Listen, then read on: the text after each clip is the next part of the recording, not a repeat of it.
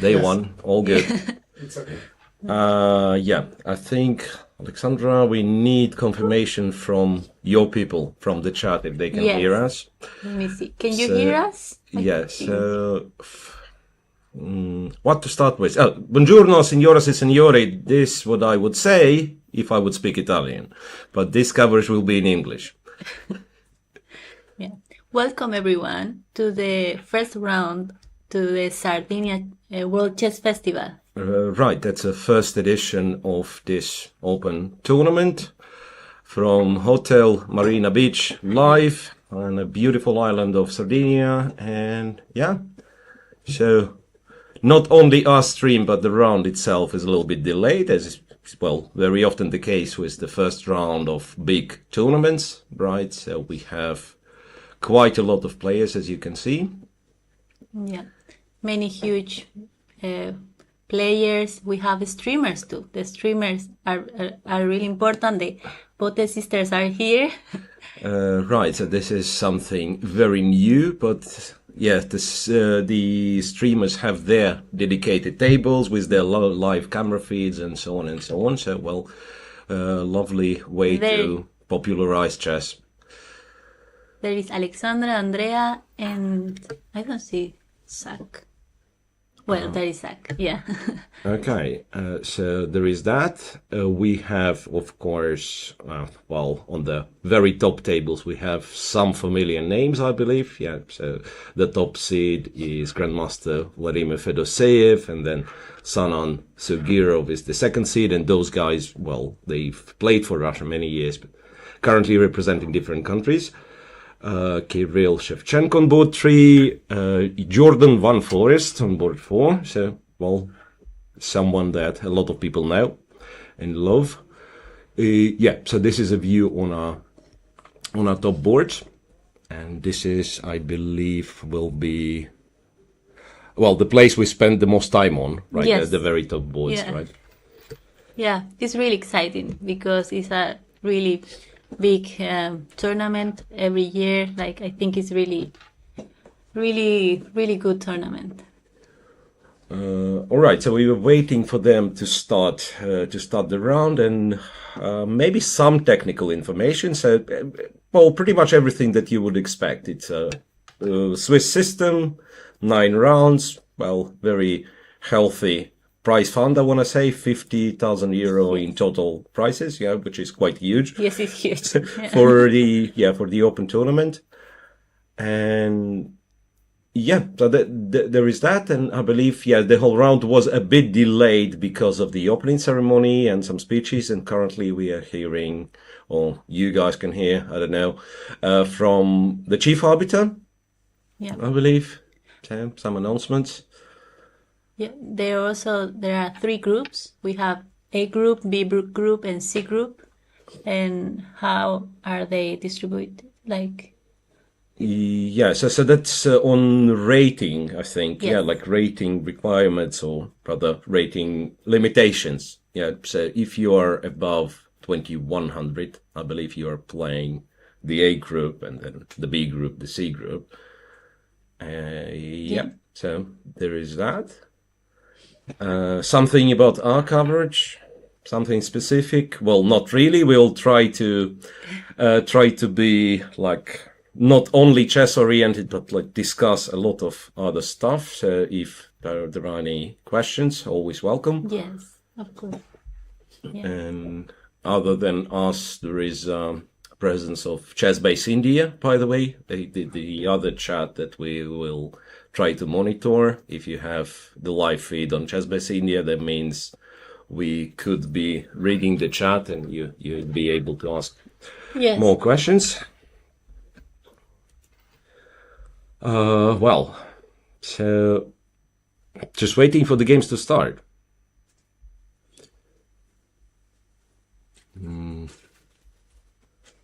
Well, a little bit more speeches, as far as I can tell. So, yeah, so usually these are, well, if you like, more entertaining than some round robin. Well, the quality of play might be higher in those round robin tournaments, but, the intrigue, the drama, Well, the hopes for younger stars, well, open tournaments are perfect for that. And therefore, yes, so here you can see one of our colleagues from Chess Base India, I believe. And yeah, I haven't played in an open tournament for an awful lot, but still can recognize some familiar faces and like being around these players for many years. I played this year a few open tournaments, and it's really nice because you can see many countries, people from many countries playing the same tournament. A lot of talents, kids, and different people. Like people, they want just to play chess in their holidays. I think it's really nice, the environment and Yeah, yes. so that's well, open tournaments per se is a very nice activity, kind of combining, blending together the professionals and people who kind of play chess as their hobby, as their getaway.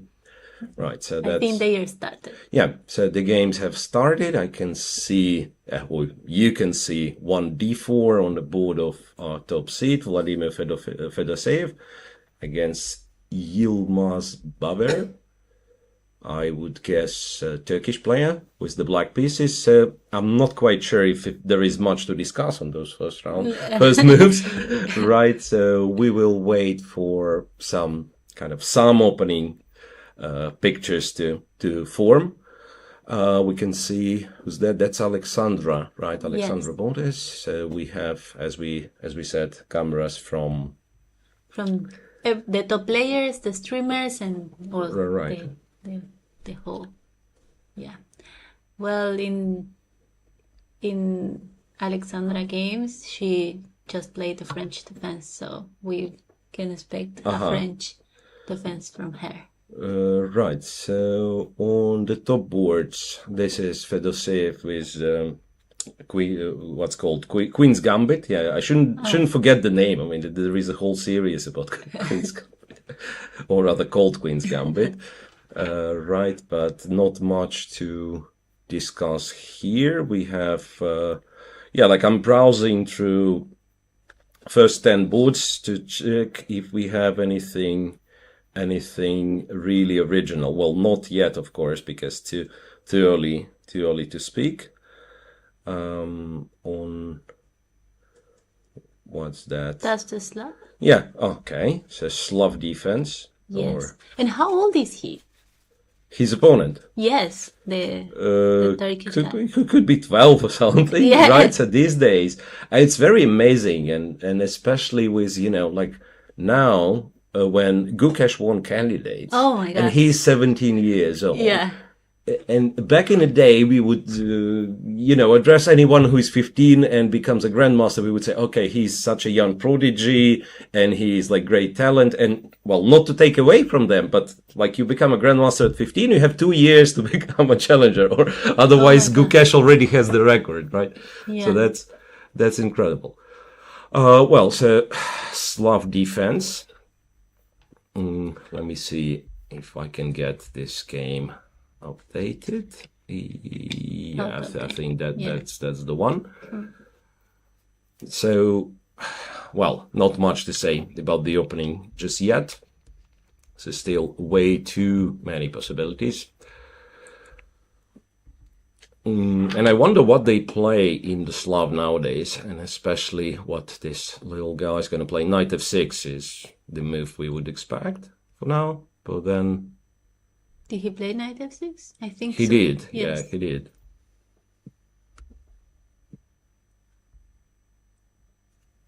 Right, so knight f6, and this is maybe the first, the first choice for white. Yeah, so that's what I wanted to say. So e3 is played by Fedoseev, because knight c3 leaves you with more options if black goes e6 or a6 sometimes, right?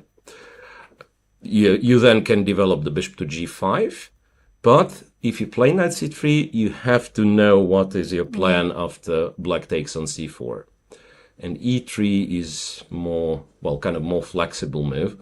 And again, he played e3. Yeah, he played e3, and now for black black has quite a choice. So mainly developing the bishop to g4, f5. These are two options. You can say, I don't care what you are playing, I'm playing the Meran variation. In this case, you go e6, then knight d7, and so on. Very I think strong. e6 was just, no, it wasn't. So that's a live board, right? e3 and black's to move. e6. E6. Yeah.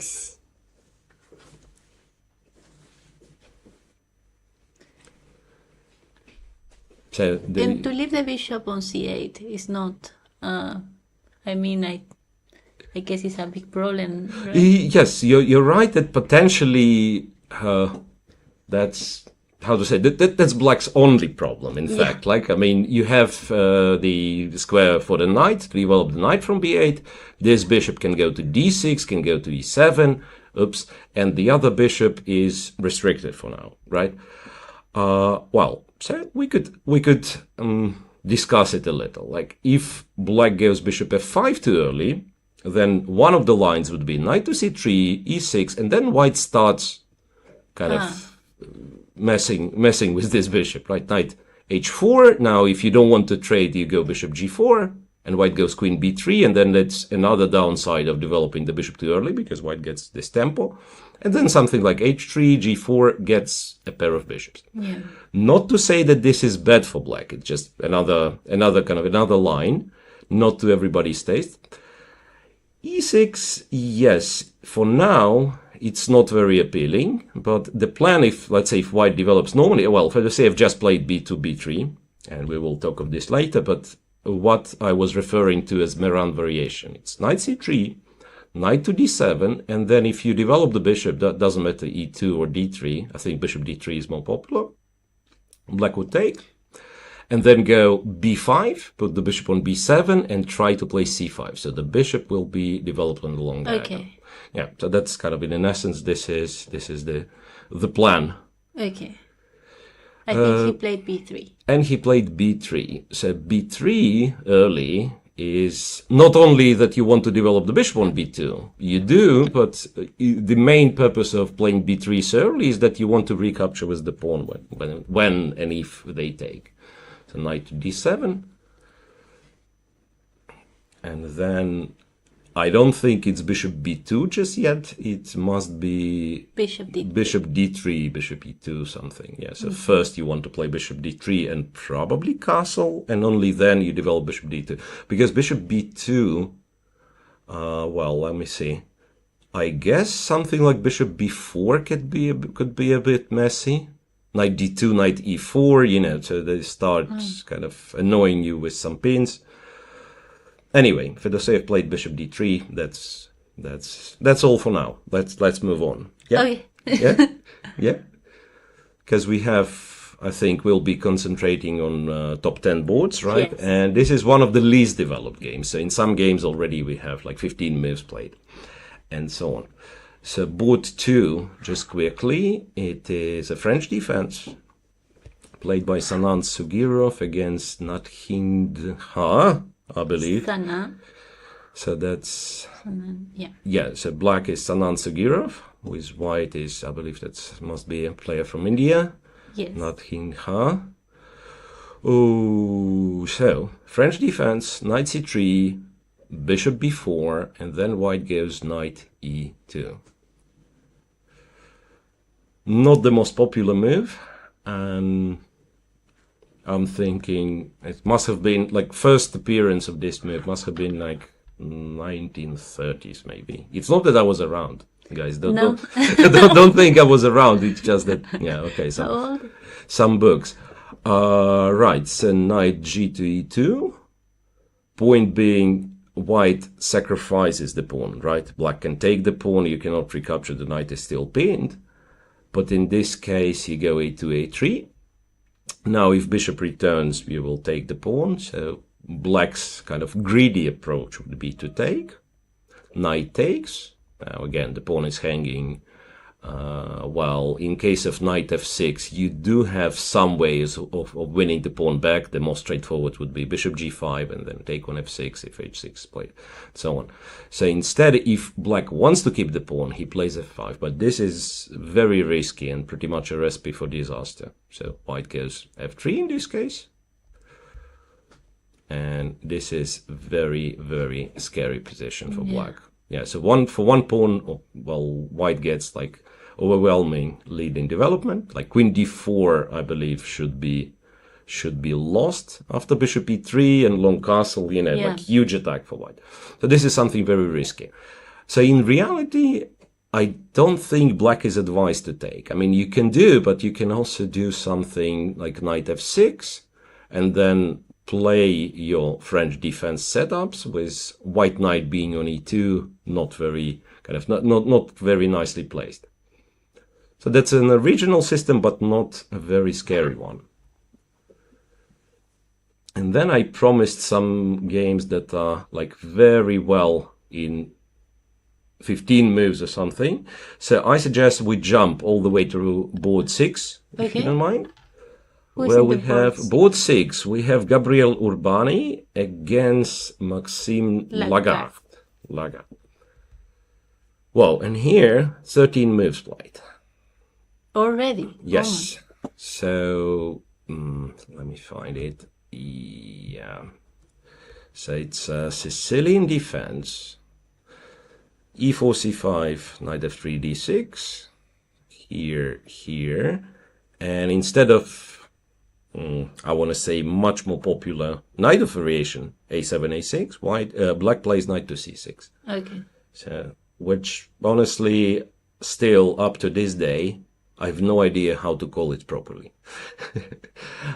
I think it's like official name is classical Sicilian, which doesn't make much sense, to be honest. Okay, what's classical?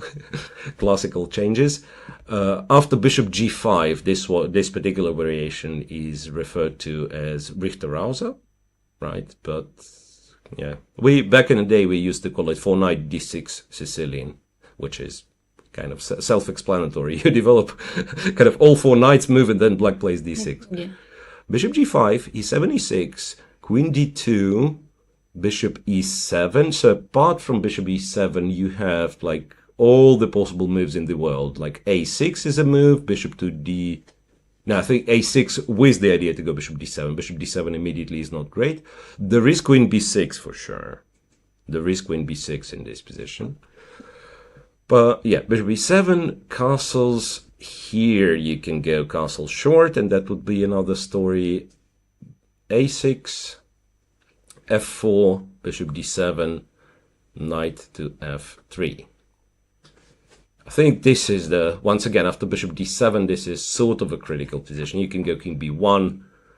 I believe that there must be some other moves. Knight f3. Again, depending on how deep you want to look at it, right? Because like it's on a very primitive level, it seems, yeah, white's doing something strange. He didn't develop the bishop yet, and then all of a sudden he moves the piece for a second time. But if you think of it here, by playing bishop d7, black prepared to trade on d4 and go bishop c6. If he starts by trading on d4 and going bishop d7, then he runs into this bishop f6, and if you take back, it's queen to d6. If you take with the pawn, it's still a bit awkward, right? So he prepares by going bishop d7. And then we say, no, you will not exchange on d4. Instead, I'll put the knight on f3, and now your bishop on d7 is somewhat misplaced, maybe. So black goes f5, white captures. And here, if you recapture with the bishop, once again, queen d6 wins white a pawn. Therefore, g takes. And this move f5 is very, very standard for these kind of structures.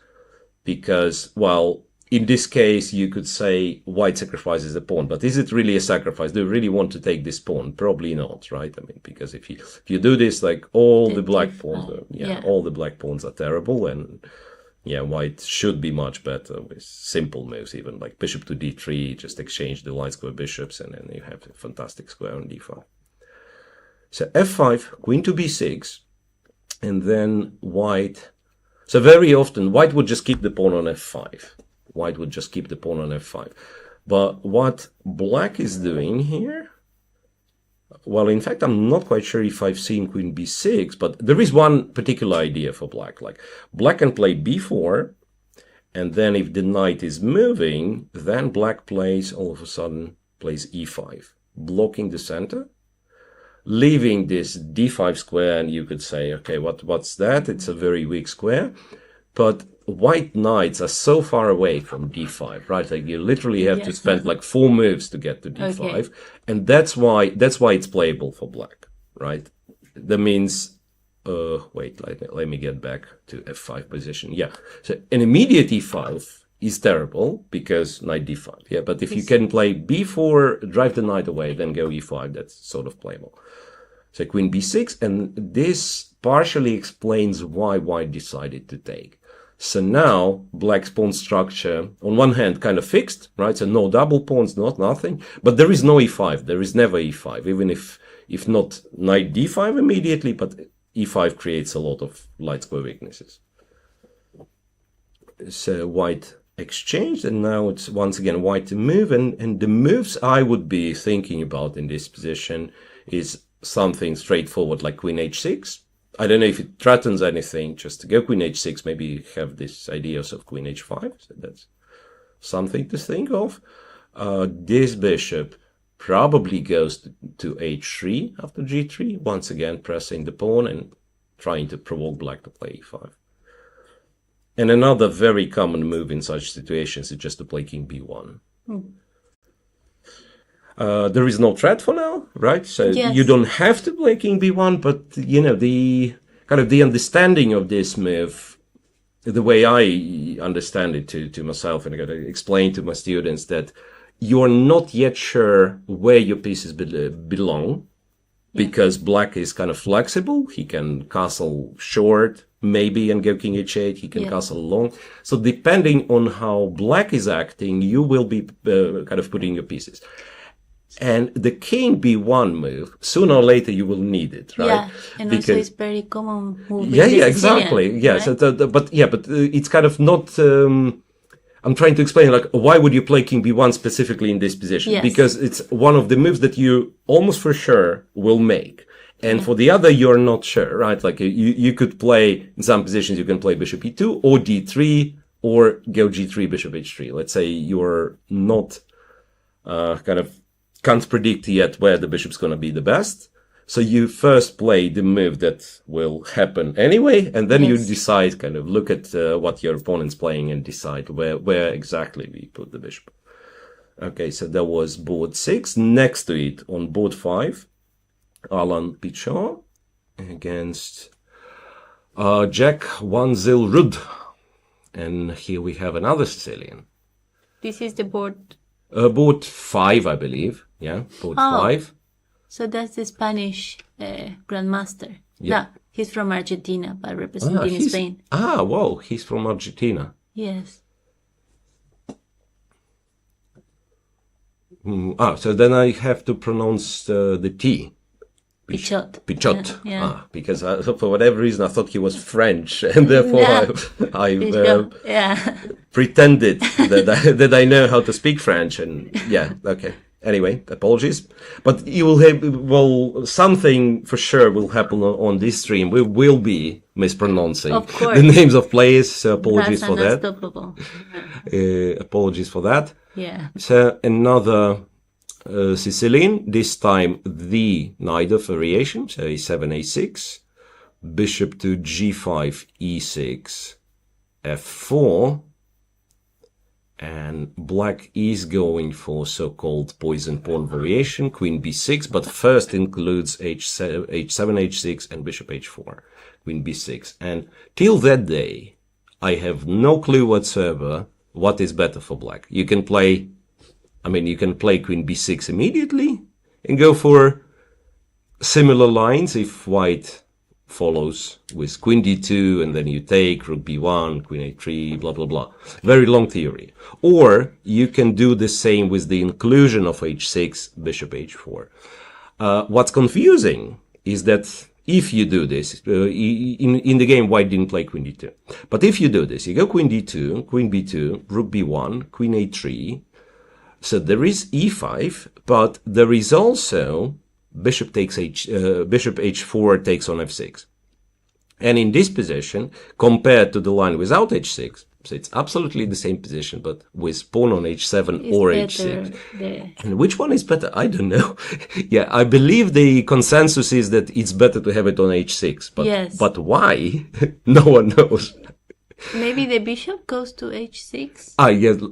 So it's better for white to have it on h6 because black bishop might go to h6. Yeah, fair Can enough. be? Yeah, No. it can be. It can be in some cases because let's say you take, you go f5, and maybe white immediately, black immediately can go bishop. Yeah. Anyway, so white plays a tricky move, cunning move, a3, kind of blundering the pawn. But if you dare to take, all of a sudden knight a4, and this pawn protects b4 square, and therefore this queen is trapped on b2. Goodbye, queen. Yeah, a3, knight to d7, bishop c4, and black went with e5. Wow, this must be something very, very sharp. So after e5, I don't think we take. We move the knight somewhere.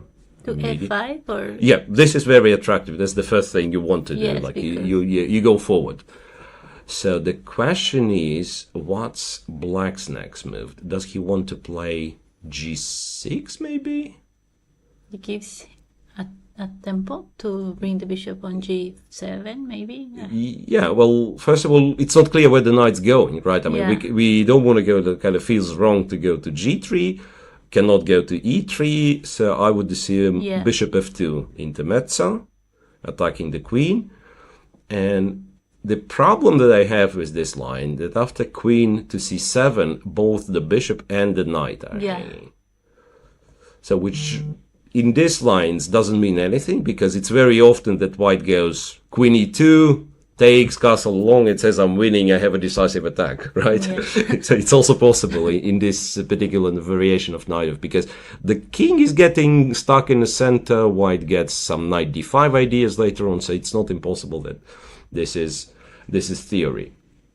But it's very risky. Yeah, but what are the other options? Like knight e2 feels a bit passive. Yeah. No. And knight b3, covering the b2 pawn allows queen e2. Queen e3. And after queen e2, I don't think black wants to take this one. This is very scary, right? But he can trade. And I think these endgames, strangely, like white has very good prospects in the middle game, attacking possibilities, but endgames is usually normal for black, like quite solid. Say black would take, and I don't even know what we are taking with, because we also have to care about this pawn. So yeah, this is something I don't want to do with white. Okay, so something to think for Pichot. Knight f3 is... Knight f3, yeah, but same thing, right? Yeah. This check is annoying, and then, like, if you block with the bishop, you're returning, and maybe black gets a chance to take the pawn, particularly this pawn. Yeah. Or, now, look, knight d5 then. And it's not a checkmate, right? God. I mean, I thought knight e4 forces something, but no, bishop guards f2. So knight e4 allows knight d5.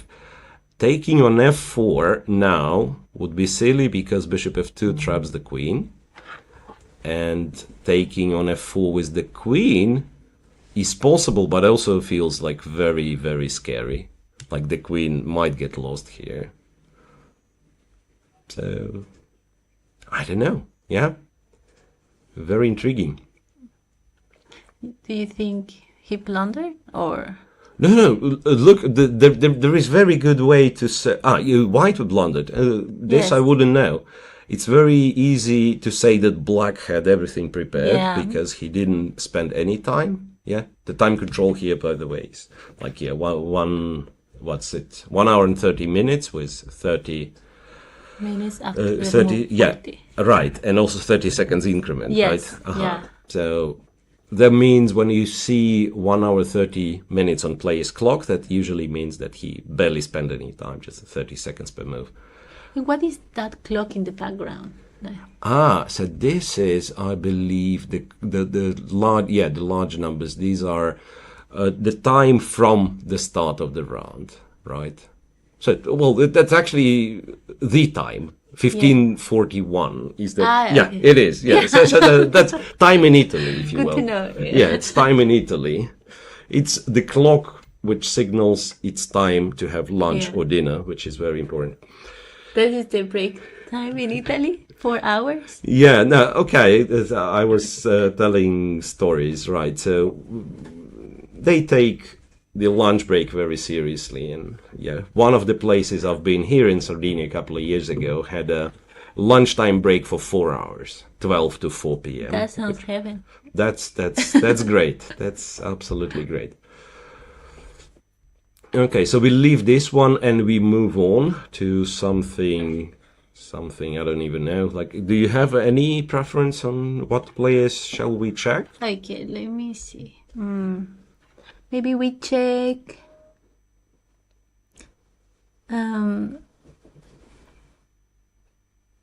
the board fourth, Ah, yeah, for Jordan Van Forest. Van is playing. Forest. Yes, let's do. Jordan, how are you? Let's see.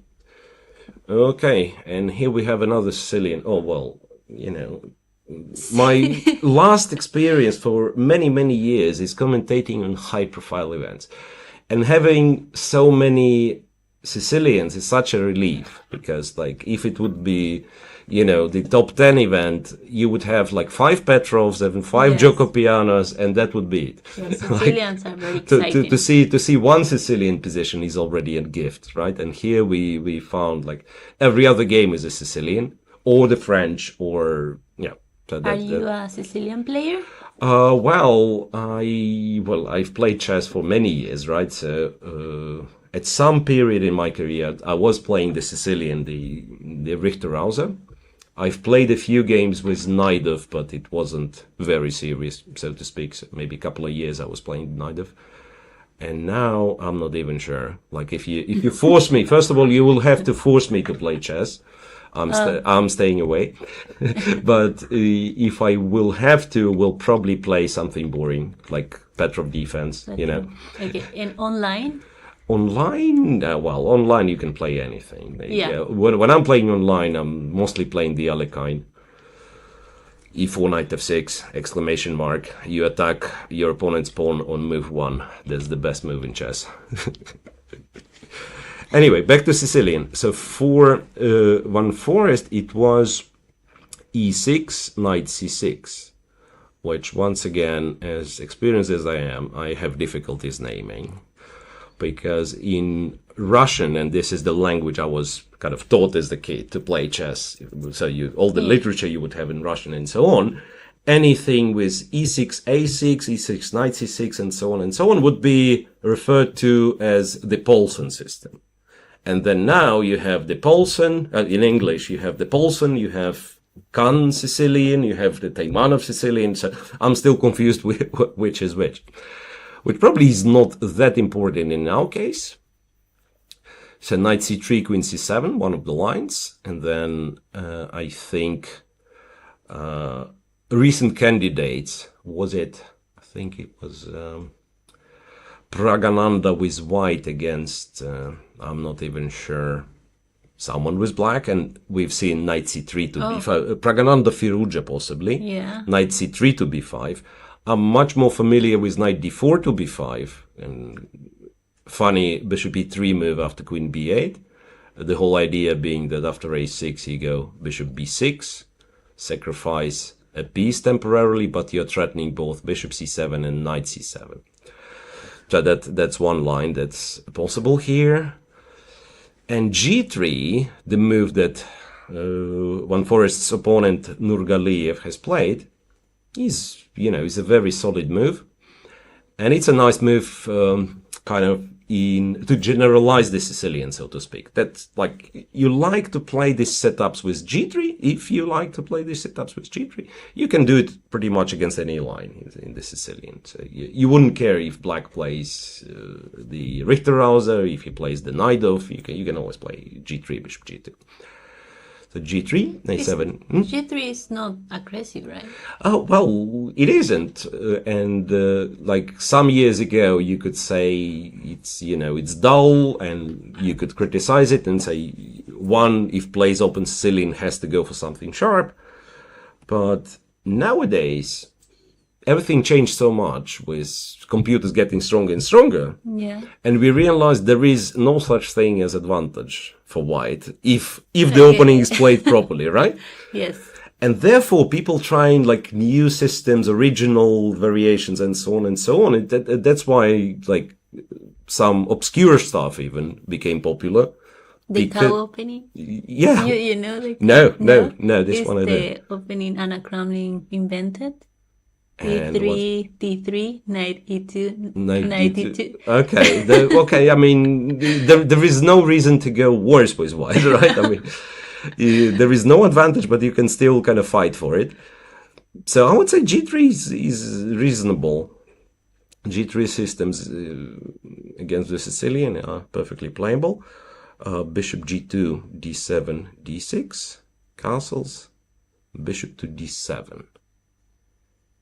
White trades here and goes queen e2. So the whole point of this setup is to stop black from playing knight f6 immediately, or not really stop from, but like there is this knight d5 idea if you put the knight on f6 too early. And Jordan went with bishop e7 first to kind of to add extra cover for the king, and then he's going to play knight f6. Let me update on this one. Yeah, we are still here. So Nurgaliev, it seems like he's out of the book already. So after move 10, he has spent, well, roughly 20 minutes. Where is he from? I would guess Kazakhstan. Yeah. Guess Kazakhstan, yeah. So I've seen quite a few players from Kazakhstan, and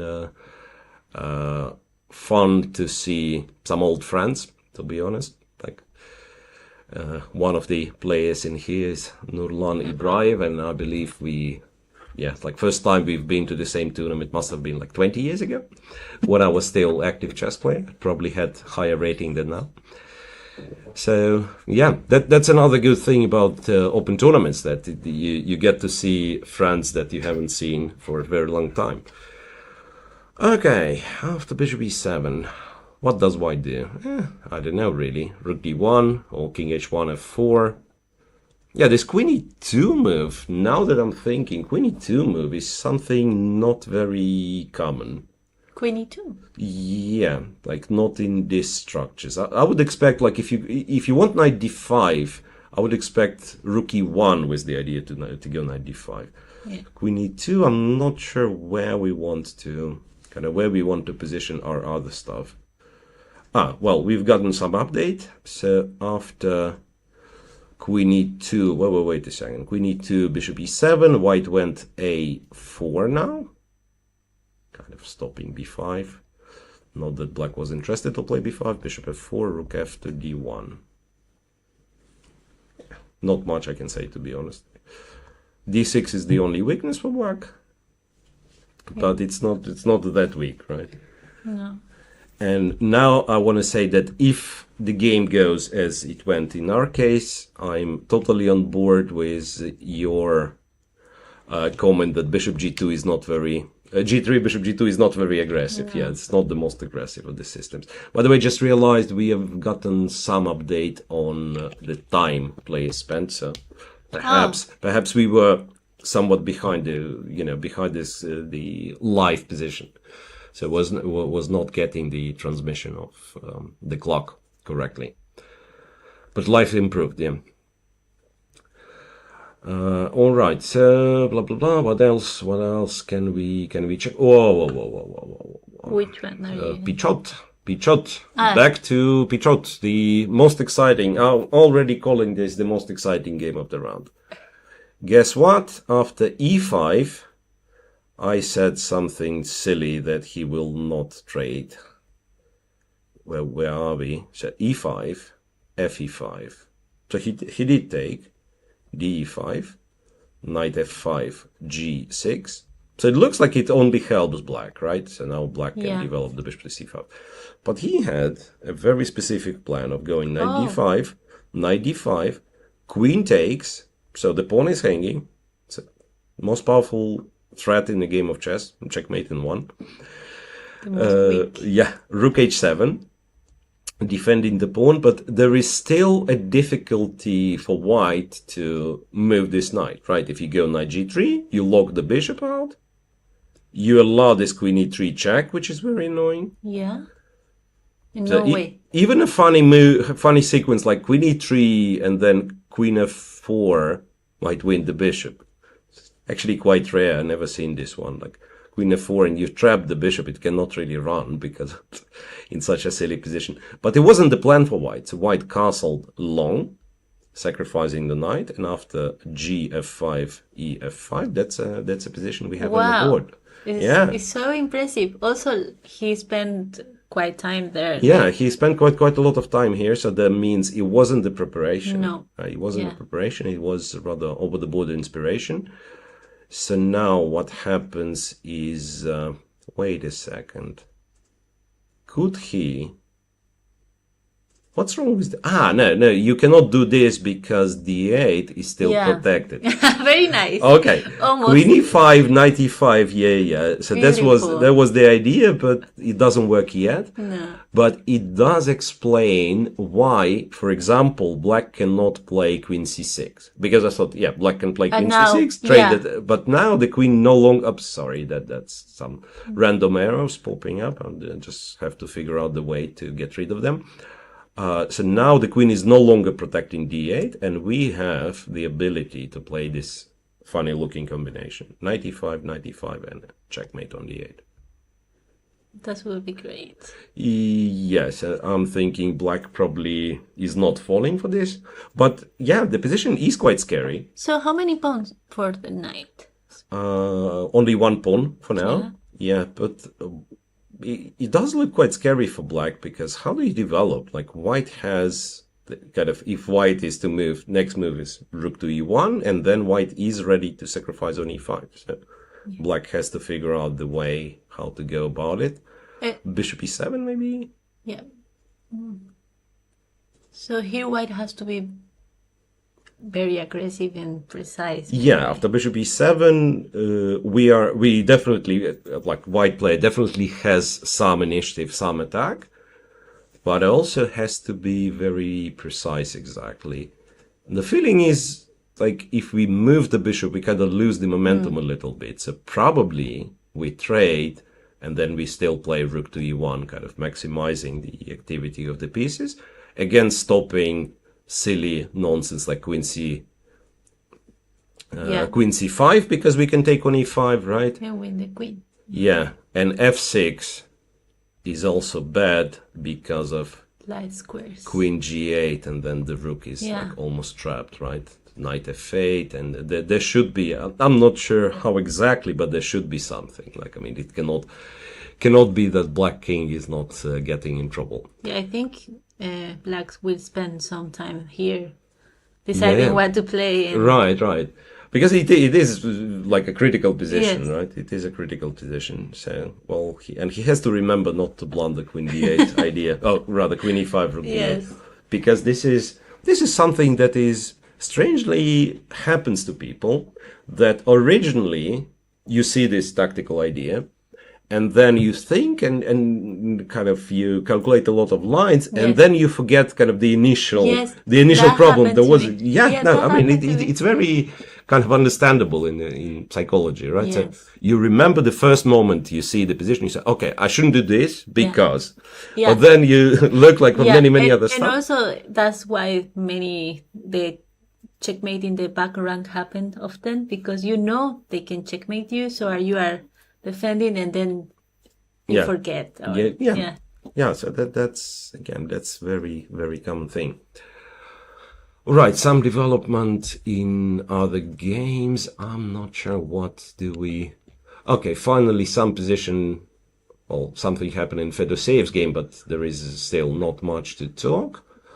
Board 2, board 3 we never checked, so let's check board 3. It's Kirill Shevchenko, Ukrainian, currently representing Romania, if I'm not mistaken, against Nicolas Perosa from Italy, right? Italy. Okay, so here we have the so-called King's Indian defense, Bishop e2 castles I love the king's Indian. with black. Yes. Yeah. So let me tell you, it was much more fun playing the King's Indian before players with white realized that they can actually get checkmated. Because nowadays they are very annoying. They are not playing the sharpest lines. Yeah. And by sharpest lines, I mean, of course, the good old classics like Yeah.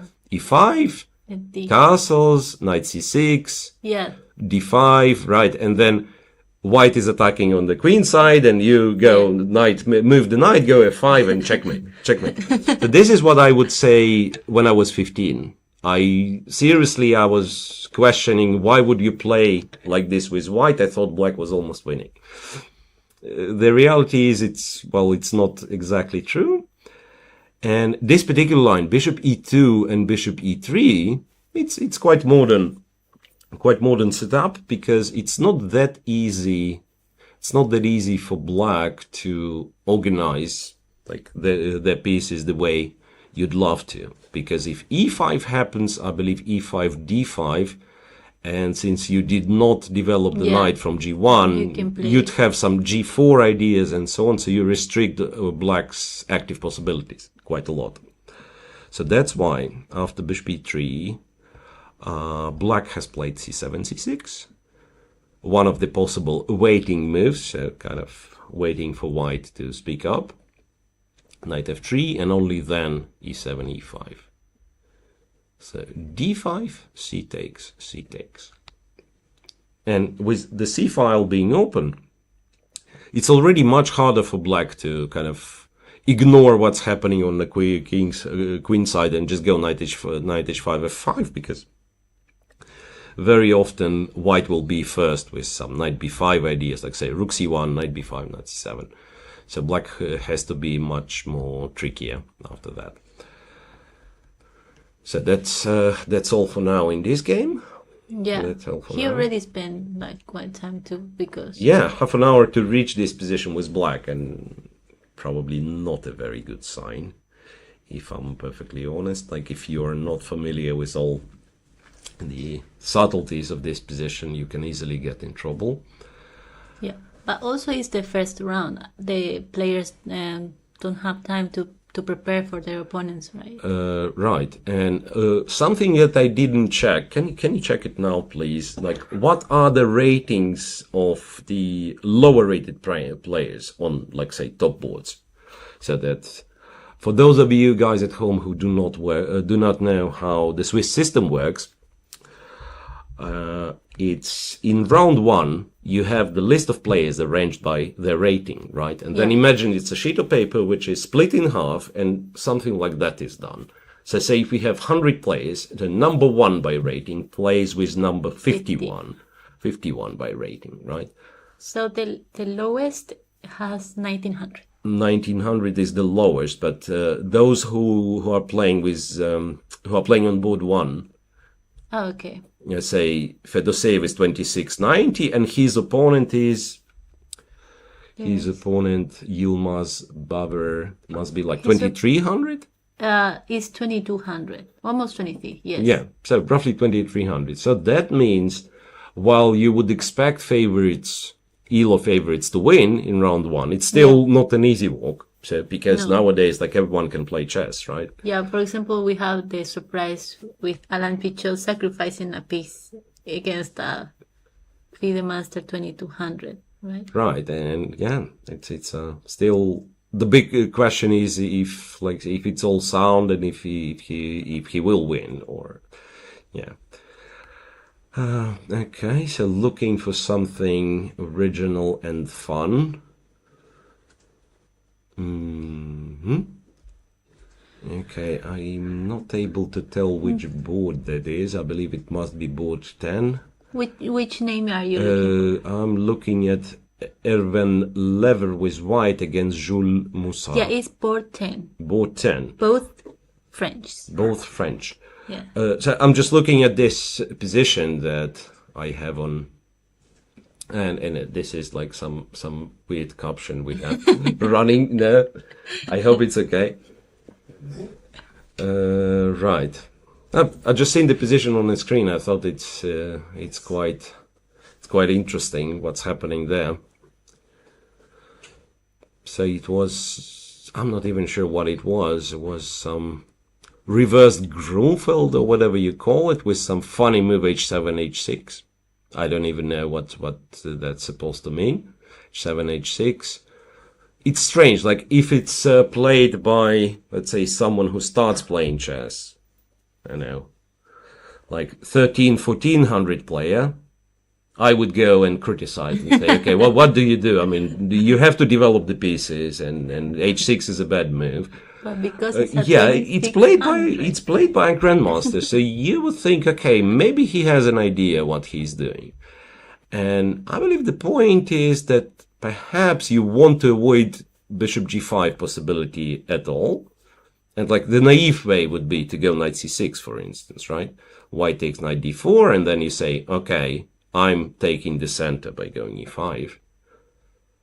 And only then you realize that you are playing with black, kind of as the white side of the Grunfeld defense, but you're a tempo down. And you will get in trouble specifically because of bishop g5 option. So that's a pin, and d5 is in trouble. Okay. Right.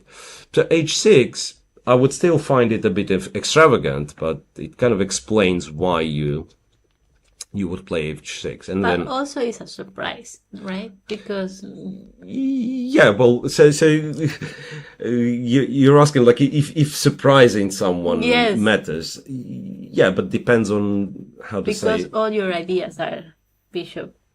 Yeah, well, maybe not all the ideas are Yeah. with bishop g5, but yeah, if you can keep the position playable and kind of force your opponent to play something original instead of the preparation, of course it's good. It's just that some people take it like way too literally and think any random move in the opening is a surprise. Like, and Yeah. I might be surprised, but it's a pleasant surprise if my opponent plays a terrible move in move 4, right? So, but yeah, the whole idea of finding something to take your opponent out of the preparation and force them to play over the board is, of course, understandable. Anyway, so just fast forward. We'll not kind of stop on every single move. There was an interesting moment over here. Yeah. So after c4, black goes e5, knight f3, and you kind of have to go knight f3 because you play anything else like knight b5, knight c2. Black's going to go d4. And sees quite a bit of center control and have a very pleasant position. So knight f3 attacks e5, at least now black cannot get d4. So black is provoked to go e4, knight e4, rook to e8, cd5, queen d5, knight b5. And here, white is kind of happy because knight c7 is a threat, right? If you trade on d1, rook d1, still knight c7 is a threat, so you probably go something like knight a6, and then white says, you know what, the least I can do is trade, double your pawns, go knight c3, go knight d5 maybe, so I'm very happy. And the rook is controlling the... Yeah, the d file, absolutely. And then, so white goes knight b5, thinks he's very happy, and then he's running into this. Bishop f2. Wait, can I ask, Yeah, is the sure. evil bar working? Because No, I don't think so. No, we don't have an evil bar on the stream, and that means it's not working. You want it to work? maybe the viewers like all the time. Yeah, well, if the viewers want the evil bar, we can do it, right?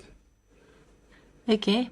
We can do it on the live board, or we can also do it on our analysis board, right? Oh, it's okay. Yeah. So bishop f2, and white decided to go king h1, which probably wasn't But why? all that great. Why you... Oh, okay. So you cannot take with the rook. Yeah, so that's the biggest problem. You cannot Yeah. take with the rook. And if you take with the And king? if you take with the king, no, honestly thinking that this was possible. Not sure if it was better, but it was possible. And I presume black's idea was to go knight g4, king back, and then just take the knight on b5.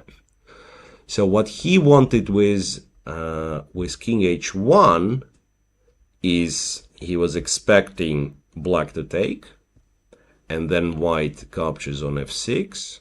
Okay. Oops. White captures on f6, gf6, and only then takes the bishop. I think that was the big plan. But black replied with queen h5. Queen h5, and then bishop g3 is a threat, knight g4 is the threat, so you don't have the time to go, say, knight c7, because, black would be just winning with bishop g3. So white has no other choice, takes the bishop. After knight g4, not to resign immediately, you have to go queen g1. And then at the very least, black can take here and take the knight on b5. Which, well, it's an extra exchange for black. An exchange. Yeah, white probably gets some practical compensation for the next few moves, like going knight a3, knight c4, a few Rook jumps, f1. bring the rook to d1 or f1. There is a strong bishop, but if black plays carefully, he has to be winning. Has to be winning. So we are getting some positions where we can clearly say that there is an advantage for one of the players. In this particular case, the black is close to winning. So now that we've gotten the evaluation bar, let's click through the games again and see, for instance, back to Pichot. What does Engine think about this position? Well, slightly favors white, but not much. Yeah. Slightly Because favors the white. engine likes material. Yes. I think But I'd say, you know what, if there would be something straightforward for white, the engine would be first to find it. Yes. Right. So that means probably if black plays everything correctly, he has some way of defending, and it's not more than, say, perpetual check. Yeah. But it doesn't mean anything because we don't really know how hard it is to find everything. I was suggesting rook to e1, which Engine doesn't really like because of this move, king f8. Makes sense, by the way. You go king f8 and probably can play something like queen f6, and so what? And then it comes up with this line: rook takes, knight takes, queen takes. More sacrifice. Yeah, and white is a rook down, and even if white is to move, it's not clear what his big threat is. And despite all that, the Engine has it as equal, which maybe f6. Try to. Yeah. Okay. Let's check. f6, and then queen g3. It's not very intuitive. I mean, when you start looking at computer lines, sometimes you think, okay, I wish I could find all this tactic by myself. So it's queen to g3. Okay, this I can kind of get behind. Queen g8 checkmate, or queen g8, very powerful check. After rook g7, computer says queen h4. Now attacking h6, and again you have to defend, and it goes queen h5, and wants to play queen g6, from which it attacks g8 and h6 at the same time. But these are very Engine moves, like moving the queen. Yeah, no, I mean, starting with rook e5 is already quite an Engine move, right? So, yeah, but anyway, exciting times ahead after this bishop e7 and a trade on e7. Now, if I go a bit back, now the Engine is not impressed. What's interesting, it always says it was around equal. Yeah. Castles, and so it's not like any side had some huge advantage. Okay. What we didn't check yet was maybe board 6. Yeah, board 6 is Are we already? Lagarde. Yeah. I mean, we can. We already. We can return. Not too many moves were played, right? F5, queen b6. I think we've seen this. Okay, now I'm happy because king b1 move was played. So king b1, castle's long, and then g3, king b8, bishop h3, attacking this guy. Knight a5, not a5, but knight a5 to c4 also makes sense. Knight d4, b4, knight c2, and black nonetheless plays e6, e5. So now if we imagine white never traded on e6, right? He would not have knight f5. Now he can take on d7, rook d7, and put the knight on f5 at least. Still looks like better for white. Computer's not impressed at all. Yeah. Not impressed at all. Computer thinks it's equal. Honestly, I would prefer to play white in this position. But you never know. Yeah. Because it looks like he has a bad bishop. On e7, yeah. In the final position of this line, right? Bishop on e7. So counter argument probably is that this knight on e2 is not ideal. Again, like if we are talking about white having unlimited amount of time and he gets the knight on d5, then of course we are very happy. But there is no convenient route to get this knight to d5. I'm not even sure like what trajectory you could possibly use. I mean, probably this, but that means like you also have to spend a move on g4. So Lagarde seems reasonably confident in what he's doing. And again, look, I mean, a little bit of confusion. I'm not sure if this is the right time. Huh? Yeah, I think it's the right time. It is the right time. So he didn't spend anything. No. He's just in his preparation. So some good preparation by Lagarde. Back to Jordan 1-4 rest on board 4 against Nurgaliev. And here quite a few moves and some simplifications happen. So we've seen, I believe, castles, rook f to d1. Yes, Jordan played b6. So here I would think, now I see what the problem was, because I thought white clearly kind of telegraphs I want to play e5, yeah? And I would think knight d7 and then putting the knight on e5 would be not bad. I'd say white plays something like queen d2 attacking d6 and then you put the knight on e5 and you're happy. But I'm guessing in this case knight d5 is something that you should be kind of aware of. And now taking with the pawn is probably just bad. White takes, so this bishop is hanging also, the e7 bishop is hanging, yeah, so you're winning the piece back with some benefits. But instead of after knight d5, of course, instead of taking with the pawn, black probably takes with the bishop and then goes e5, and this is playable. It's not terrible for black. And again, we can go back to this discussion that the bishop on g2 is probably not great. Yeah, so that was an alternative, I feel like, because after b6, he allowed e5. E5, d takes, queen takes, and after queen b7, trade on c6 and queen c7. So white insists on trading the queens. After this exchange and bishop c5, white also goes bishop d6. So a player with white clearly wants to simplify everything and try to make a draw this way, I believe. Okay. So the question is if this plan is going to work out. So what we do, I don't think we have to take with white, with black, because then white captures on d6 and this pawn is hanging. And also the rook is active? Yeah, rook is very so I was thinking after bishop d6, one thing we could do, we could go rook c8. And then if rook takes, now in this line with rook d6, black rook is also much more active on c5. One potential way of like making a draw would be probably like spend one move on rook b8, but then like if anything you can go knight d5 and then yeah, the pawns start trading. Very likely a draw. So the question is, however, like if you're one forest, you're playing this position, you're playing against much lower rated opponent. So normally in the open tournament you want to win.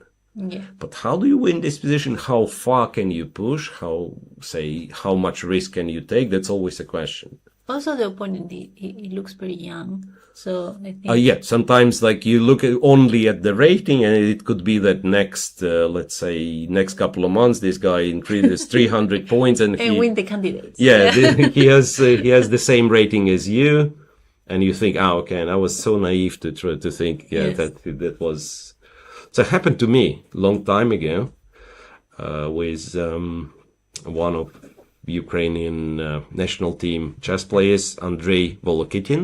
At some point, he was rated like 2200, and I was thinking I'm obliged to win with black, and I lost, and I was like 25 something, and I lost, and then kind of the next half a year he was pretty much the same rated as me, and it turned out the tournament we played was like kind of the beginning of his like big rise. So it happens. Yes. It happens. Ooh, okay. Let's see if we have Board 8, maybe? board 8. This is Daniel Darda. Right.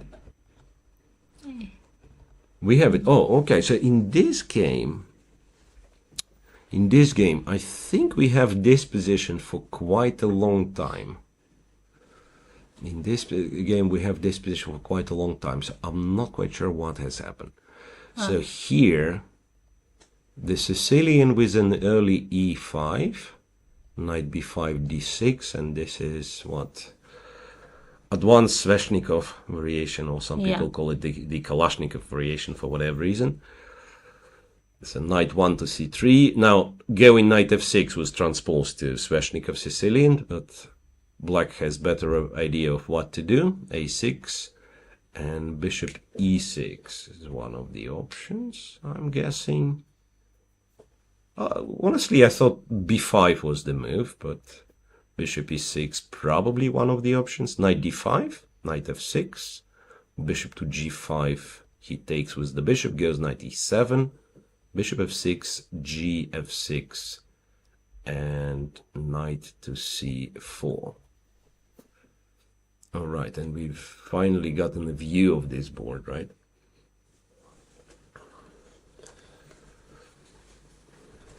So what happens here? You have something very similar in the Sveshnikov.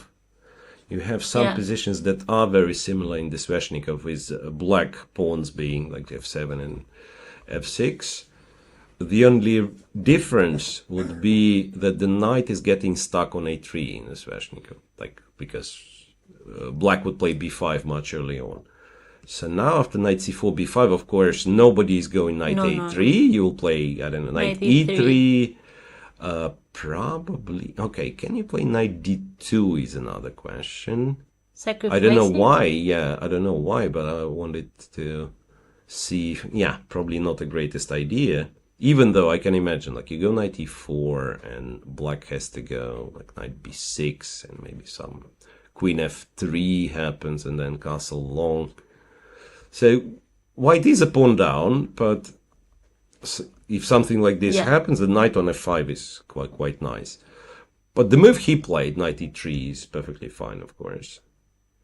Perfectly fine. It's just that I was a bit worried, like if black starts with f5, f4, like what do you do?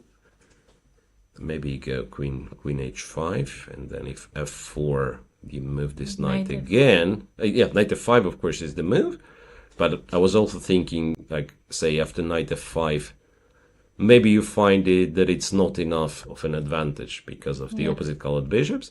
So if you are more ambitious, it could be that you try again to sacrifice the pawn, and it feels like very risky, to be honest, to take this.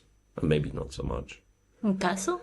Yeah, castle, and I was thinking knight f6, and then knight takes, queen takes, and white has queen 3. And it is very disturbing because queen c6 check, right? And then if rook c8, queen b7. I guess, yeah, queen b7 in this position. Computer already says that white is almost winning after queen b7. Because once you take the you a take pawn, one you and bring take the bishop. the other. You develop the bishop to b5. Yeah, so this could be quite scary. Yeah. All right, so black instead goes bishop h6. Makes sense. Yeah, and now if you let black take, you're probably not very happy. Okay, we'll see. Yeah, if you ask computer, it actually says you do not move the knight to g4. You just go bishop d3 and here knight g4. Yeah, but I was also excited at first, but then I realized bishop g7 and then f5 will happen. Yeah. So we almost like losing a tempo by going knight g4, which computer does not kind of fully criticize. It says it's possible. It's just that it's not great. So probably some bishop d3. Anyway, this one also looks very exciting, and after 13 moves only, already white is down to less than 1 hour, black has, a little bit more than 1 hour, so I feel like our coverage will become much more liver when, when we get to the time trouble, because every game will be, look here, look there. We have many Sicilians too. Yeah. Yeah. Right, so on the very top boards, what else fun do we have? Oh, well, we have, I don't know which board it is, must be board 12 or something. We have a very interesting looking game by one of the Luca Moroni. The amphitryon of this tournament, right? Yeah.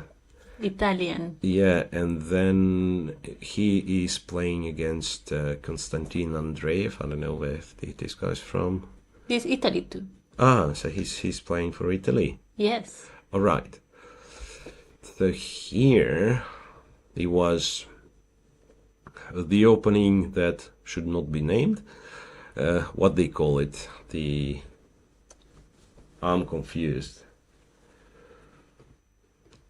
The modern? The one, yeah, well, it's sort of the modern, but they also started with like very strange move order, like a6, b5 first. Yeah, probably we should refer to it as the modern defense. Yeah. b5, h5, castle long, knight d7. So, well, the whole idea is that black for a very long time does not define what he wants in the center, right? So he's like developing the bishops first, then like if you don't touch black's positions, he will go e6, knight e7, and be very flexible. Right, knight h3, knight to b6, bishop d3, and then Luca decided that he can play knight to f6, which is always very, very challenging move, because you have to account for e5 and then e6. So e5 was played, b4, first kind of pushing this knight away, knight e2, knight f to d5. Black is getting very strong knight on d5, but white goes e6, pawn takes. Now white could have captured on g6 simply. And white didn't. Well, I guess king d7, and black is kind of fine with that. But you can always, it feels like you can always take on g6. What's interesting, I'm looking at the computer line, and computer likes it very much for white after bishop g5. So kind of keep the bishop alive on e3, and then take the kind of g6 pawn is not running away. Like you can protect it for now with king f7, but realistically this is like very bad. You'll lose it anyway. And after white's knight g5, black went for probably forced but quite promising exchange sacrifice. He went king d7, knight to f7, queen f8, knight h8, queen h8. And now it looks like you can no longer take on g6 because, knight e3 or also knight c4. Knight c4 is simpler, right? Okay. No, knight e3 is nonsense. No, I'm sorry. I mean, you have to watch out, because sometimes I'll be saying nonsense. I thought bishop h6, but there is f4. Not knight takes e3, but knight c4 is good, of course. Yeah, you just win the bishop. So bishop g6 is not possible. That means one pawn for the exchange. right? One pawn for black for the exchange. Very strong knight on d5. I would say it looks very promising for black. Like, especially in the open tournament, as we were talking, like you want. Yeah. You think he can spec an attack on the queen side? Because the knight, it looks pretty. Yeah, like, well, you look at it and you think, yeah, the queen is too far from the queen side, but you can transfer it in one move. Like, if you have some files open, right, you can transfer it in one move. There is also sometimes pressure on this diagonal, even like you can consider going c5 somewhere, right? So yeah, it's very likely that black's kind of next few moves will be, well, maybe he needs to consolidate a little, maybe like play bishop c6 and then push the pawns like a5 or 4. And white has to be very careful, because you want you don't want black to attack you, but at the same time, this is type of compensation. There is this stupid word that we chess players use, compensation, right? And if you ask, what's the definition of compensation? Okay, it compensates for something, right? So intuitively, we all understand what it is. So all I'm saying, like, there is different type of compensation. So I have an attack on your king means compensation. I have some, I don't know, you have an extra pawn, but your pawns are doubled. Yes. That's positional, that's different compensation. It's compensation. Yeah. So what I wanted to say that in this position, it looks like black's compensation, it's not necessarily time-based. So it's not because black only has like an initiative or something. So he has some long-term positional pluses. Like the knight on d5 is a very good piece, and it's not getting kicked away anytime soon. So if white does not play energetic enough, black can allow himself to play quite slow. Like, prepare the attack. Go bishop. It doesn't need to sacrifice anything. Go bishop c6. Push this pawn like a5, a4. And then look, do you want b3? Do you want a3? That looks very comfortable. Computer has it as equal. Yeah. But then again, what's equal? Well, at this pawn on b4, I find it very pretty. Like, you restrict the knights. Like, maybe... like cannot play any pawn. Right. Even the move like c5, which is, okay, it's white to move, so we can play a move like bishop g5, for instance. A move like c5 is also possible. And, you can see that c4 is not out of the equation. If you take, you probably lose because check. And I wasn't sure... Well, computer says bishop a3. I was thinking even this looks funny. No, this is bad, in fact. Bishop a1 would be lovely to put this sort of checkmate. Yeah, but bishop a3 serves the same purpose. It's just better. Yeah, and black wins this way. So definitely looking promising for Luka. Okay. Anything else that we want to check?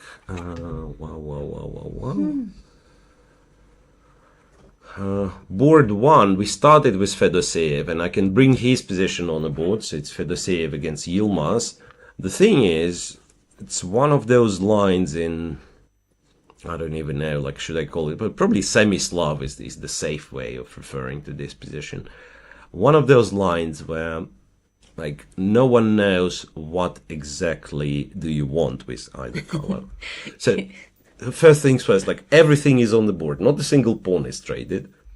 And you would think, like, I've played all the moves I want, and now it's time to go break in the center, but not really, because on the previous move, it was more or less the same position. You would say, yeah, okay, let's go.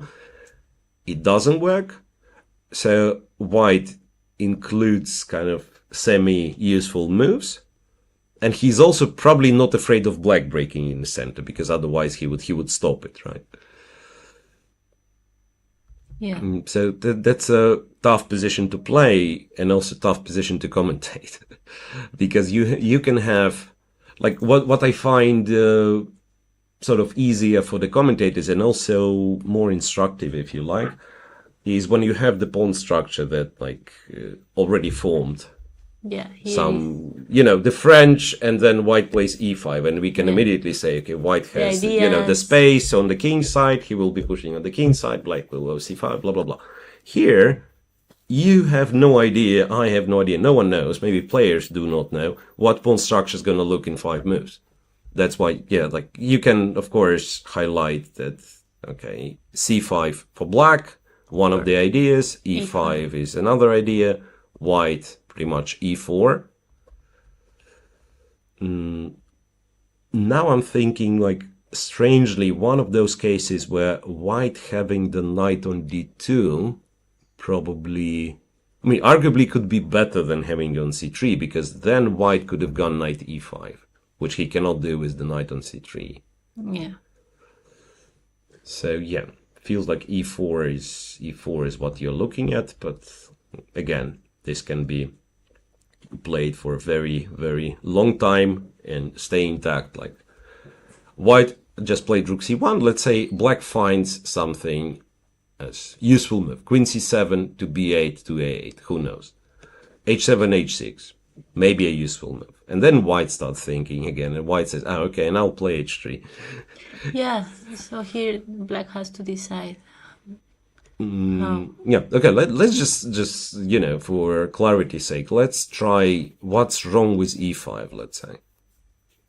So cd5 is bad. That's first thing to mention, that you actually run into e4. Because very often, calculating lines in such positions, you say, okay, I can take CD, they take CD, and then let's go, right? But here you have to watch out that there is e4, so CD5 is not possible yet. But what? E4 is a threat, so probably we take. Yes. Knight takes, and maybe then CD5. Even not caring much about this bishop, I feel like it's not so important. And let's say after black captures, knight b5, and thanks to this pawn being isolated and white being able to kind of put one of the knights on d4, also the other one on b5 is nice. It could be the white is somewhat better in this position. I'm not sure. Maybe black doesn't have to take here. Maybe takes the knight. Take the knight. Maybe not take at all. But yeah, takes the knight. Queen takes. Right, same thing. C takes. Always has this knight b5. Annoying maneuver. So it feels like maybe it's too early for black to play e5. Maybe prepare it with... Yeah, like queen e7, something. Yeah, like queen e7 is something that they very often do. Also with the ideas of going bishop a3. One of the annoying things you can do, you can go bishop b4. And it's not that you want to take immediately, but if white goes e4, then you can take here, exchange everything on e4, you'll get opposite colored bishops, so on. And white is annoying because the bishop is quite stable on b4. And if white goes knight a2, you say, okay, fine, I want a draw. In this position. You have higher rating, yes. I agree, yeah, I agree for a draw. And try to find a better move than returning the knight to c3. No, seriously, it's an interesting psychological trick because if you're higher rated and you play this game, you almost do not look at knight c3 because this allows your opponent to repeat. But if I just give you this position and say, okay, what's the first move that you want to play? Of course, I see my knight on a2, it doesn't do anything. Let's go knight c3. Yeah. So this could work. Yeah, I'm not saying white has to play knight a2. He can play other move like h3, and yeah, you just keep waiting. So play queen e7. So whenever they go knight a2, you say, okay, I'll go back to d6. So well, for the Sieve's opponent, at least for now, he's doing reasonably well. The position is around equal. On the second board, one of the least developed games, because after 1 hour of play roughly, we've gotten 8 moves only. 8 moves only. So that's not hint ha. Pardon, that I believe I pronounce it terribly wrong against Sugirov. This was this French with knight e2. And one of the rare moves, Sugirov played one of the rare moves, knight to c6. He decided not to take. Yeah, so knight to c6, a3, bishop a5, b4, bishop b6, bishop g2. Oh, sorry, bishop b2. So this way makes sure that the d4 pawn is still protected. Bishop b2, but black says, nah, I just go knight e7. I'm waiting for you to define what the structure gonna look like. And white eventually played e4, e5. Okay. So now, if I got it right, knight f5, white's gonna play knight a4, protecting this guy, but also getting ready to trade on b6. So what black is supposed to do, I'm not sure really. I mean, the question is, why is he thinking for so long, Sagirov? Because, say, you can always say, I'm just castling, I go f6, I play my usual French defense. Not sure. f6 immediately. But then again, you can ask, why f6 immediately and not castle, right? You're probably not castling long here. Yes, I'm thinking it's either castle or f7, f6. Yeah. Who knows? Maybe he's looking for some. And after castle, can try to go f4 or with white. Yeah, this is I'm somewhat afraid of with white, like to overextend those pawns, because now knight f5, and in some positions there will be this silly check. Also, apart from the pawn on d4, now I'm threatening some knight e3. Computer's not impressed. It probably still goes knight a4. Yeah, like knight e3, queen c1. But then, yeah, it feels awkward with white, right? So we kind of don't have the time to back up f4. So if after f4 it's us again to move, and we say you have the knight on f3, so then f4 is probably... Yeah, so here I would probably start with knight a4 anyway, because it feels like it's something that you have to do in all the variations that we look at. Knight a4 is something that we have to do, so probably start with knight a4. And after, say, f6, we trade here. And we do queen d2 and just play this position, which probably both players are kind of fine with. Bishop d7, bishop e8. This is like one of the ways to activate the bad French bishop, is to go via e8 to g6. So it's a very... No, knight f5 is not a move. No? No. It was my silly analysis. Very complex strategic game. Right. So I'm running out of ideas. Maybe chat knows. Maybe your chat or some other chat knows what we have to check. We have access to quite a few games here. It's just that I'm lazy, so I'm not going checking like too many games. But I could if. Let's say if we have a request to check some particular game.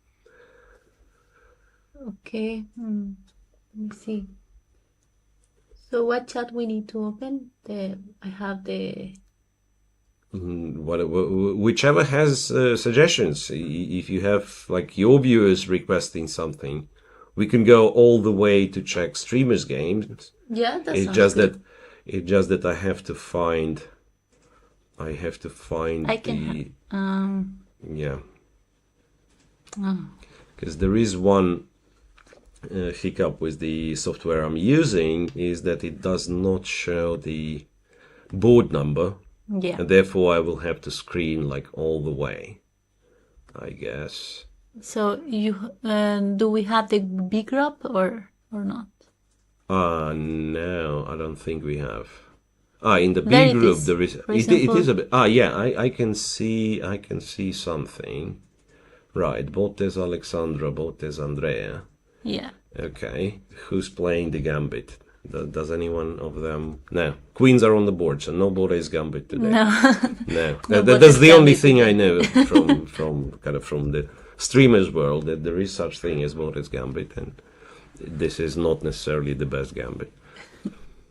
Anyway, Alexandra's position looks quite impressive, to be honest. So it was what? It was the French with... Not the real French, right? d3, knight d2. It's what people call the King's Indian attack. The king's in Yeah, so there is no attack really. It's just that the white plays as Blackwood in the King's Indian, and therefore, yeah, like King's Indian, and white pretends that he's attacking.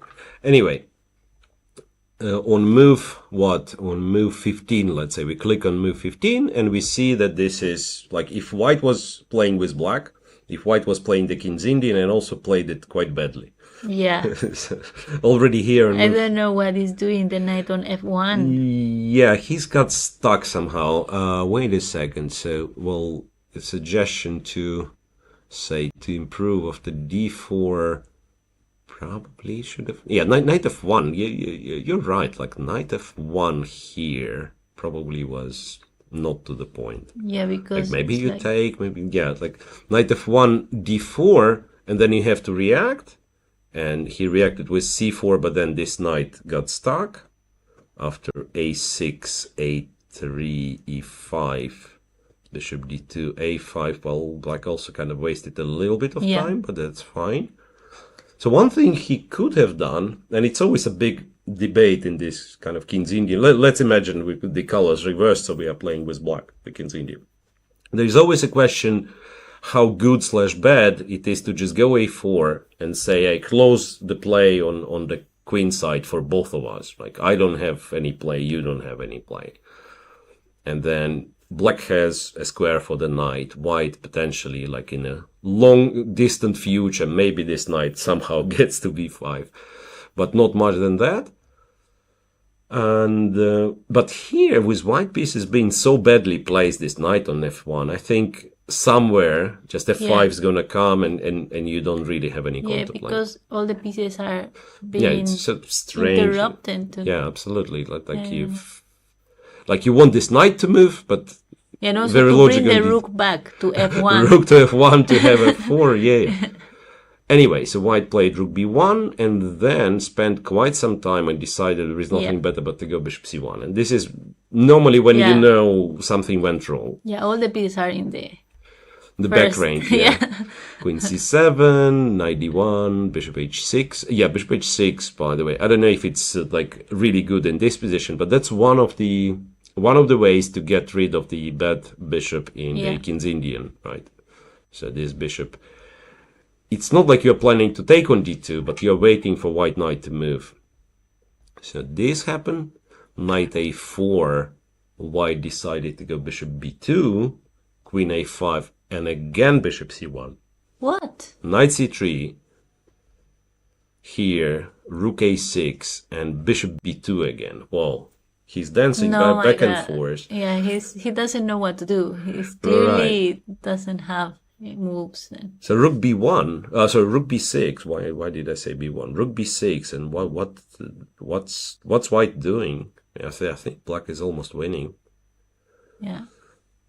So you go here, and black can simply continue developing. Can go knight a4 as well. I'm guessing knight a4, and if bishop c1, I was thinking queen c3, just to illustrate. I mean, that's why I'm showing this line, to illustrate that sometimes this is pretty much the winning maneuver.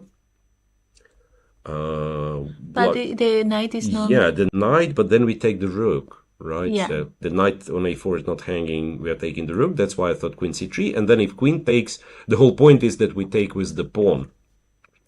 And we clear the square for the other knight. Yeah. This is just terrible. All right. So, what is she doing? I don't know. I don't know. Probably not game-related stuff. Yeah. Probably not game-related stuff. So that's one. The other one is, Andrea. I don't know if we have to seriously check Andrea's game. Honestly, looks like a bit of Fischer random. Fischer random? No, it's not, but like, look, the king is on c8 and the queen is on e8. Looks like it was played in Fischer random. How do you get this? So at some point black went queen e7, then long castle, then we went queen e8. Queen e8. Okay. Because seriously, it looks funny. It looks like black was playing the modern or, hippopotamus defense, as they call it, like when you put everything, like knight on d7. And the yes, and then, right. And then, so black was playing this, but also confused where the queen and the king has to be in the starting position. Yeah. But no, seriously. Okay, we can just say that white has to be like much better with that much space and everything. And okay, let her figure out what to do. Let her figure out what to do. I think again, like I'm a lazy person, so I would just go king b1 and press the clock and let my opponent figure out what, Yes, what because he wants to do. yeah, improving. I don't know what else to improve. The Yeah. king, yeah. You know, sometimes it's Maybe also a problem when the other position is rook. too good. Yeah. No, if we are full serious, that probably white has to look for the ways to start an attack on this king, and in this regard, quite possibly knight b5 is the good move. But seriously, like all I'm saying that there are some positions where like everything is nice, and there is one piece which is imperfect, and Yes. you immediately can say, okay, I want to play this. And Yeah. here, it's not easy to name. Like No.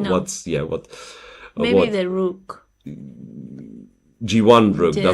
doesn't do much. Yes, but on the other hand, like there is no open Where? file. Yes. There is no open file, so That's it's not, true. yeah. Like I mean, D5. It's probably a bit.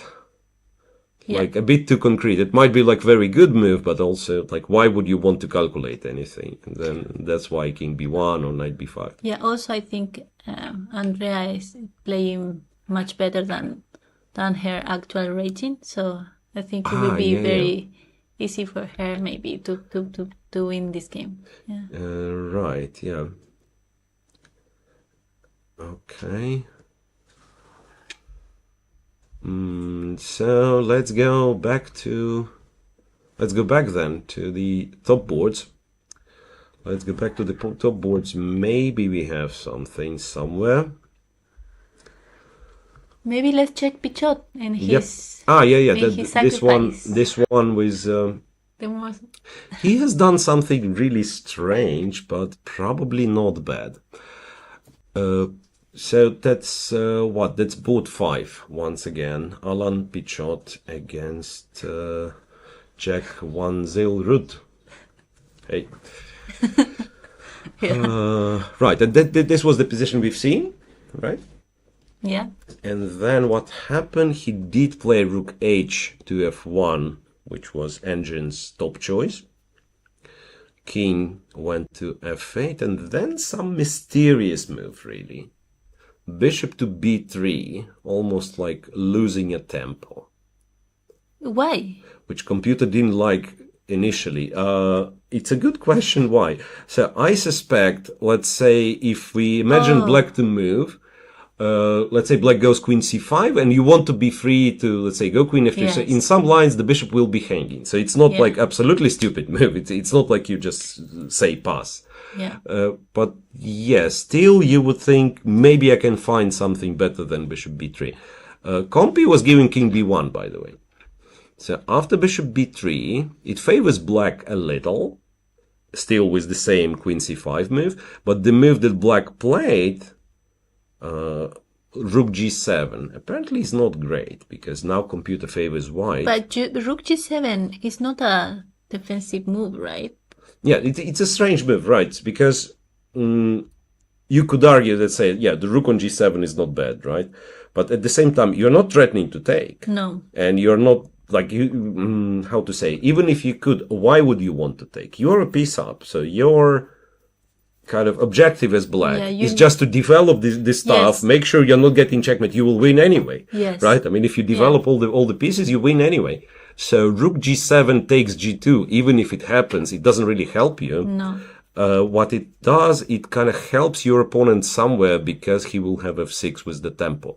I say after rook g7, and I imagine king b1, for instance. It's, it's Engine's top choice, so I feel a bit kind of cheating suggesting king b1, so full transparency, it is Engine's top choice.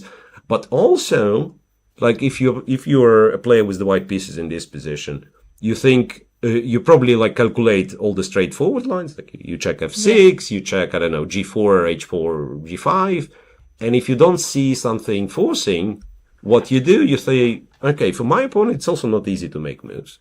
So what I will do, I will go king b1. So all those lines, there will be no queen e3 check. And I'll see what he's planning to do.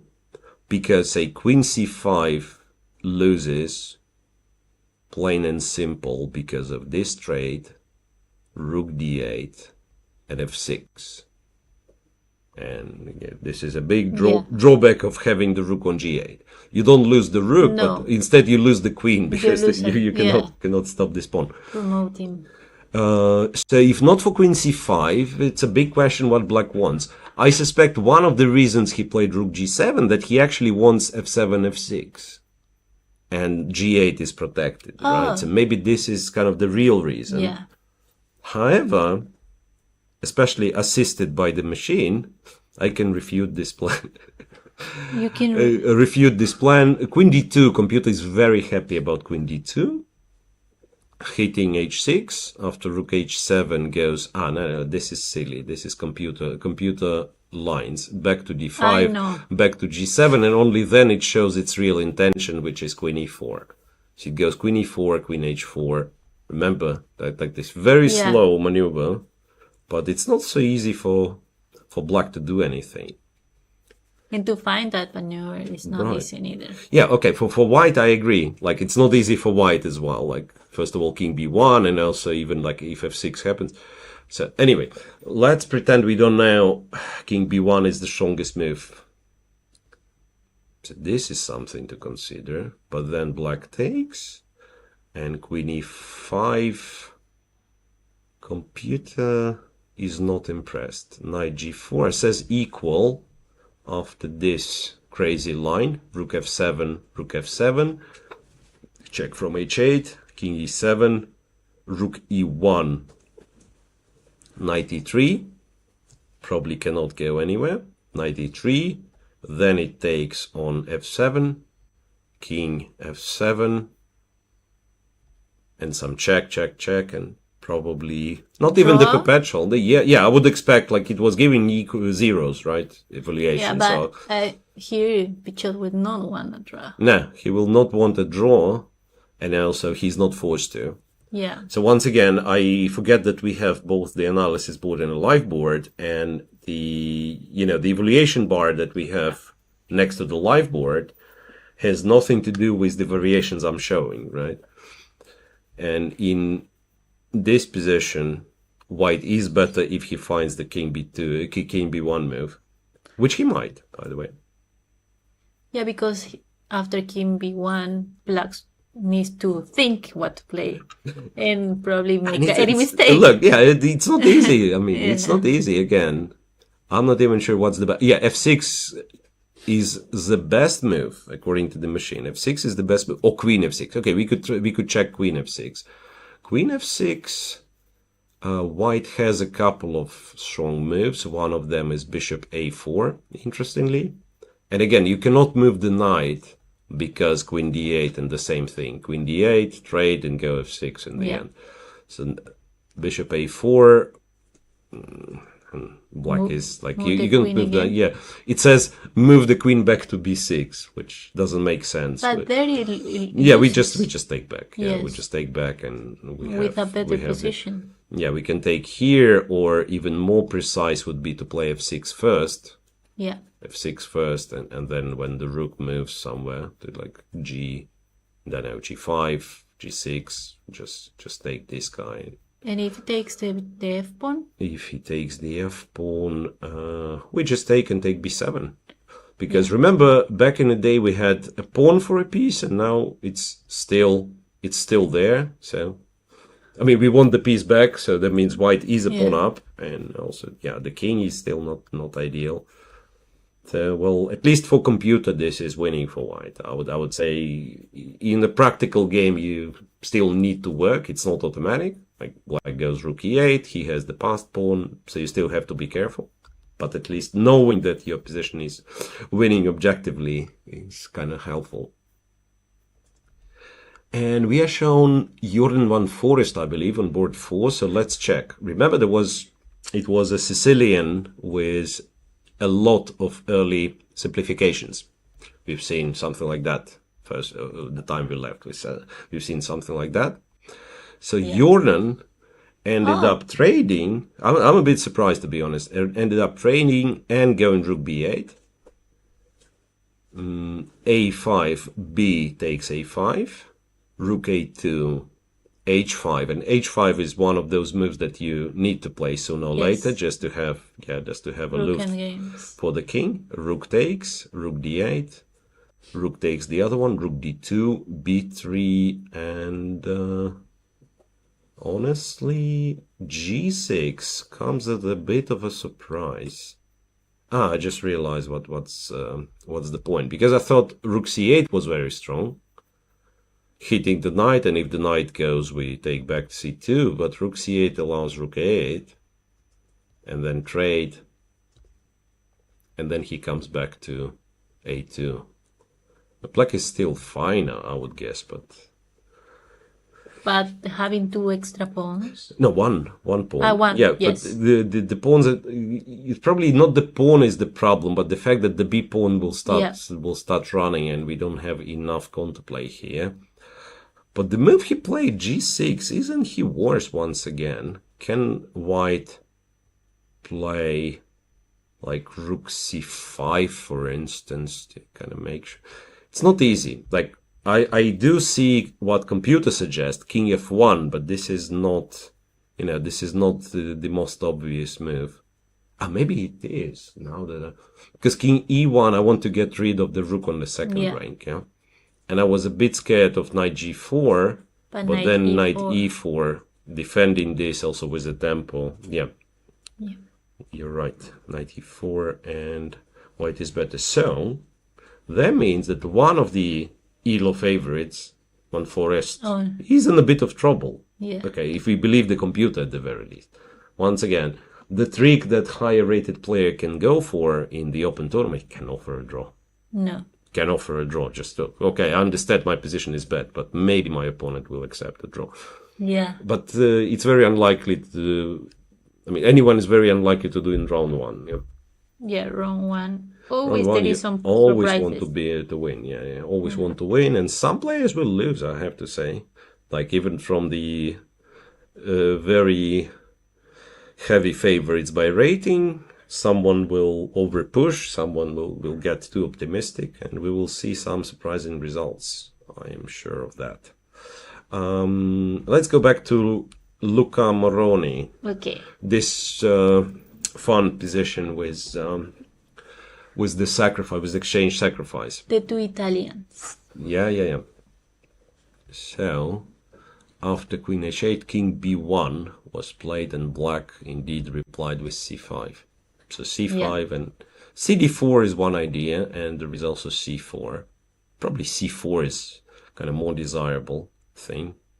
Go c4 and then push all the pawns. And he's starting to get in to get in trouble. Time, yes. Yeah. Well, I like more the black position here. Yeah. Even computers started to give black some advantage. It was around equal after queen h8, or slightly better for white, something. Now it's already in black's favor. But not only that, the idea that black has the initiative, it's much easier in chess. It's much easier to play with the initiative when you play attacking moves, when you see some objects you can create a threat against. And what else? There was a somewhat controversial, I think it was on one of the streams from Magnus, but somewhat controversial quote. So he was quoting Gary Kasparov. Magnus was quoting Gary Kasparov. I'm not sure if Gary said this or written it somewhere, but anyway, the quote goes like, you create 10 threats in a row, you win the game. Yeah, so if you manage to kind of attack something 10 times, or create 10 threats, and I don't know, what does it imply? Does it mean that your opponent blunders, or does it mean that maybe the opponent cannot handle it? This is one interpretation. The other could be that in order to have the ability to create 10 threats in a row means that the opposition is so good that it's objectively winning. Like in many cases, you create a threat, he defends, and then the next threat maybe comes after 5 moves or something. Yeah. Anyway, so it's an explanation how much easier and how much more comfortable like players are playing with the initiative. All right, I'm scrolling down just to see if we are getting any results. No, No. not really. Too early, perhaps. But for sure, some like crazy positions. Crazy positions here and there. Right, I'll have to, well, at some point we'll have to, study the list of players. Yes. Because I love, I've written rather read the list of players. It's just that I love coming up with, like tricky stats, like the oldest player, the youngest Yes. player, and so on and so on. Maybe number of federations participating. Yeah, but full disclosure, we've arrived yesterday. It wasn't an easy trip, so No. All day we traveling. need we need a couple of days to kind of get everything settled, and then we will provide more stats, more information, and so on and so forth. Maybe we can check the first. We'll have the list of the top boards, but after a short break. That, to be perfectly honest, I'm planning to have very soon. If you are fine with that, yeah. So we've started, well, rather round started a bit late, yeah. Yeah. But Not too still, much, like a few minutes. I'm sure they've played at least 1 hour, 1.5 hours. At least one and a half hours. The round is in progress, so that means maybe it's not a bad time. While the games are still in progress, no time trouble, so we will not miss an awful lot, hopefully, and we will be back soon. Yeah, we will be back soon.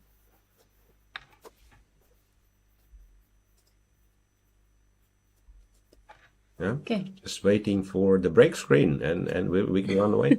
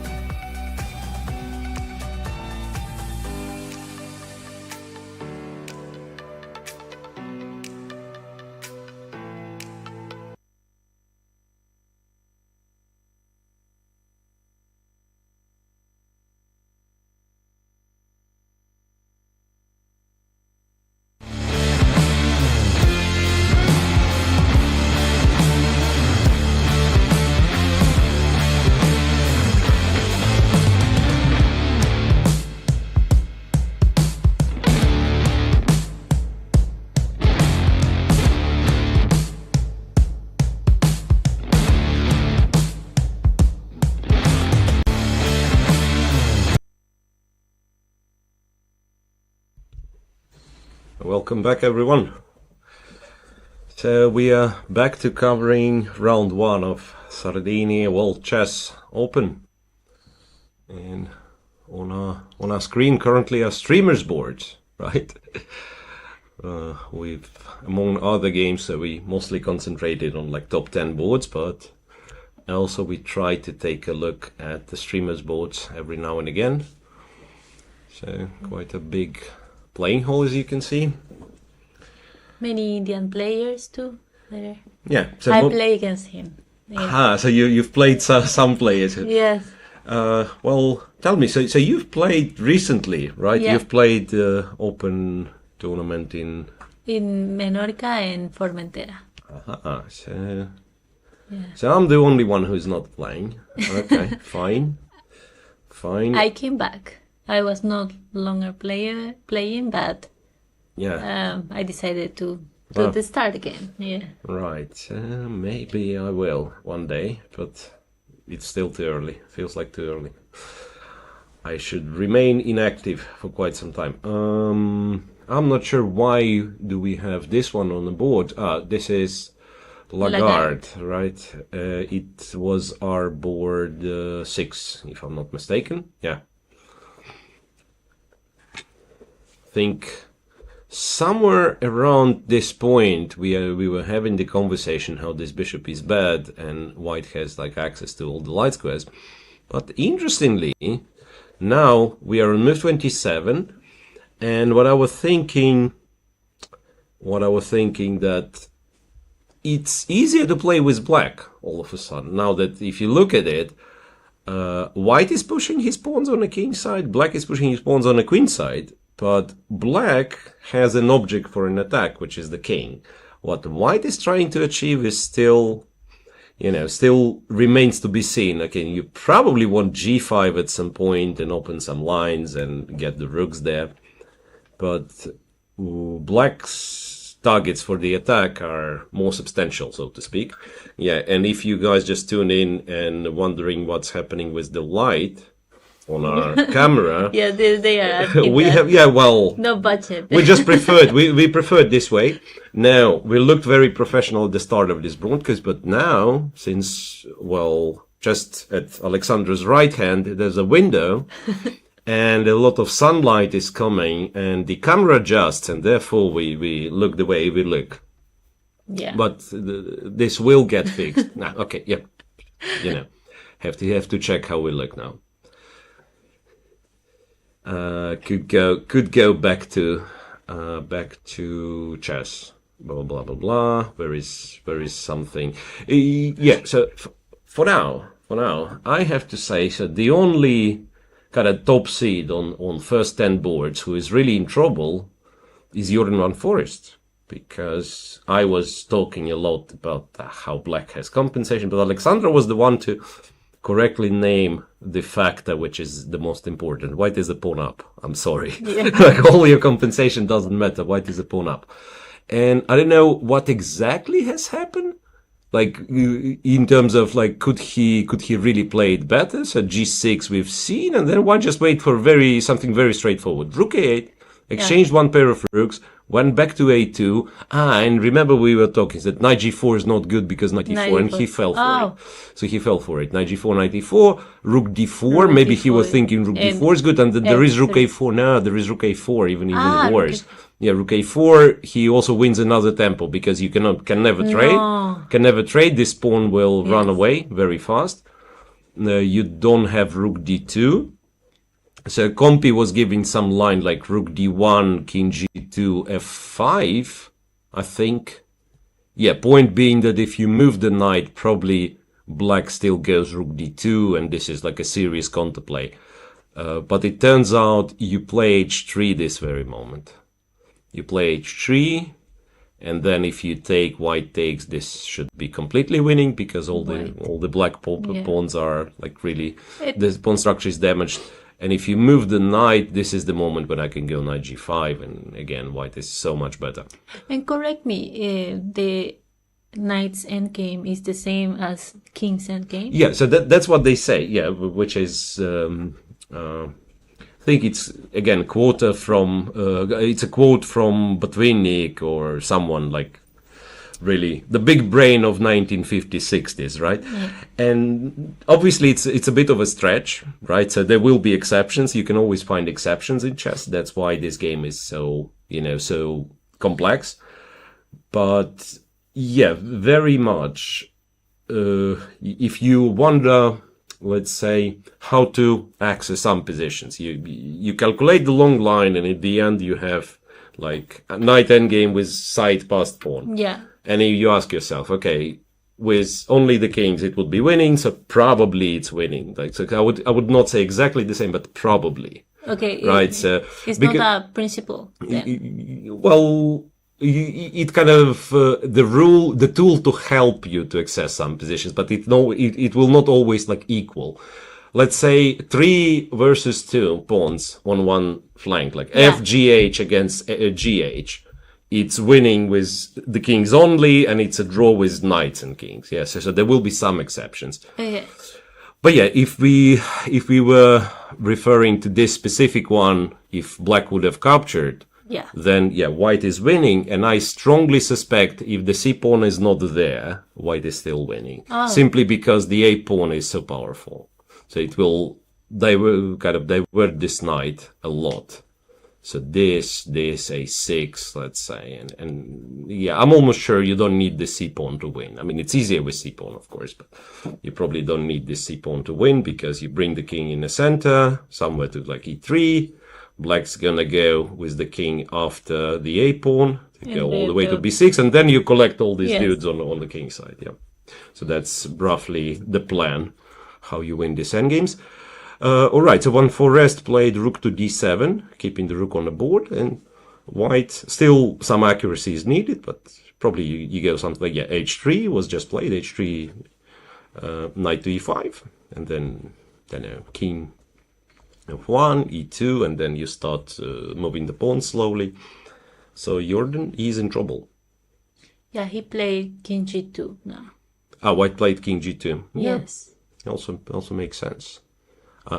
Well, that's interesting how we are getting the move on the camera faster than we get it on the digital board. Because it's in real life. Yeah. Okay, so there is that.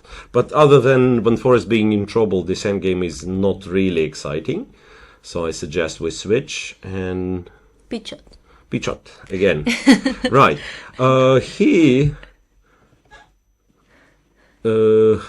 found 2 consecutive. Well, there's not a lot of stuff happened. But he found 2 computer moves: King B1, Queen F6, and Bishop A4. The one that we were looking at.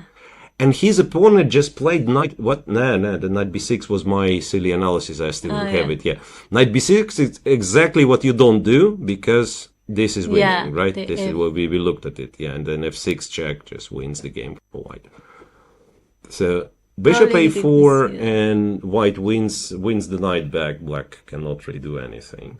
Yeah, but both players has already 30 minutes. Yep, so still not a big time trouble. It's move 21, and also the position will clarify a lot, right? So let's say somewhere here, when he's a piece down and everything is so complex, you need maybe 10 minutes on each move to figure out, right? Once you get the piece back and you get some endgame with an extra pawn, you can do a lot of moves quickly. Yeah. So yeah, Pichot is very likely to win. On what else? Board 3, this King's Indian turned to be not very exciting. No. So board 3, Shevchenko against Perosa. Like slowish positional play. I believe white should be somewhat better, but not by a huge margin.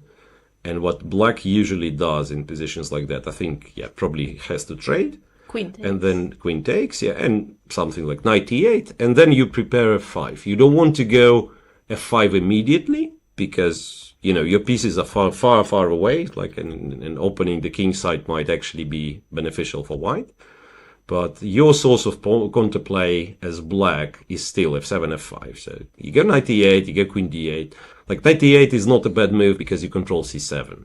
Like Yeah. in some positions you would go knight h5, and maybe here you can go knight h5, knight f4 as well. But knight d8 doesn't feel that bad with the c file open because you control c7 and you guard the d6 pawn, Yes. which is also important. Like knight c4, you still can get queen d8. And like, I'm not sure if you will ever play queen h4 here, but just to have the queen on d8 so that you have an option of playing queen g5, queen h4 helps. So this would be perhaps like typical King's Indian thing, right? So white is better, both players know it, and black doesn't really care. Because, yeah, you know, counterplay against the king. One cannot ask for much more than that. What's really exciting is the position on board 2, the original French defense that we had in Sugirov's game. So e5, remember, I think last time we've seen it was after move 8, white played e5. Yeah. So black went knight g6, and here computer recommends h4 immediately, h4, h5, which is a very typical thing to do, like to disturb the knight. Whenever you see the knight on g6, like going h4, h5 is very attractive, but it is a pawn sacrifice. So black theoretically can take on h4. I suspect it's just not good. But not obvious, to be honest, because I thought of knight f4 immediately, knight f4, queen g4, but this is not ideal, of course. You allow bishop d4, yeah, that's too much. So computer suggests you sacrifice the pawn. If black takes, now you play knight a4, and you pretend nothing happens. Like if knight goes back to g6, you just get knight g3, you're playing this position pawn down, but you've opened the file for your rook, right? So the h file is now very useful for white. Okay, okie dokie. So here, yeah, white has done it the other way around. So went knight a4 first. Black continued with f6, knight g3, pawn takes. Now white exchanges on b6, goes d5, castles h4, but this allows black to take on e5. And what's interesting, he has captured with this knight, which computer is not. So computer was suggesting this move, interestingly, knight to e5, and h5 is not good. I mean, h5 looks like it wins the piece, right? You move the knight, I take the other knight, but it's not good because of an intermediate queen f6 with a checkmate in one threat. And if queen d4, I was thinking like maybe queen d4 is the move. No, queen d4 runs into c5, and black is just crushing. Takes. If you take with the queen, let's see. Knight f3 trick. Knight f3, pawn takes, queen takes b2. Yeah. So all those moves with the tempo, right? So white had no chance of capturing this knight on g6, even though it was hanging. So in the game, black captured with the other knight, and there is no move since. But I suspect b5 we will see something very similar. b5, queen to f6, and so on. Yeah. Queen to f6, attacking f2. And black is better immediately. Maybe instead of going b5, he would develop the bishop first. Yeah, just go bishop e2, and I think this is something that computer recommends doing, like bishop e2. No, still queen f6. Wait a second. Because the pawn is hanging, right? Yeah, queen f6 still attacking this, and also this knight f3 and take the bishop trick. Yeah. So what computer is doing, in fact, is knight h5. Okay, knight h5 stopping this business with queen f6. And then it develops. And so we can say that the bishop on b2 is a very strong piece and probably compensates for the pawn that white has sacrificed. Okay, we'll see. This is the player with the white pieces. It's a woman grandmaster. Lady, yeah. I think I play against her. So you've played Yes, against it. yeah, I Wow. play against her. Queen to d2 is also a reasonable move because it protects the f2 pawn.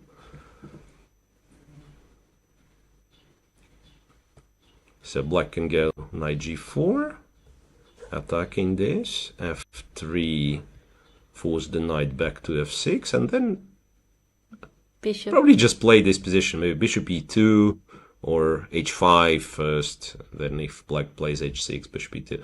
So white is a pawn down, but he has pair of bishops, the bishop on b2 is strong, maybe some compensation for the pawn sacrificed. Still not, not super exciting. On board one, update on board one. Didn't check this one for a very long time. It's a game of Fedoseev and Yilmaz. And remember, it was this position where everybody had all the pieces on the board. And all of a sudden, like after a few moves, They exchange. a lot of exchanges. Knight e4, rook c3, bishop d6, and this is a current position. I don't know. Bishop d6. It's a funny move. I thought it was a blunder at first. I thought you can take, and point being if bishop a3, you win with rook c8, right? Yeah. But instead of bishop, after rook c6, instead of bishop a3, you take the pawn on h2 with a discovered attack. Yeah. No, but this is a dangerous type of trap when you pretend that you've blundered. Like you kind of pretend that you've blundered, so bishop d6 is a possible move, and the best white can do is actually just take on d6, and this is what he has done. Now, okay, I mean Fedoseev is a very, very strong player, so he will not fall for the cheap tricks. And now he will work on the c6 pawn. Yeah, somehow white needs to prove that the c6 pawn is weak. It's actually not so easy now that I'm looking at it. It's actually not so easy to prove that the c6 pawn is weak. I mean, it is, but how to attack it more than 2 times? Like queen b7, there is like at the very least queen c7 or even rook c7. Yeah, computer recommends some silly moves like h3. Computer does recommend a funny move. What? Queen to b5, attacking the pawn. And if you take, you indeed lose. Yes, indeed lose because we take the rook. You have to take, rook takes, and then white takes the b5 and wins the pawn. So this is your Botis Gambit illustrated. And I don't know if queen f6 is the move. Yeah, like queen f6 is a possible move. You just don't have to take the queen. But anyway, queen b5 is a funny move to make. Right, but still, computer says like it's about equal optically. I would still think white is slightly better. So the game goes on, and okay, one for rest is still in trouble. Pichot has played bishop a4 and winning back the piece. We agreed on this one. On board 6. Urbani against Lagarde. Black went for b5. Oh, this looks like a kind of final attack in a way. Queen e6, b3, c takes, a takes. Yeah. Honestly, c takes looks like a mistake. I'm not sure.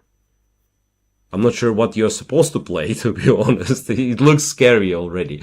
But when you take here, you open the A file.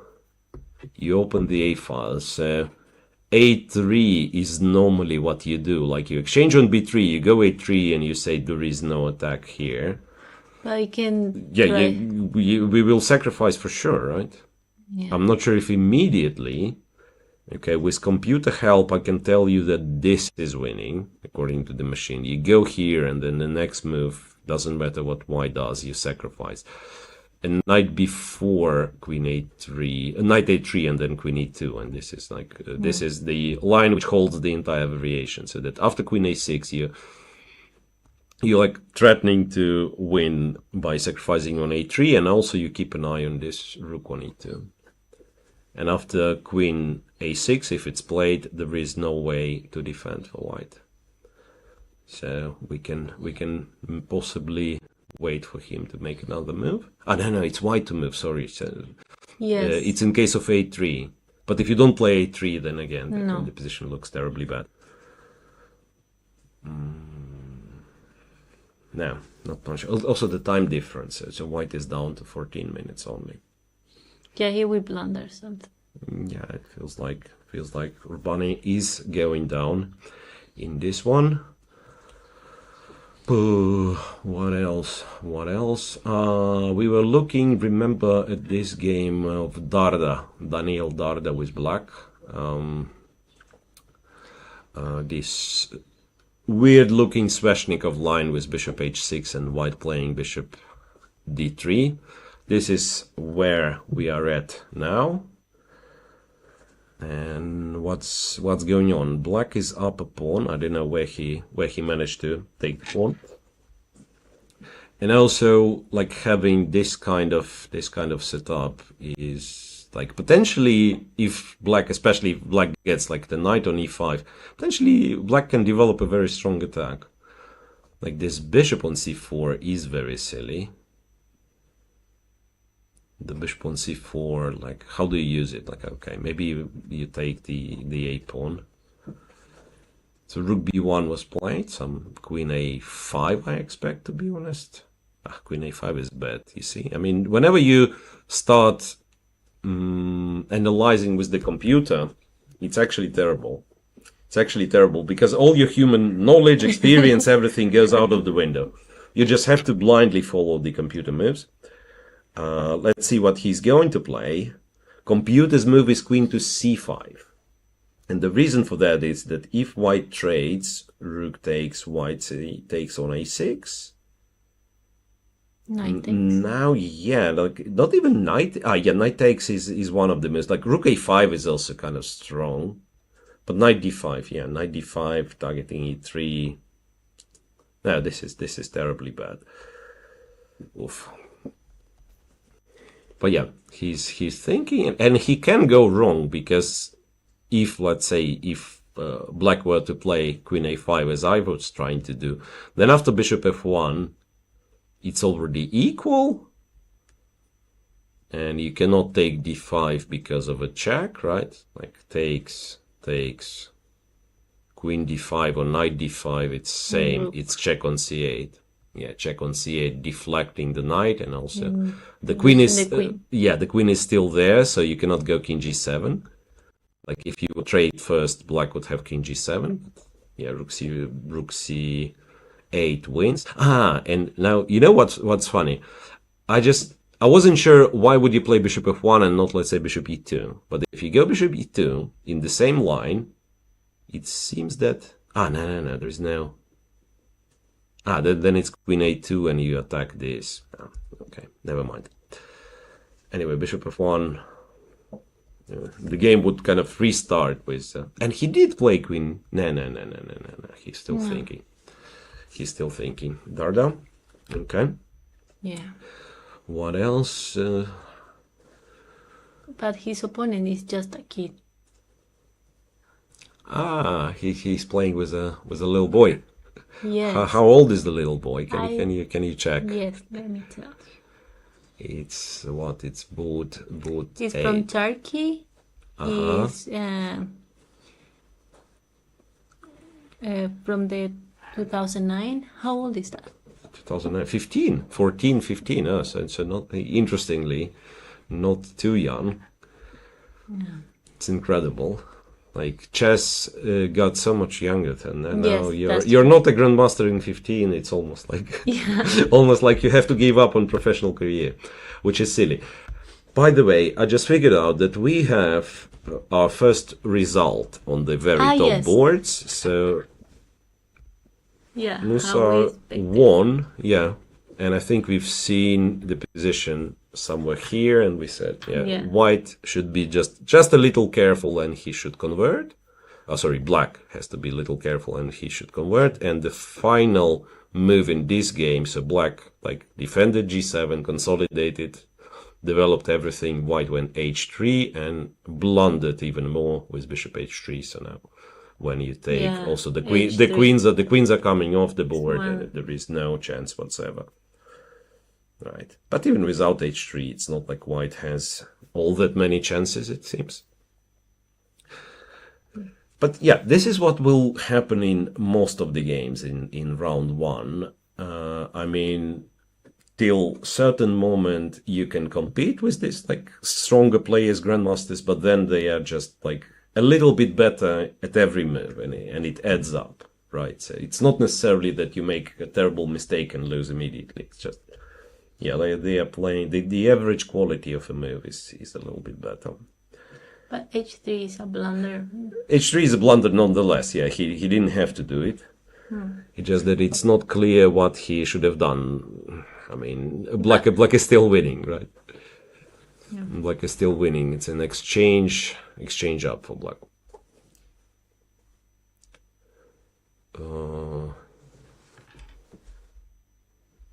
Luca Moroni is still playing. Oh. Can I go back to this game? Luca Moroni with Konstantin Andreev. The exchange sacrifice and then c5, this position that we've already discussed. Yeah. Because what I like is what they've gotten on the board. I'm not sure if white was doing stuff correctly, but okay, rook g8, queen g3, knight d5. Such a beautiful structure, pawn structure in the center. Computer's not impressed though. Computer thinks that white is perfectly fine. Suggests taking on g6. So I'm not sure. I would be very optimistic with black. But what happened? Black. All the attack. Yeah, you're right. Maybe black kind of took some strange decisions.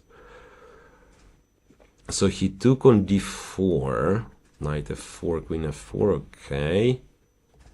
Yeah, like rook f8 is a little bit strange as well, right? So there is no attack. We were planning to attack with moving the a pawn and so on.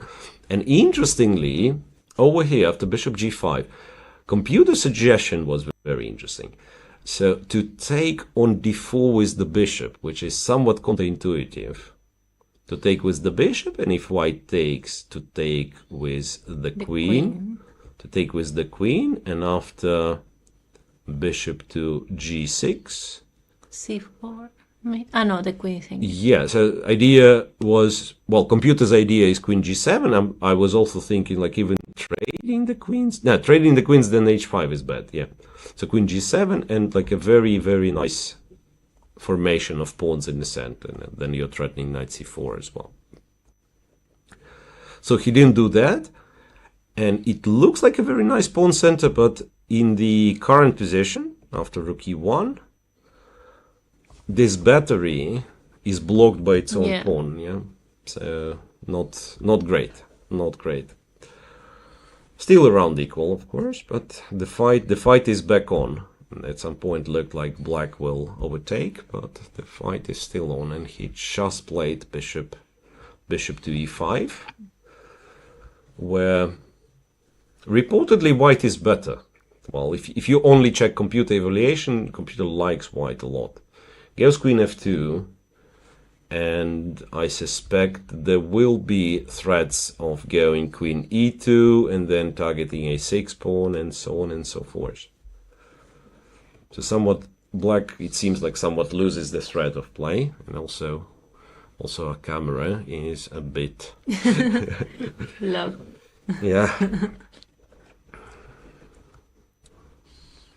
All right. So I think we've promised to show the list of players after the break. I don't know if it's ready. Not yet, but we will. We will tell. We will show when the time is right. I mean, you know, as the commentator, you have this power of saying it's not the time yet. Guys, please wait. It's coming. So that's exactly what we will say for now. Yeah. Maybe we take a look to the streamers now? Yes, let me find their games. Okay, this is... with the number... Yeah, number is not very helpful, but I think I have it. No, I don't see Alexandra's game. Yeah, wait. No, it cannot be. It cannot be the same game. It cannot be the same game. Oh, she won. Wait, what? It cannot be the same game. It is something wrong with it. Remember, we've seen some absolutely French. different position. Like the King's. Yeah, something like Indian. King's Indian. Yeah, so Yeah. that's a lot of. Well, okay. This is the real game, Okay. I guess. This yeah. Okay, Yeah. from the camera view, you can see it. Yeah, this is the real game of Alexandra. And indeed, she's much better, or probably just winning, like completely dominating here. B5, knight f to d2. Well, b4 is a powerful move. b4, and you cannot take on b4 because knight b4 and then just takes the rook, I guess. Yeah. No, we didn't. And if you don't take b4, once again, you are not very happy that you're running out of moves. Yeah.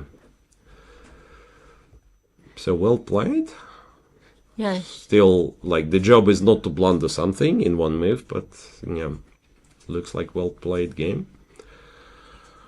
And for her sister Andrea, I think she's sacrificing or no. well, Andrea, interestingly, like on her streams, she's playing a lot of like blitz, bullet, like super short time controls. Now playing classical after 25 moves, she's down to 7 minutes. So that means, like, it's it's a little bit different. So 25 moves. So she needs 15 more moves, and she's with 7 minutes only. But we will see. So she's gotten to this c7 square, rook ge1, takes, queen e7, queen c4, and eventually she decided to take on c7, which apparently is a mistake. Wow. It looks a mistake because it's 2 pieces for the... No. I think this is what she's accounting for. So if you just take on c7, I think you are winning because you take and you go d5, right? Takes, and you go d5. Okay. Yeah, and you win the knight. And the refutation of knight c7 is actually much trickier. Black goes knight c to e5 first. Yeah. And if we take with the pawn, then black takes back on c7. And white is up a pawn, but, the pawns are doubled. Yeah, and also the bishop is cut off. It's like right? a wall there. Yeah, it's like a wall, so the bishop cannot really join, and black is perfectly fine. And now black is attacking. The king. black potentially can attack the king. Yeah. So that's why she... wait a second. If she could start with bishop c7, was it better? No, bishop c7 is even worse. Problem with bishop c7 is that black does not take but goes rook c8. Yeah. So it's tricky. But this is the problem with game of chess in general. You never know, like, when the position is good enough for you to go for decisive, or what you think is decisive combination. So before this knight takes c7, well, computer, in fact, again, like if we use computer, says just keep the position as is. You're almost winning. Go bishop h2. This is what computer suggests, which is not the first move you look at. No. Because you want to... Yeah, you want to make progress, right? Yes. You want to make progress. I'm thinking, could she play something like e5? Okay, I drop half of the advantage. Okay? Yeah, not full advantage, but at least half of the advantage. The bishop is... Yeah, well, the bishop is not ideal, but also, like, black bishop is not ideal. And I was having some ideas about d5 later on, but no. Knight b4 and black is relatively fine. Anyway, after knight c7, we will see what her opponent's gonna do. Because if he'll take... Well, he has 42 minutes. 42 minutes, yeah. On the other hand, I think he will think. Yeah, he can think for quite a while, yeah. I agree. Whoa. We have... I don't know whose game that is, but, just to show that not all of them... Oh, wow. Not all of the games are, so tense. I mean, some people already won being 2 queens up. That's checkmate. Yeah, it is. They play until the checkmate. Some people play until the checkmate, and with two queens on the board also. It looks like Italian names.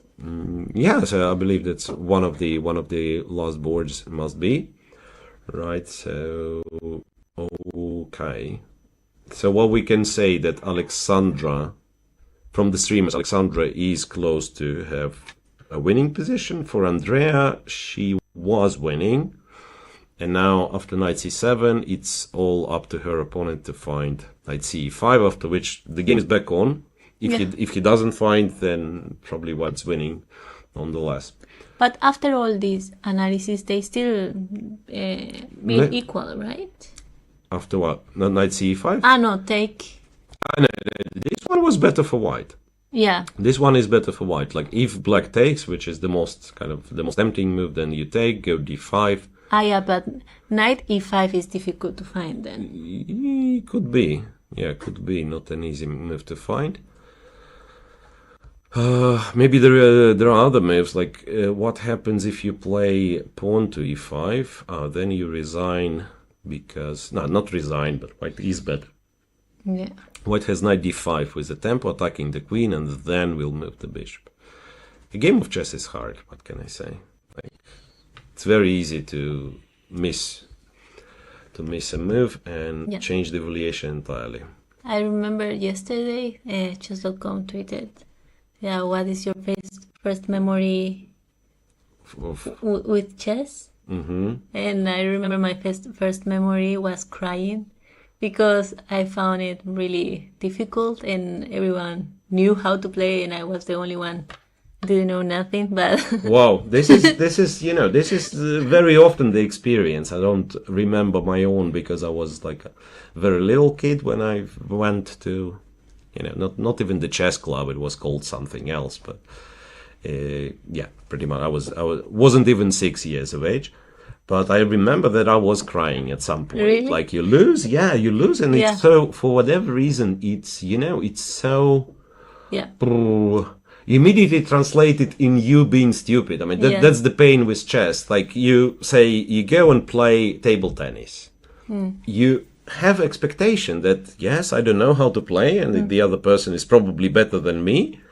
And if you lose, okay, you understand. Yeah, you have to train. But with chess. The moves were on the board, the pieces are the same, so if I lose, that means I did something very stupid. A simple mistake, and it cost you all your training, maybe qualified, a title, whatever. Yeah. One mistake. And this is why it's so cruel that all your previous work in this game as well can be erased with one mistake, right? So if we are talking football, and it's 80 minutes of the game, and we are up 3-0. Yeah. And we make one mistake, and it's 3-1. Yeah, it's 3-1. We are still winning. Right, in chess, you played 40 brilliant moves, and then you blunder a rook, and bye-bye. Right, and then you were working for, 3.5, 4 hours, and then you blunder the rook, and it's gone. That's why it's important to be in form, like to do some exercise. Some chess players, like Magnus Carlsen, I think he's one of the most sportive guys, yes. right? I mean, he's one of the most sportive guys. But nowadays, especially, I think chess all of a sudden became like a real sport with a lot of training, a lot of preparation before the game, at least for the very top players. Yeah, you have to be fit, otherwise you just cannot handle all the pressure.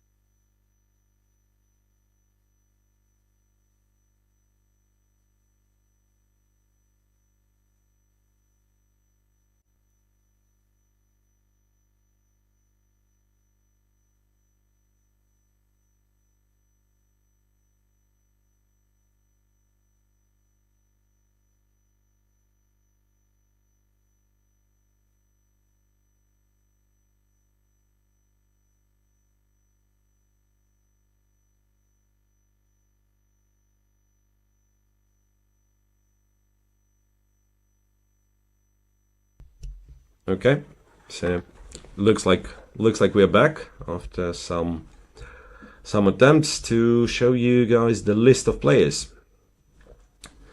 And I'm searching currently for something to show, and this is like, yeah, it's a lot of very exciting positions on lower boards, but perhaps once again I have to get back to Grandmasters on the very top. If there, Maybe we can check the 14th board. There is another Italian grandmaster.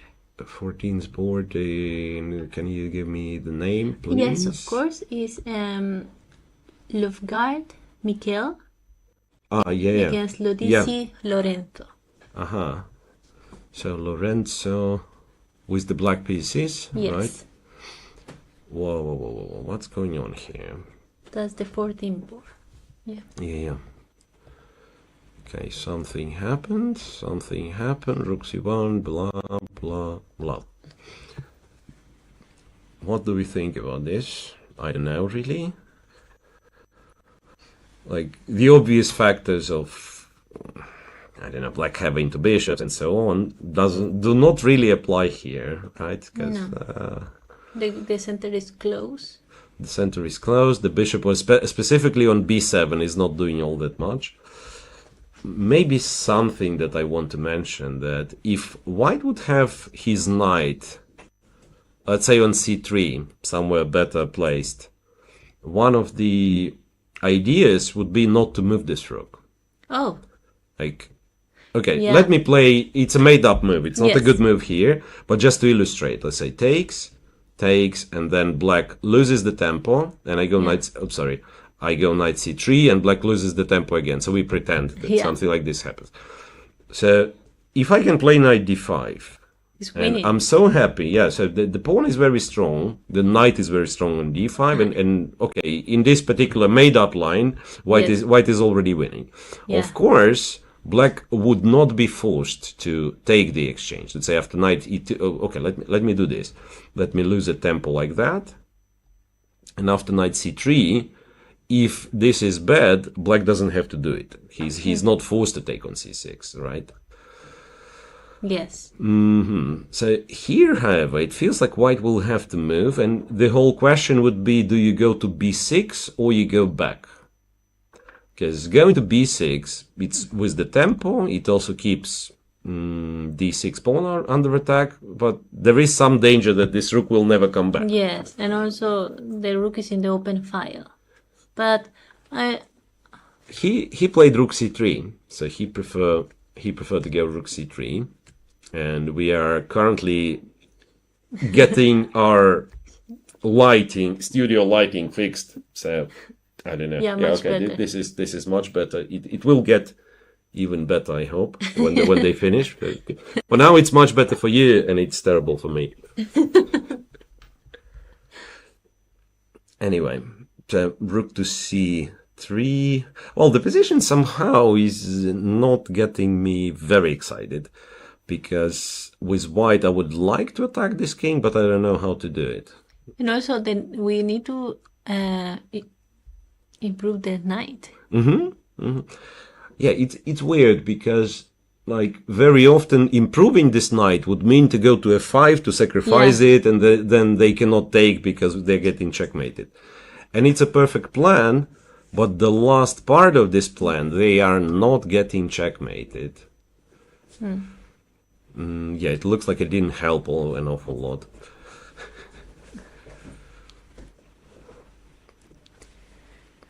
Okay. So after rook c3, you know what? There could be this funny line. Let's say, let me invent some stupid move for black. And stupid move, I mean like A5. skipping the move. Yeah. A5, yeah. F4.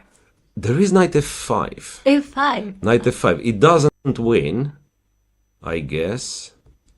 What I was thinking, it probably gives a perpetual check. Here you go. Wait, Queen g3. Oh. Takes. What are you doing? Just to show that this line exists, right? There is no point in doing it for white. Yeah, but there is a perpetual check. like that. I mean, this is the 14th, right?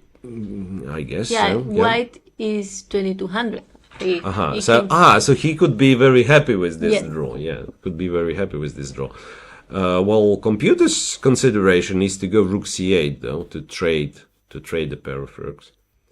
But generally, computer likes white position, slightly prefers white position. So that means the player with white, Mikhail Lovgard, he kept cool against Grandmaster till 27. And by the way, when I said silly move, I did not know that it will be played. Maybe it's not so silly after all. Maybe white has black maybe doesn't have to oppose the draw which happens after knight h5 Okay. or knight f5. We didn't think about. Yeah, we didn't think if white has more than a draw. Yeah. Because well, computer all of a sudden says a3, white is better. So maybe the whole thing starting with a5 is But I love it. yeah, the line, yeah.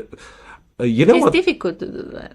Knight f5, no, it's not all too difficult because knight f5 itself is a very typical move. So like to see the whole line immediately, maybe Yeah. it is difficult, but like knight f5 is so typical that you probably check. Well, he didn't play knight f5. Well, the reason you don't play knight f5 could be that there is not a lot of threat, right? If black doesn't take, if black goes bishop f6, maybe you can't really do much. Yeah. So I like the move which was played in the game, queen c1, so he controls the c file here. Rook c8, and then say go a3 now. This is what computer said. Yeah, maybe there is nothing forced, you know. Maybe there is like nothing forced for white. Just white is just slightly better, and the game goes on. By the way, so almost perfect. Yeah, not really, but the studio is getting better after all. Always the first rounds. Always the first round, yeah, and we are also not like doing the best of job. Oh, but well, we are trying our best. Absolutely, Exactly. absolutely. So, well, tracking, checking. Well, we are still here.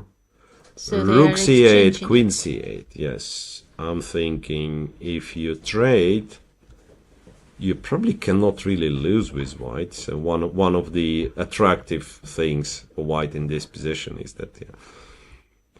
And computer still prefer queen d2 and says Yeah. white is wait a second. We attack this guy, and also we quite possibly want to play bishop g5. So black's only problem is the bishop on b7, which currently doesn't do much, you know? Because you would say, okay, let's take on g3, double the pawns, But and it's that helps a lot. yeah. That's like Because now we get the queen on f6, White and it's a out. checkmate. Yeah. Yeah, absolutely. No, this will not happen. It's just like to illustrate how can one go wrong very quickly. And I'm checking like some really exciting positions on the top board. Maxim Chigayev, by the way, the guy that we did not mention yet. I think it's board 9, if I'm not mistaken. So Maxim Yes, Chigayev from Spain. back in the day was playing for Russia, but now represents Spain for I think for a couple of years. Whoa. And here we have an interesting development. Like, I will not go back kind of showing all the game, but 26 moves. Recently, what happened recently. So white starts an attack on the king, goes g5. Black goes queen a7, rook g3, bishop e3, and white takes with the queen. So you would think, let's keep the queens on the board because we are attacking. But after rook e3, I think the biggest problem is bishop to g4. And regrettably, you have to take it. Why? Because the the D1 checkmate square. on d1. Yes, after queen e1, rook d1 already wins, but Yeah. queen e3 is even stronger, right? Queen e3 and rook d1 checkmate. So bishop g4 would give black the advantage. Okay, it's not a winning advantage. All of a sudden, it's only like a slight plus because white has some queen e6. But why would you allow this? So queen e3, and now, like if black exchanges,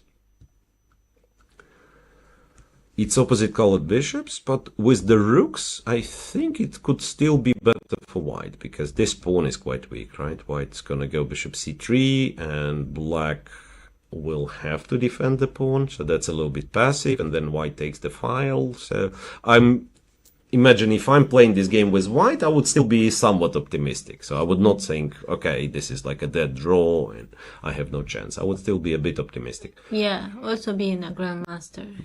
You know the Yeah, techniques. Yeah, well, here, on the other hand, you could also think, again, being a grandmaster, I couldn't prove advantage for 26 moves, so maybe I'm doing something wrong. No, I'm just saying that, yeah, this is still, the game still goes on. What was something we had, like, very, very exciting? Lagarde finally beats Urbani. Oh, the game with A3, remember? Yes. B3, A3, okay, this one. And he found the strongest move. Just went queen A6. yeah. And white went knight C1, knight A3, B3, rook A3, threatening a checkmate. And yeah, I don't know what Unstoppable. happened. Probably there was not Yeah. much white could do. He captures on B3, goes rook D2, and just check here. And the fastest way perhaps is rook to A1. Threatens this. If knight takes, black takes the other rook. Interestingly, we said this bishop was bad, and maybe it was bad. It's just that black didn't need it to win. Okay. Right? Yeah.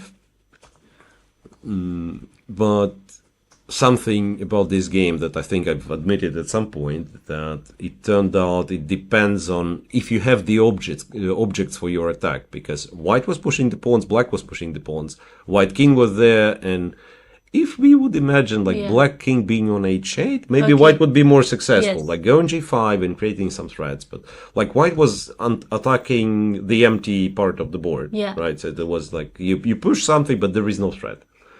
Okay, so far it's the result on the highest board, board 6. Black has won. Then again, one forest, we mentioned he's in trouble, I think. Yeah. And, in one forest game, they're playing very fast. I don't know what happens Oh, to and Jordan. yes. He's almost lost, and Yes. he's playing so fast, like not looking for the resources. I don't know. Yeah, so white does everything correct. Rook b6, king f4, c5. Now he wants to win the. Yeah, he wants to win the knight, but the trick is that white actually can play c6. And if you go f5, white just goes c7, right? Yeah. White just goes... No, No, wait a because the second. check. Wait a second. That's beautiful.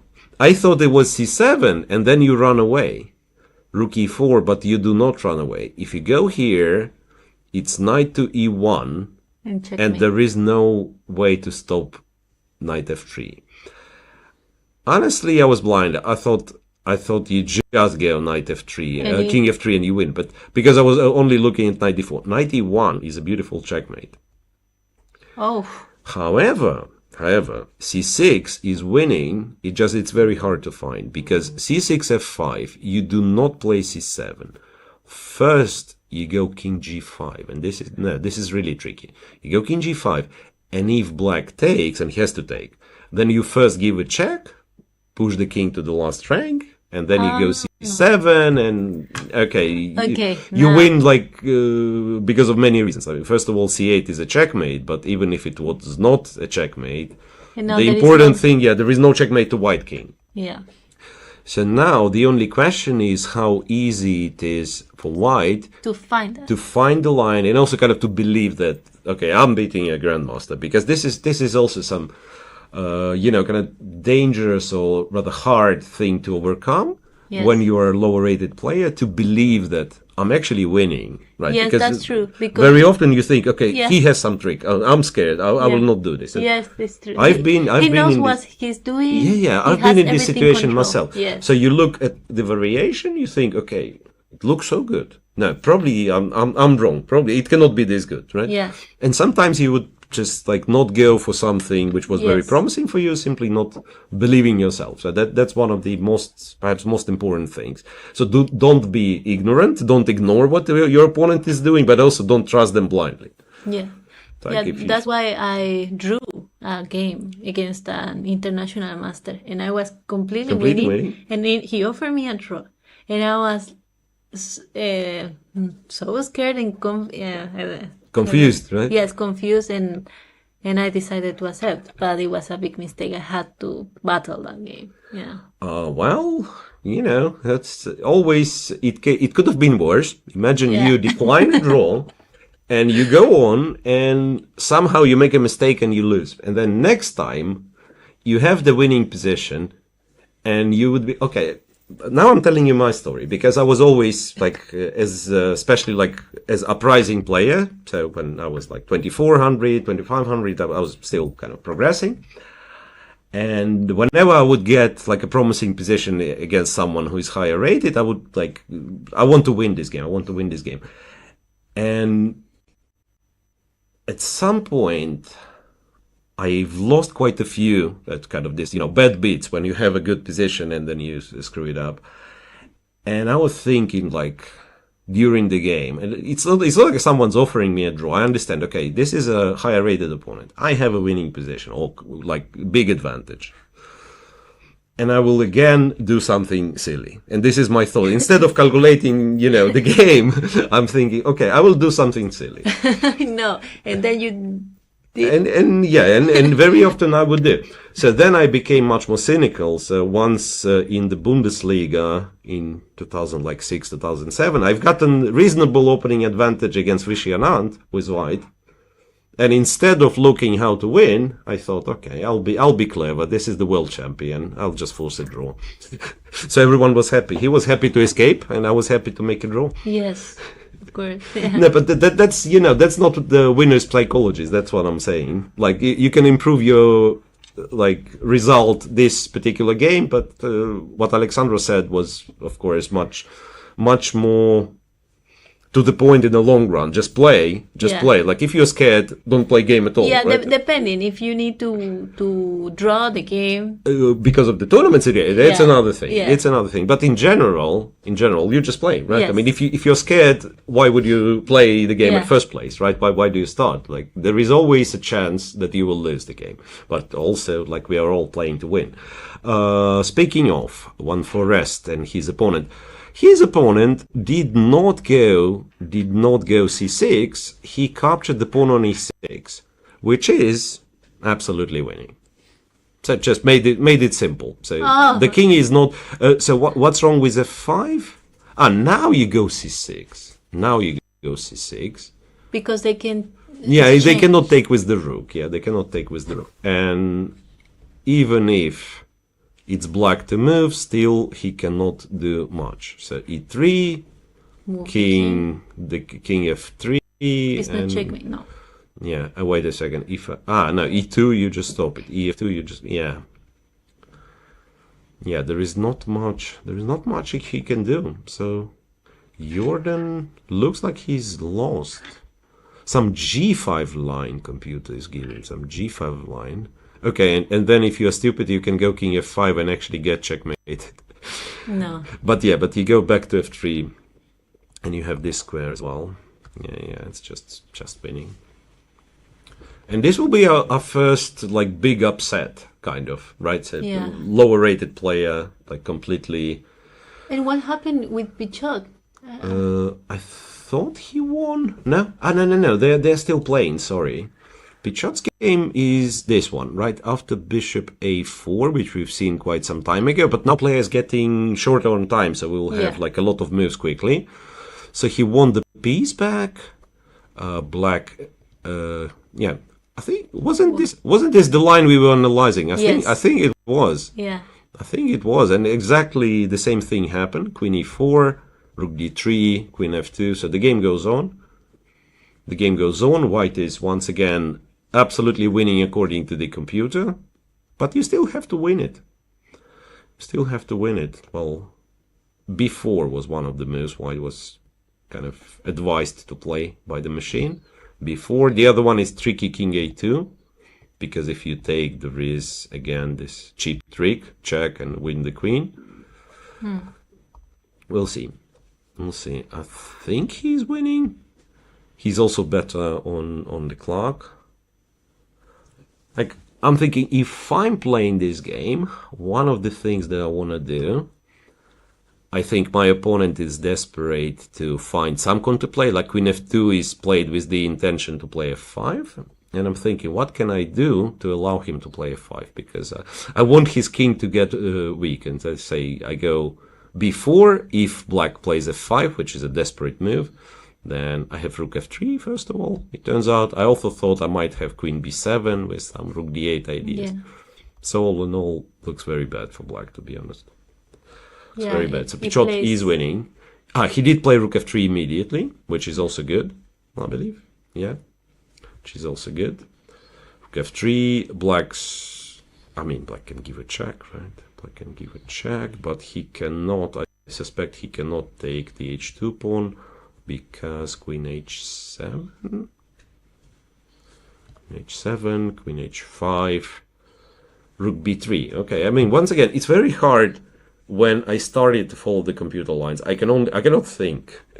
I'm only following the computer, because here, let's say, my human instinct was that I go queen f5 first, Yeah, threatening like in- this, threatening the rook also, because Yes. the pawn is pinned. Rook e7, but it turns out I'm not winning. I don't know why am I not winning. Because Another- queen g2 and takes another pawn, and I'm still much better according Yes. to the machine. Rook c3 and this threat, this threat. But it takes with check first. It's not. Yeah. It's after queen g2, you can take with the check as well. Yeah, check. Well, queen g7 though, and it starts to be unclear. Anyway, we are about to find out, because black did go for check and take on h2. So now again, if you use the computer, life is very simple. You go queen h7 and you win, and it's +4, and yeah, you can look at your opponent and ask, like, why you're not resigning. If you're playing over the board, all of a sudden the material is equal, and you might start to panic. Okay, my opponent just took the pawn, so now we have equal material. And you start calculating, and you don't see how exactly you win. Yeah. And it's once again, very easy. I think one of the most painful games. I ended up losing, but it wasn't, it wasn't because of that. At some point I was winning, and I kept looking at the lines and not seeing the win, while, like, I knew I would come back to the room, I'll switch the computer on, it will show some ridiculous numbers. But sometimes it's complicated. Anyway, I still think he's going to win. And 1-4 rest just played the g5. We witnessed this one on board 4. I think this game might be over f5. quite soon. He played g5, check. G5. Yeah, so white has 2 legal moves, and king f5 blunders a move in 2, I know. a mate in 2, No, so he king didn't, f1. no. He didn't go king No, f5. he played that. Ah, you said king f5. No, Yeah. he didn't. He went, I'm sorry. He went king f3, and right, okay, he's winning. Right. What else do we have? Well, Fedoseev, by the way, on board 1, cannot really make any progress against his opponent. It's very, very hard for him. On board 2, this French defense that we were looking at in Sugirov's game. Whoa. Something really happened here. It's crazy. Remember, this game, it was so slow. Yeah. So, like, we had some middle games in other games, and here it was like 8 moves played. But then they've got short on time, and they've played a lot of moves quickly, and I believe some moves deserve to be criticized, and particularly the castle long. Well, computer is still happy about castle long. Anyway, the way it developed. Really? Player with white went, like, totally outplayed, Oh, no. I think. Rook e8, c3, and c3 is a move computer doesn't like, and c4, and now this bishop on b2 is like a big pawn, right? Yeah, and also Not doing much. the knight there is scary. Yeah, like the knight on b3 it's it's not threatening for now, but you kind of feel it's there. Yeah. There's gonna be something. There's gonna be something. It's like, And moreover, black, as it turns out, he probably wins immediately with d4. d4, bishop b3, bishop b3. If you try to take it, it's ed4, rook e8, rook e8, and then the queen's attacked, c3 is happening.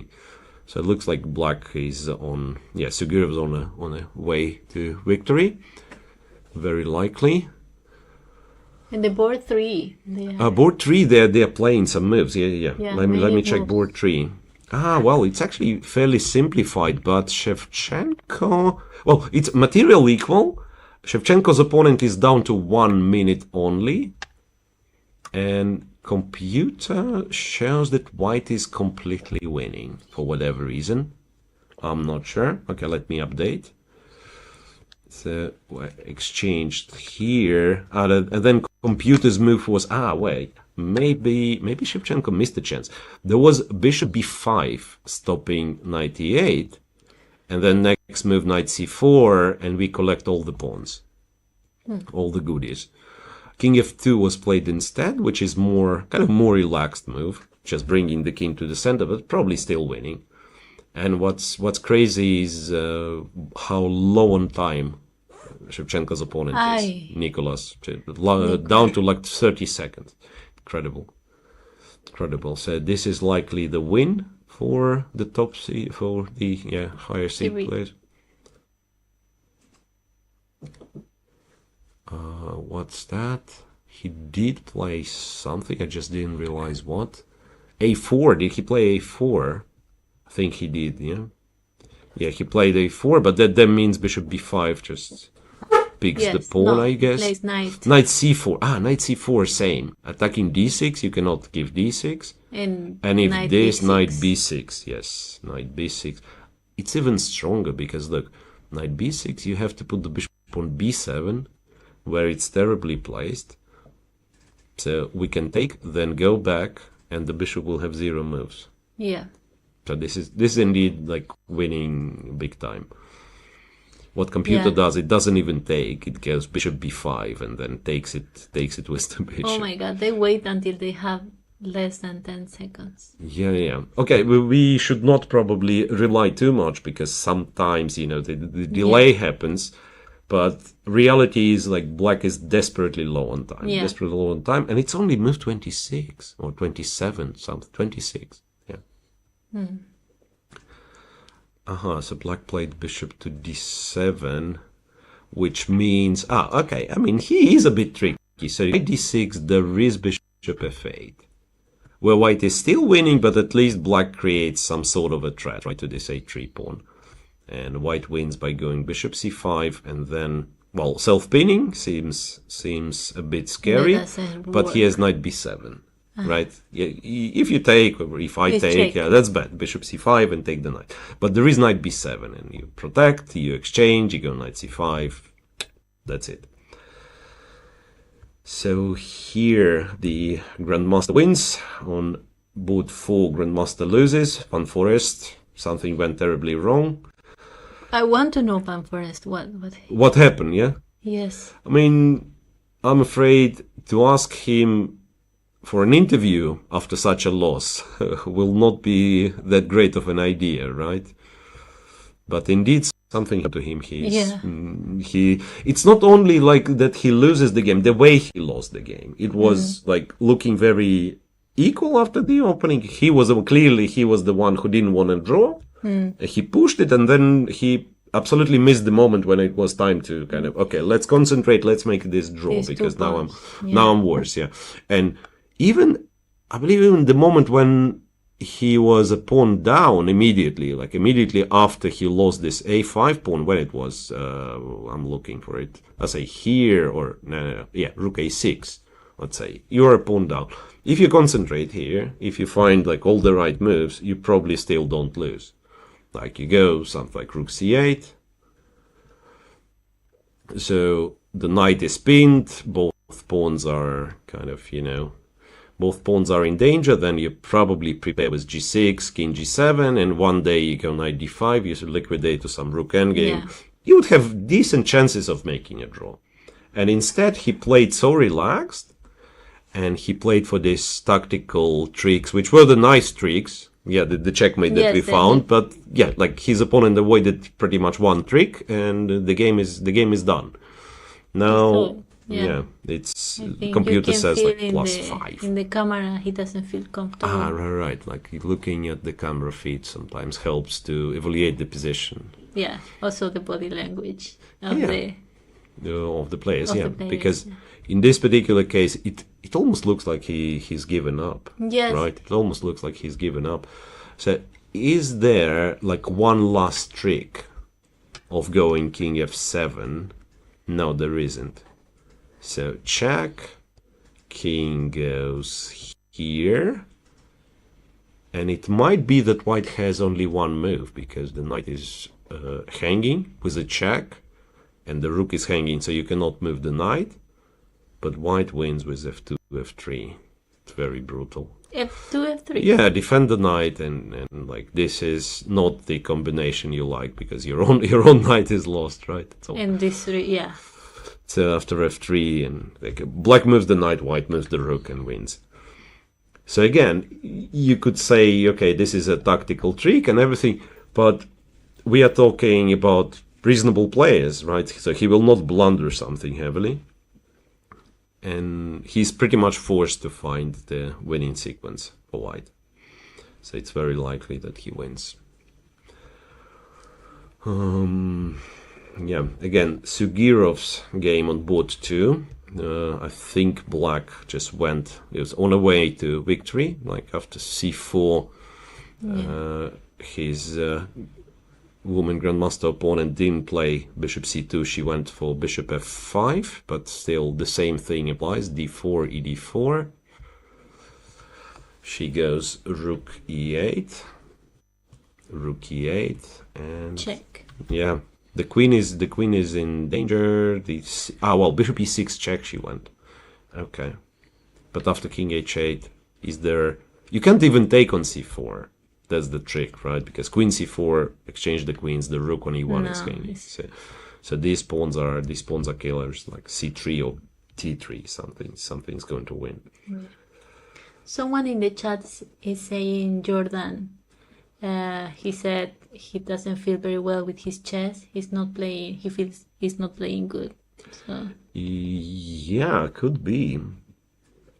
Yeah, well, if you think like Jordan, he was playing Vikanzes and everything, like with Yeah. all the big guys, so to speak, right? And like playing an open tournament, it's actually challenging in a way. Playing the open tournament good, Yes. right? It's always challenging because you think with playing against the likes of Magnus Carlsen, Fabiano Caruana, there is no pressure on you, at No. least. Like, well, you lose some of the games, you score some points.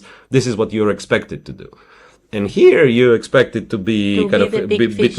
like between the leaders. So if the tournament goes wrong, it goes really wrong. And it's funny that you've mentioned the Big Fish, because Big Fish is a nickname of Vladimir Fedoseev on chess.com. I really Right, so he's the one we can see in the bottom right corner of our camera, the top seed player here. Yeah. And I think his nickname is Big Fish something, some numbers, Okay. probably the year of birth or something. So the Big Fish. And the Big Fish, when was they... there was some moment where, computer was suggesting funny queen b5 move. Yeah. Anyway, and they are, of course, they've played a lot of moves since. So he was trying to remaneuver the knight, and eventually went for b4 and for a5. Interesting. So simplified even further. And he is looking for the way to surround these pawns and win them. So, I mean, if I get it right, knight b4 probably wins the pawn, but he is somewhat bothered with rook a8. Rook a8, queen c7 is the only move. We are not losing a piece because queen b4, white actually has queen d7 and the c6 pawn falls. But this is still kind of tricky. I suspect he is going to win, but kudos to his opponent. He's fighting very well. He's fighting very well, defending this slightly worse position. But might still not handle the pressure. And still 10 more moves, and Yilmaz is down to 1.5 minutes. So Yeah, that's a difficult. rough situation to be. How many moves? Well, with 10, I think. Yeah, I'll go 10. back.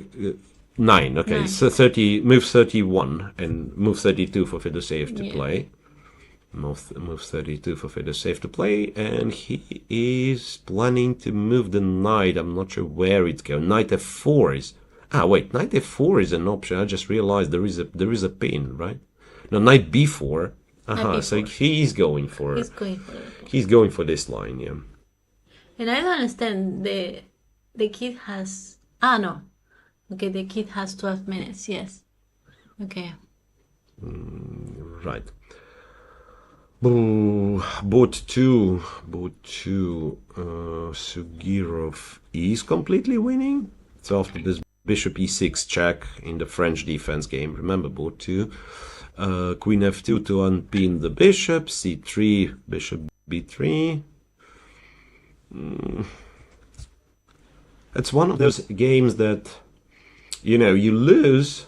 I mean, from White's perspective, and you also can't really do something about it because in some, Completely. like there is nothing you can do. Sometimes you have a lost position, but you can create some threats, some counterplay, something here. It's hard to imagine like how to even force yourself to continue the game. But what is the idea with bishop b3?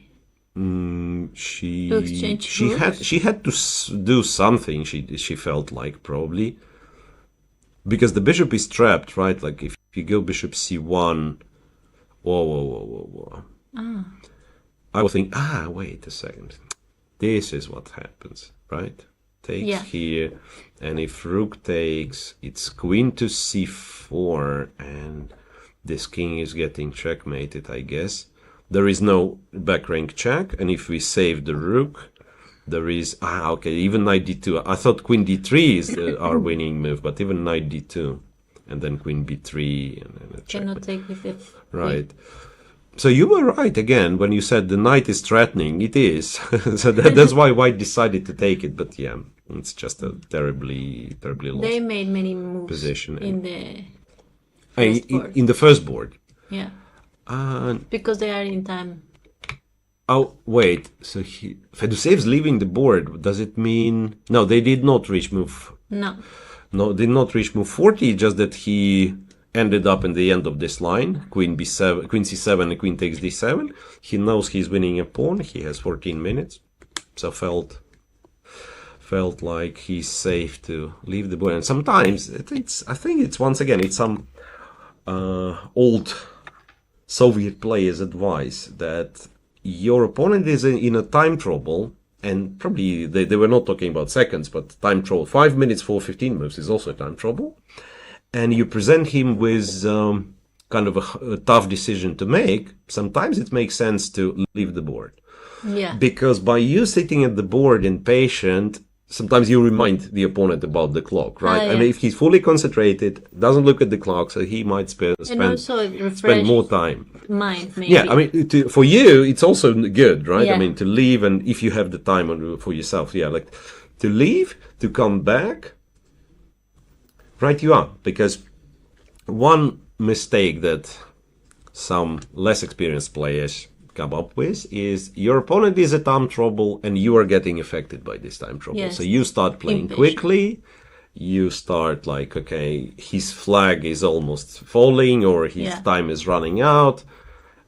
And sometimes people make mistakes in opponent's time trouble, which is a silly thing to do, right? But we all fell for this. And I believe I've also made some, in some games, I've made terrible mistakes while my opponent was in the time trouble. All right, so not much happening here. It's very likely that Fedoseev's going to win. Yeah, rook c6, and he wins a pawn. Board 2, Sergeyev's going to win. Jordan Van Forest officially has lost his game. Oh, no. He's lost his game, and f2, f3 was the last move Okay, The so one he that saw we've it. seen. Yeah, Yes, White found really. it. Yeah, that probably was like, again, you know, like if you don't have any other move, like if you don't play f3, you probably resign. Okay, no, maybe not resign, but like White's not winning if he doesn't play f3, and it's tricky even to make a move. Yeah, but he had to try Yeah, so until yeah, here. yeah, I agree. Like until here, he had to try. After f3, there is pretty much zero ideas. The knight is stuck. The pawns are moving, and White is also 3 pawns up. So that's one, and up to the point, the only surprise on the very top board. Shevchenko's game, I'll just briefly show that he is completely winning. After fe4, he can take with the knight, and it just... Yeah, he's a pawn up. The passed pawn, the a4 pawn is very And the weak. opponent is in Like everything, right? Like the knight is terrible. Just a terrible no position. time. Yes. No time. Like Yeah. it's almost like you want to say, I want more than 1 point for this game because I'm winning on time, positionally, material, right? Yeah. So sometimes you feel like probably I deserve 2 points. Should we take a look of the streamers? I think maybe they already finished. Yeah, very likely. So just briefly, let me scroll Yeah. all the way down and find. Wait a second. There's a lot of like both. I mean, I have some strange, some strange stuff happening with the PGN. Yeah. You see, I mean, it's Yeah. a lot of similar looking games. So it looks like, okay, I think these are the updated games. Let me see. Both the sisters are playing, while Alexandra is completely winning. Yeah. They've just reached move 40. And Black, the very next move, will take the horsey with a And he check will and go resign. rook b1. And Yeah. We will see like signing the. Maybe they've already. Oh, no. We are still on the top boards. And for Andrea, let me quickly check. I think Alexandra already won there. Yeah, Alexandra has already won, and just the PGN is not yet updated, doesn't have the result. And Andrea is still playing, so we'll quickly check what happened after knight takes c7. Okay, Black didn't find knight e5, went king a7, after which White's completely winning. Oh, wait. I'm jumping over this line. I just wanted to show something. So king a7, and White went with a check, and the game continued. However, White had this funny little move to win on a spot. To go bishop d6, you trap the queen. Really? You trap the queen. Yes, there is no queen e8. You have to take, and then it's knight b5, and you just win. And so there was didn't do it? No. She went with knight b5 check. Yeah. And after the king moved to a8, then she went bishop d6, which means she's still winning. Yes. It's just that bishop d6 immediately would finish the game, right? Yeah. e5, knight b4, knight c7, takes, bishop a6. Anyway, I'll just... Yeah, she didn't need to do this. She didn't need to do this. Could move the queen and just be winning. Okay, decided to go...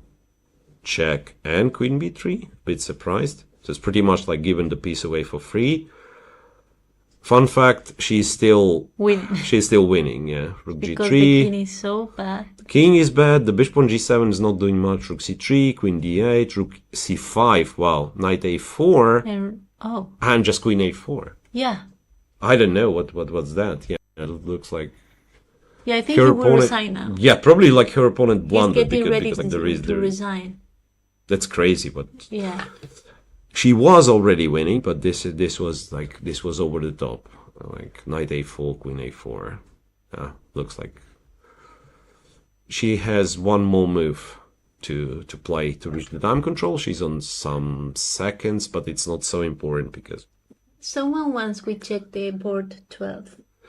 Board 12, yeah. Is the Italian champion playing with the black pieces? Master. Good to know. Board 12. So I'll start scrolling from the very beginning. 3, 4, 5, 6. Lagarde has won. We know this. 7, 8. And someone is saying, I will learn a lot from you because I ask many amateurs questions. Well, that's good. That's Yeah. good. So Luca Maroni, I think that's the one. Yeah, board 12. Yes, board 12. Let me see. That's this fun game that we Yes. were looking at. The one with you remember the exchange sacrifice and like black having this Yeah. bishop and queen in the center. Anyway, so now we are in a time trouble. This is the current position. They changed the And queens. no one knows what's going on. Yeah. Computer, if you want computer help, also is not very helpful. It says it's equal. Yeah. And it's exactly what it's not, because it's No. like this is one of the positions that I would rather say it's crazy position. It's not an equal position. Yeah, right? I think like So I mean the knight is wonderful there. yeah, the knight is fantastic. Also, kind of in black's favor is the fact that very likely black gets to both of these pawns. So if we go at this line, bishop, oops. he Wait a played- second. He just played c3. So just quickly to illustrate, Yeah. a side which sacrificed an exchange. Usually, if it's an endgame, I would much more prefer to pawns on one side of the board, right? Not to have two flanks, because then the rook is much stronger than the minor piece. It can switch from like Yes. A file to H file in one move, right? Yeah. And when I limit everything to one side, and also I have this knight on e3, which is like a monster, like paralyzes white pieces, I'm relatively comfortable to say I'm just better. Okay, so let me try to understand what happens after c3. I'm They just want to struggling a take on bit. d4. Yeah, they want to take on d4. We cannot capture the c3. B takes C. Oh, wait. b3 we can c3 because the knight will be hanging. And now knight E4, d5. E5? E5, possibly e5. But then look, like we have the double pawns. Yes. We are not worse still with black. I'm sure, like we take g3 and g5, we should be good. It's just that having the advantage, do we have the advantage? I think they are Yeah, playing. b takes. Okay. Now again, if I'm using the bot help, it's knight d5. What computer likes? Knight d5? 3 minutes to find out. Yeah. Knight d5 attacking the bishop and the knight And the pawn. and the pawn. Wait. Bishop g6. Just giving you the computer line. Bishop g6, rook to c3, king to b2. And for whatever reason, rook g3 is the move. Because of this bishop e4. And then if black goes e5, white goes g6. This is crazy. And now Some strange pin here. Yeah. So this is an important move. And again, one thing is the computer line. The other thing, like what in reality, what he's going to play. he moved the knight. He did move the knight to d5, correct. The bishop g6, and I was trying to argue with the computer. The real computer line was that it was giving away the 7th pawn. So bishop e4, and Compy was going like rook g5 or h4, just accepting that bishop d5, rook e7 is possible. Anyway, very tense moment. And next to this one on board 11, Niklas Huschenbeth. I'm not sure what was the result, but the game has finished. Yeah, Niklas won. Yes. So in the 11th board? Yeah. Niklas Huschenberg against Ksenia Balabaeva, who I believe is from Kazakhstan. Yes, and she is. she's considered like young Kazakh talent. Not sure if she is on national team, but she's very close to the yes. national team of Kazakhstan. He's like almost 20 years old. Right. Okay, so I don't know. Shall we stay with this game? Since the thing is, like, Andreev still has some time to figure out the next move. I think he has to take on g7, on g6. Maybe we go to the first board. I I if they believe like reach the 40. now we will have a lot of results. Like on board 1, for instance, the moment they reach move 4, it is finished. It is finished. He just resigned. Fedoseyev's opponent has just resigned. So after he's gotten to c7 and d7, black immediately went for some attempt to go for a counterplay, blunder this, and wait a second. And for the save, calculated some lines. Well, he can do it. Because I've already mentioned this, I'm a lazy person. So what I would do here, I would go rook f1, protect, and say I'm 2 pawns up, so I'm winning. And I would be right, I would win this game. But if you're not lazy, if you're for the save, you go rook f6, which is a brilliant rook sacrifice for nothing. And then when it takes, it's like check here, check here. It's all automatic though. Check, rook c7, and you win the game immediately. There is no defense. So well played at the very end. The position was already winning, but still showing like nice form and ability to calculate. So both two, Sugirov wins against Nadinya.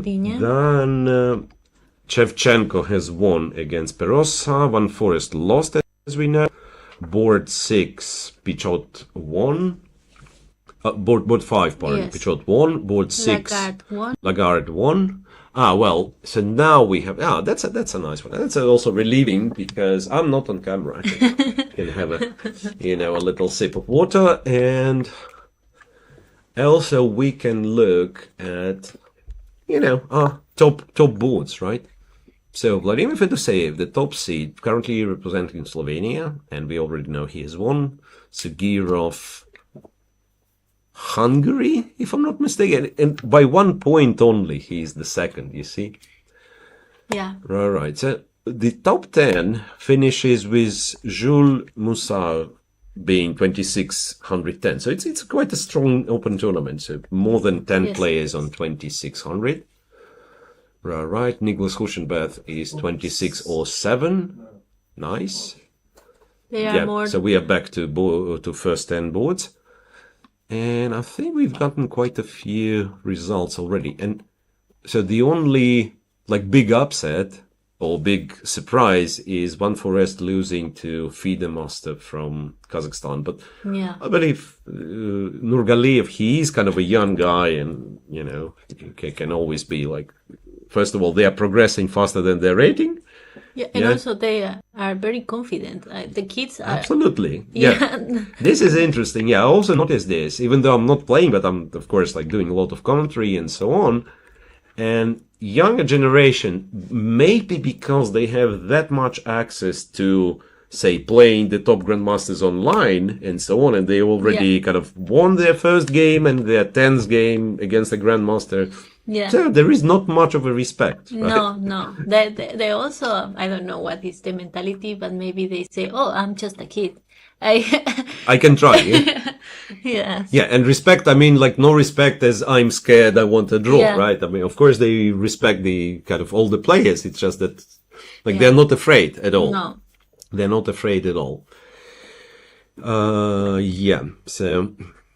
So we've already gotten quite a lot of results. The highest board, which is still in progress, is on board... wait a second, I don't see it. It's board 11 we have now. Boards from 11 to 20. Yeah. Right, boards from 11 to 20. Also, some familiar names. Luca Moroni we were watching. We can go back to this one. Just let me... yeah. And it's still the time trouble. Move 38 and very important decision for Luca. Very important decision for Luca. Well, according to the machine, there is no advantage for him. Yeah. There is one funny line, which is knight to c3 to sacrifice a piece. Bishop b7, knight takes e2, rook takes e2, rook takes g5. So this way you are guaranteed that you will not lose, I'm guessing, right? But also it's very hard to imagine that you win. So rook g5, and then you can go rook a5, take all the pawns, The last pawn. Yeah, take the last pawn, but also it's not, it doesn't leave you any winning chances. But do you have winning chances on the other hand? This line, I'm just curious, if line happens, bishop d5, bishop d5, rook takes e7, king goes to c6. Yeah, like how realistic white chances of winning this one, or rather black's chances of winning this one is not clear. Yeah, probably white should hold. And this is what happens. We see on the camera, we captured the pawn on g5, bishop d5, bishop d5, Rook check. Rook check, king c6, rook check. Well, he didn't play king c6 just yet, but he will. And this will be our confirmation that this game will go on, because they just made move 40, they made time control. Strangely, there is no edit time on the clock just yet, so let me check if we got it right, if there is increment. And I think there is. Yeah, I think there is increment. there isn't. There isn't? Did you check? No. I thought, no. I mean, I just assumed that it's a usual time control. Sometimes, though, it's a funny set clock that requires you to kind of lose on time. So yes. You've seen that this. one happened in Reykjavik. This is so confusing. I don't know why would you have it, but it kind of requires one player to kind of And also have zero, and then it adds. Yeah, and also it's a little bit confusing because you reach move 40. And you still think something is wrong. Yeah, maybe I'm writing. one more. Yeah. And sometimes you lose because that move. Yeah, you make like stupid moves. And also like you can play this game for a very long time, getting this 30 seconds increment, so no one is getting flagged. Yeah. So you both think, you and your opponent think that we are in a time trouble, and then eventually you understand that, okay, there is increment. Yes. Yeah, that's true. So we have to check to find out. I mean, we could check the regulation, but we are lazy people. We will not do this. I'm going to tell you a funny story. I was in Reykjavik playing against a kid, a young guy, and we reached move 40, and I flagged. Are you playing move 40? Yes, and then I think it was move 41, 42, I don't remember, and I got 0-0, no? And then I got increment, but he was so excited. He thought that said, you flagged. And then immediately there is like 30 like, minutes. Yeah? Wow. No, I mean, this is crazily confusing. Okay, so here again, we are back now. It doesn't show. So does it mean that commentators do not know what type? No, come on. Okay, I've checked some random game where clearly we passed move 40, and you can see yourself, white has 21 minutes, black has 45. So there is an increment. This is And probably we have this glitch that one has to cross kind of the first time control, kind of drop the flag, and then get an increment. Talking about this game, he is the grandmaster from Ukraine, right? Vitaly Sivuk, yes, he currently is representing Sweden, but yeah, he is from Ukraine. Yeah, I still remember playing him in some like Ukraine Rapid Championships, and this must have been more than 10 years ago. So yeah. Right, and the position he has, I'm not sure what's going on. Probably better, but like by how much? Computer says it's equal. Yeah, there is an increment. I mean, I'm 100% sure, but I just so in Luca's game, Luca Moroni game, no, look, I mean, it doesn't show. So they both could think that they are in the time trouble. Even if you read the regulation, even if you know that there must be half an hour. When you see 2 minutes on the clock, you think, just in case, I'll play. Yes. I mean, and also, I remember in one game in Formentera 2 weeks ago, I think it was the first round or the second round, I don't remember. I went to the arbiter to ask him because I was not sure, like, do I have more time? And he said yes. Right. And I was like, okay, so I relaxed a little bit. Yeah, but this is confusing again, and it's not the player's fault that you don't know how these electronic clocks will display the time. Speaking of this game, well, there is also some pressure on Luca because he clearly plays for the win. So let's say going back to the C file is not an option for him, right? Going back king c6, just accepting the draw. So he went king a4, and it's one of those cases where you feel safe with black, But then, who knows? Like, can this be that? I don't know. This king is in a bit of trouble. White just played what? Wait, White just played king d3, Yeah. Oh, and he's pushing the pawn. He went Pushing the h4. h4. Wait a second. Could he? I'm just asking. Could he go rook e5 by this? Whoa. So, I mean, I'm forcing the trade, right? Rook e5, and White has to trade because bishop e4 was a threat, right? so White now has the he's trade, winning. and now it's like nice pawns and everything, but all of a sudden, computer says if any one is better, it's actually White because you lose this and then this. Oh, So for Black, he has to take a chance, like to eliminate the last pawn and make a draw, even though like for a brief second, he has like four pawns for the exchange. Anyway, so he went for rook h4, for h4, and I'm thinking like if something starts happening, like if I'm playing Black in this position, I'm really worried about the king being cut off. Seriously, like I understand the pawns are dangerous, everything, but the king being cut off is kind of worrisome. yeah. How we defend that? Like after king a5, or no? King it's better- a5, yeah, like d6 No, is maybe probably pushing the a5. pawn, Yeah, probably yes. we go a5, and then White can take, and then it says h3, rook h7, bishop g2. But this is something where once again where I'm a bit worried. This pawn is not going anywhere. The king is like in a bit of the... Yeah, probably I should not be. I mean, this should be a draw, I guess. Just go here, take this. We are almost checkmated, but not really. There is always rook c5. Rook here. Takes. And you would love to play h2, but the king is check. Yeah, like h2, we are winning the rook. No, it's checkmate in one. So we don't go h2, we go king a3, and White goes back. And this is where we lose the pawn. No, we don't lose the pawn. We just go bishop f1, bishop g2. Yeah. It's a draw. I'm scared to get in suckspan and then have to play king a2 in checkmate. That would be funny. Yeah. But yeah, but in the worst case scenario, we can move the bishop, and it's still a draw. Rook h3, king b4, right? Anyway, where is the real position? I've lost it a bit. Blah blah blah. Board 12 here. So h4, king d4 is played. Then h3 is possible. Bishop a2 is possible. And now Lucas time is showing 000. That means he just got time added to his clock. Yeah. So if we go to some game and we return here, it will probably show the real time.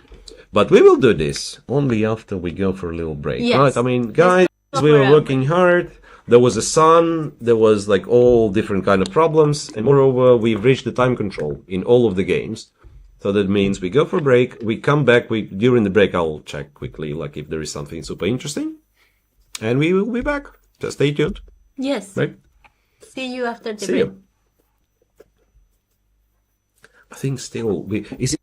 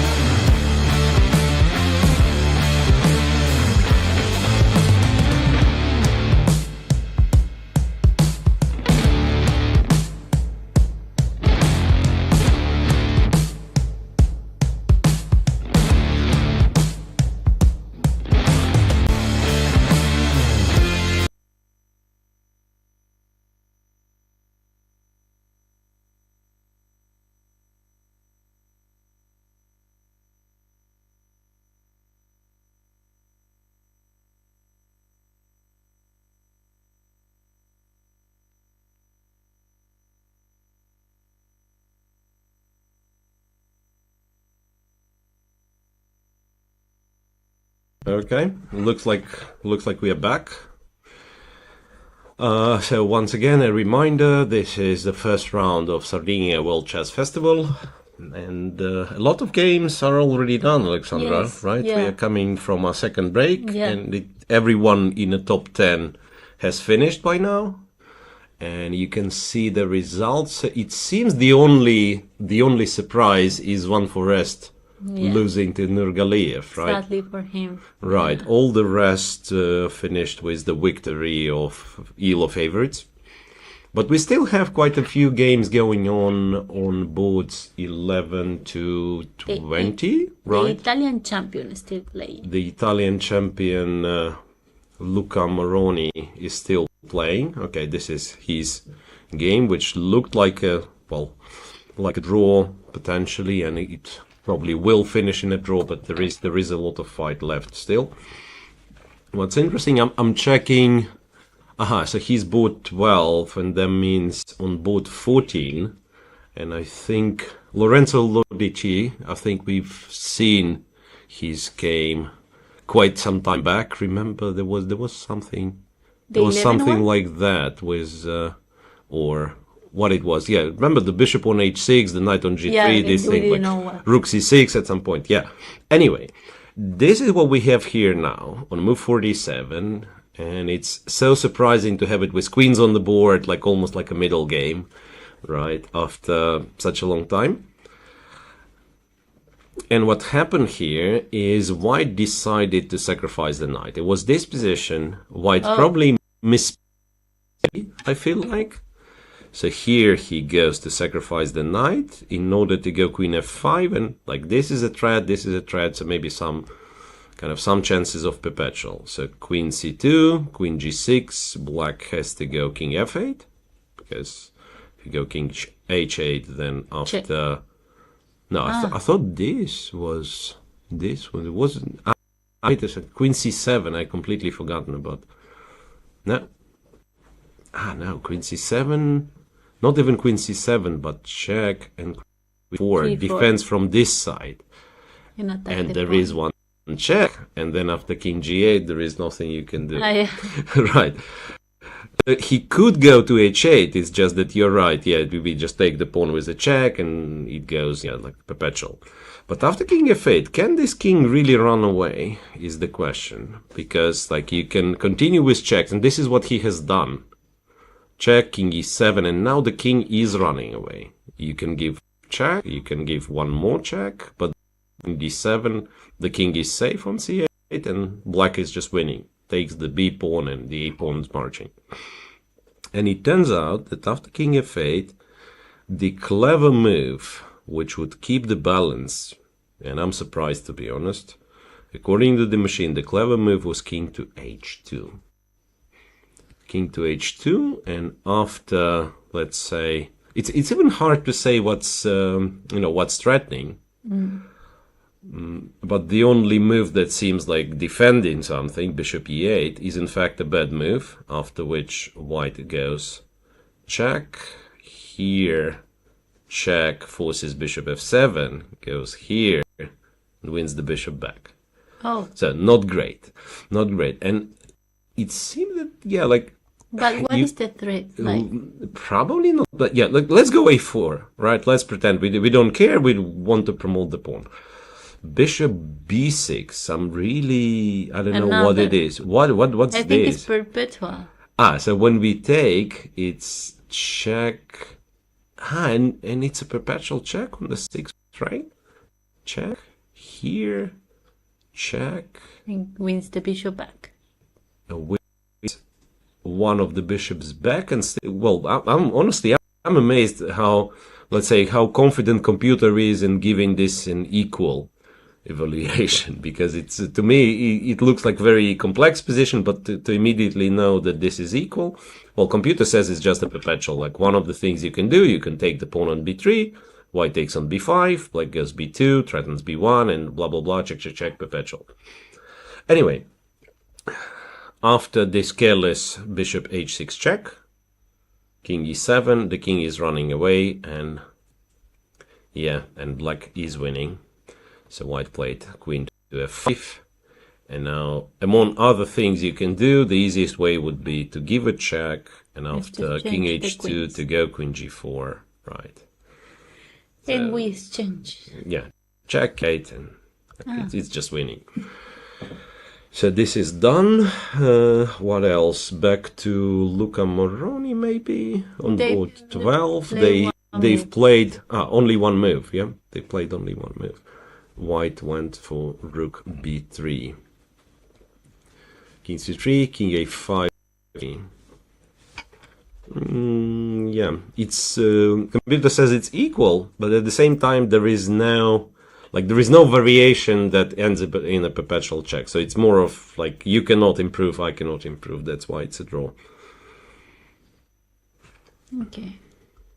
Yeah, there are many games finished. So yeah, I think we are strangely like in the first round, because also the pairing is like first with with the first player from the second half and so on. So the lower on the board we go, the more kind of difference in strength, and therefore like a lot of games are already finished. And I think our deal is that we are not staying till the very end of the round, but of course we will check like what's still in progress, maybe find some really interesting positions, or maybe even from something that has finished but has a funny the final position. Well, something really weird is happening. I think it must be the transmission error, because it says on move 12 this position is still in progress. It's impossible, right? No. What board is this? What is the name? I don't know. Alexandra. Yeah, Alexandra Shvedova against Ramazan Zalmakhanov. So that's somewhere around board 20, I would guess. Maybe lower than that. No, it's probably lower than that. Yeah, I found it. It's the board 24, and they already finished. Yeah, they've already finished. That's just a transmission error that we have. Yeah, I'm just checking. Maybe like some random interesting position will pop up, but not really. Everything is either finished or, what's that? Okay, I found something. Board 44. Okay. White went to sacrifice the rook on h, like he's thinking. He already finished too. Really? 44? What is the name? No, not the board 44. Sorry. The move. It's Agmanov. Yeah. Agmanov against Morosfora. Yeah. Agmanov against Morosfora. So it's same, should be like in 30s somewhere. Anyways, I'm just saying like it's a fun rook sacrifice. So rook takes, and then if king moves, you just want a pawn, and after black takes, queen h6, you have to block with the queen, because king g8, knight f6 check. Knight f6 check. So you have to block with the queen, and then you exchange, and you go knight f6 anyway, and you win the rook. And it's winning. It is winning because white has too many pawns. Yeah, too many extra pawns. Right, so there is that. There is like various kinds of like really crazy positions out there. Let's check Andrea, maybe. No, they already. They already finished. She won. Yeah, she won. The streamers already finished. The other streamer, Zach, from Canada, he lost. Yeah. So. Yeah. Yep. So there is that. So we can probably like check the very top boards. Yeah. Once again. So the highest. And maybe chat has any requests? Yeah, chat is always welcome to suggest whatever they like to see, whatever they have to say.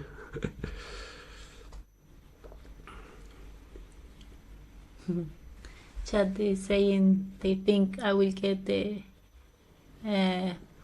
Woman FIDE Master soon, if I still playing good. Cool. Yeah. Thank you. That's serious improvement, right? What's the requirement for Woman FIDE Master? You have to get 2100. Yes. Okay. I recently got 1900. but Yeah. after not playing chess for so long. So it's a very big achievement for me. Yes. Right. You know what? Like, you also, I think what's it called? The coefficient, the multiplier for the rating, right? So, I mean, you score, let's say you have the expected score and you score 1 point more. How many rating points you get extra? With the boost. Yeah. So you have the boost, some boost, So right? what happened is when I got the boost, I started playing tournaments and I lost almost 100 points. Right. So it was like nothing with the boost. Yeah. I stayed in the same, but now I got it like back and a bit more. Yeah, but Yeah. but you're still getting. I mean, you're not getting 10 points. You're getting more, like 15, right? If you score 1 point above your, Yes. you're Yeah. getting 15. So Yeah. that's. I mean, this is a bit easier if you have good tournaments. A bit easier to Yes. get the rating. Because I think once you cross 2400, then the boost stops, and you just have to kind of score. You get 10 points for each point scored over the expected value. And board 61, we are shown board 61, and I suspect this is because very likely we have one of the older players Playing. against one of the youngest players. That's so sweet. Yeah. Yeah. And now you can see how chess is very inclusive because Absolutely. you can see Right. And what's the all position ages. here? So yeah, I'm trying to. I wish I knew. No, they are not having a digital board. So yeah, right. You are. Well, I do not have the digital board for this one. But anyway, that's a very cute picture. It looks like an endgame, and the kid, no, he has a rook there. So Yeah. So it's a rook endgame with black being a pawn up. So Yeah. very likely a draw, but still the game goes on. Nice. By the way, the position I have on my analysis board is next to Luca Moroni on board. Wait a second. Let me check. It must be board 11. I thought it was board 11, but now looking at the camera, it seems that board 11 has finished. Okay. Board 11 has finished, it seems. So I don't know. Oh, I'm a little bit confused. No. It wasn't board. It's board 13. The game is still in progress. So it's Edis Gurel. And I think Edis Gurel is this. Is he the young Turkish talent? There is like Edis Gurel. Can you check if he's Yes. from Turkey? 13. Yes, he's from Yes, Turkey. he is. Yes. So I think this is the kind of the young lad international master or Oh, something. yes, he's young. He's 2008. He born in Which is 2008. 2008, which is like 14, right? No, wait. 2008 is 16. Okay. Yeah. So not so young, because they have someone, but maybe he is already a grandmaster who's like 12, so, Oh my which God. I can't remember the name. Yeah. Anyway, so he is currently a pawn up against Lia Kurmangalieva. Yeah. And yeah, very likely to win again. King on She's h5. from Kazakhstan. Yeah, she's from Kazakhstan, and yeah, very likely this pawn will move with a decisive effect. Yeah, black to move, and it's really not much you can suggest for black, right? Any kind of counterplay like with rook d2 and trying to take these pawns is too slow. The g pawn will just run. Yeah. So I don't know. With attacking the knight. So Yeah. attempt. So pinning the bishop could be reasonable, but then just g4 again, not really caring much. If knight d6, this pin is Can not check. very. Yeah, you can check. You can also go bishop g6 or bishop g8. Yeah, bishop g6 is good. Yeah, like you trade the rooks, and it makes it even harder for black to stop the pawn. Yeah, so I think he is winning. Then board 14 just finished, the one with special check that was missed. Oh, Board 14 finished. Yeah, a lot of they already results. finished. Yeah, and he just resigned. White just resigned. Black d1 g4, protecting the king from perpetual. So it was one check, king e8. Yeah. It's not much you can do, like a bishop d7 and like everything's protected. No, okay, no, don't go bishop d7. Don't listen to what I'm saying, because like no, seriously, this bishop d7 is the only move to lose the game, because then it's queen h8 and queen f8, queen f8, checkmate. Winning the bishop. Yeah. No, why I said bishop d7, I have to tell you that I thought white has an attempt to go queen b7, attack the bishop. No, instead of g3, sorry, here, like the position where he resigned, like if queen b7 would have happened, then you can go bishop d7 and cover from the queen, leave it behind. Yeah. And then I thought, okay, let's go bishop d7, but this is the way to get checkmated. Right, so anything else that is in progress? Well, there are some games. I think maybe we just take a look with the Luca. Again, yeah. Yes. Let's check what Luca's doing. Let's check what is doing, and they're still kind of around equal here. 5, 3, king 5 is what he has played. Went rook f5.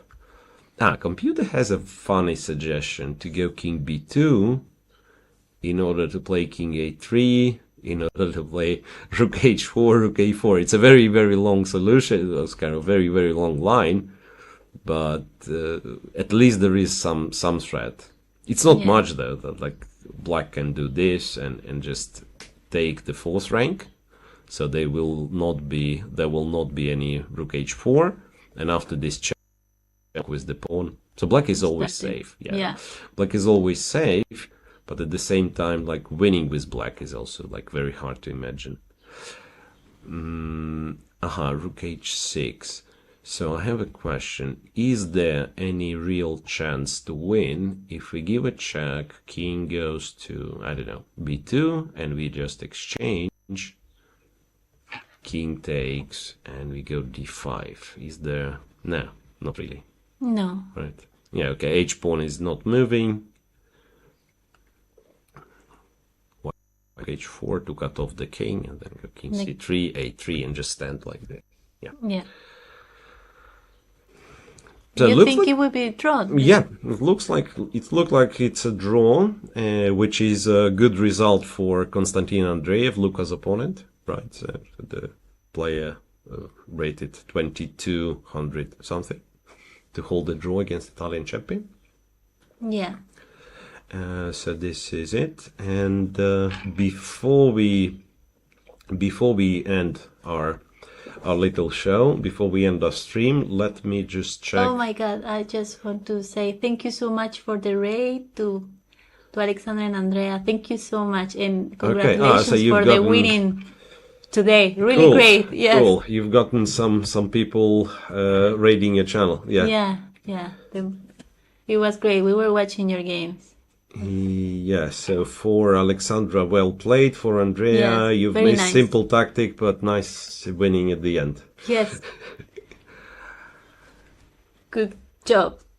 Right. So I'm looking for some funny position to share from the games that have already finished, just to share something like spectacular.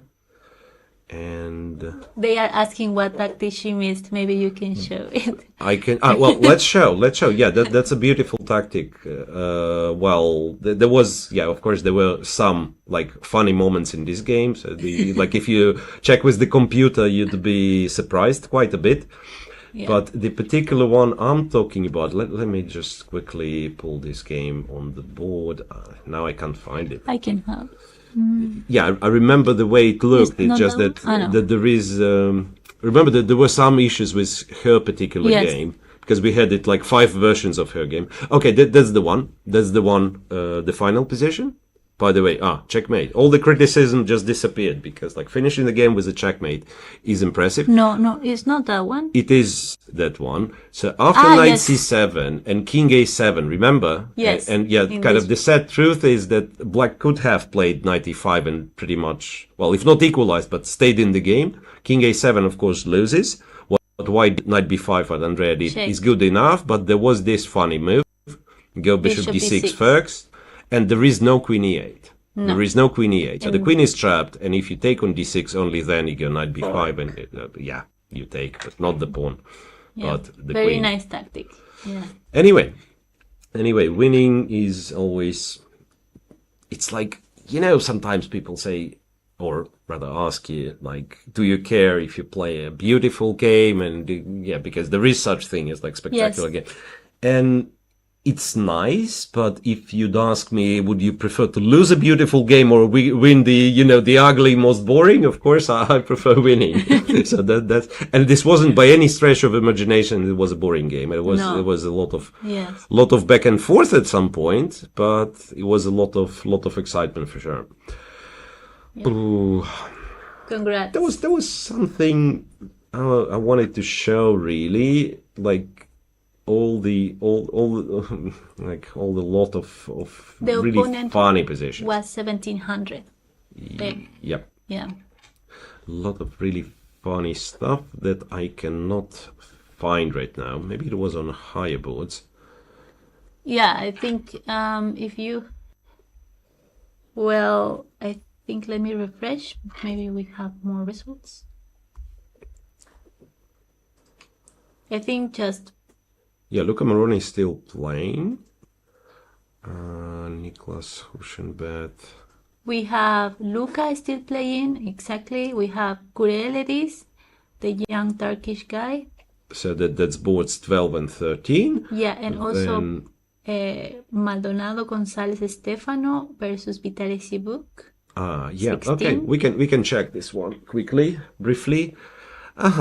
So it's understandable why they're still playing, because it's a drawish rook game, and Sivuk, of course, being a grandmaster, he's not very happy in having a draw, but it's not much he can do, to be honest. Like, it's equal number of pawns. White's rook is just as active as its black counterpart.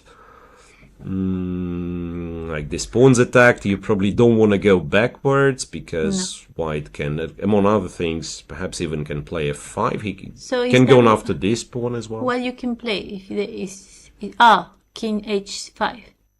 After this check, yeah, you could play King h5, and probably this pawn is not really hanging, so you can do this, I guess. Because if this pawn is taken, you can take on b2, right? And then you have but it's still a draw, of course. Yeah, like just even like check, check, check. Combine checks with attacking up, no, not to f6. King e6, and then you give another check. So it's simply impossible to make any kind of reasonable progress with black. So that's board 16. Board 17 has finished. Board 18 is playing, but very likely to be a draw. No. Board 18 it looked. What is the flag? Is this one? I don't know. A USA. I'm blind. Well, US flag, and it just when it was too small. Yes. It was not easy to tell. Yeah, anyway. So here, I thought maybe it was a draw before, but now, well, if we trust computer, which we probably have to do, black is winning. And the reason for that is that black's gonna go f6, g5, f6, e6, d5, and you cannot do absolutely anything about it. The other pawn is lost. we'll just take the c5 pawn, after which the game finishes. Indian Grandmaster. Yep, so that's the one. 15 years old, I think. Something like that. All right. Since I've made this bold claim about this being a draw, I think it was a draw at some point, but now that I'm tracking it back, so this King h5, no, it always was. It always was winning for black. Yeah, King e3, e5. In fact, like black played it perfectly, and f5, and so. What could be the chance? Like, I go King d3, and after King g5, I do something like Rook c2. I'm trying to kind of get with the king to d5.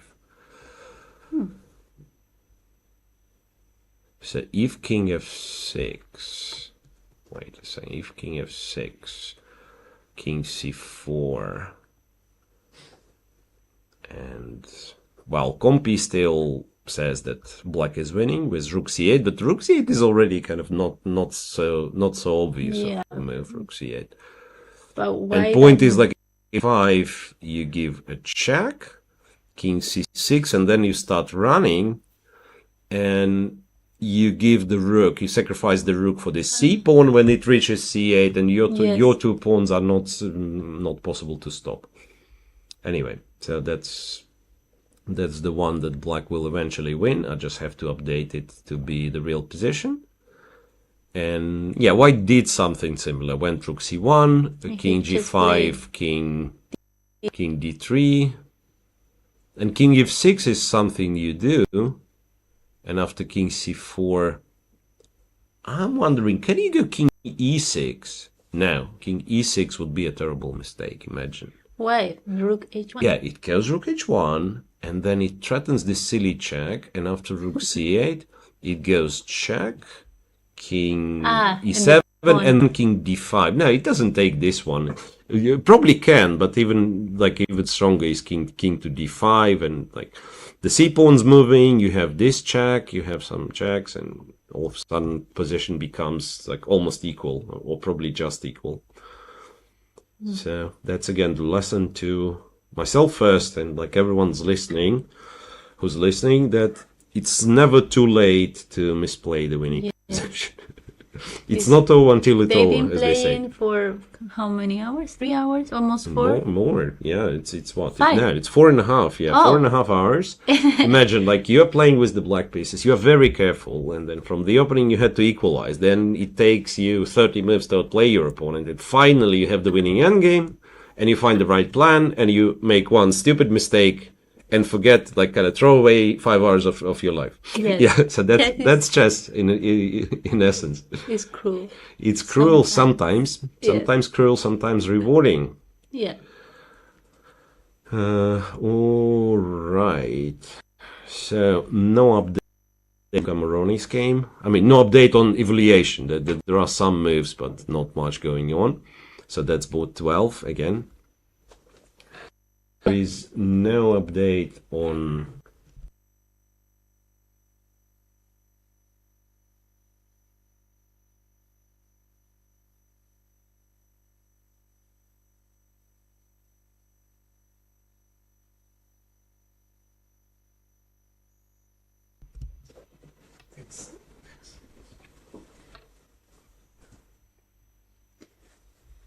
Okay. yeah, we are back, right?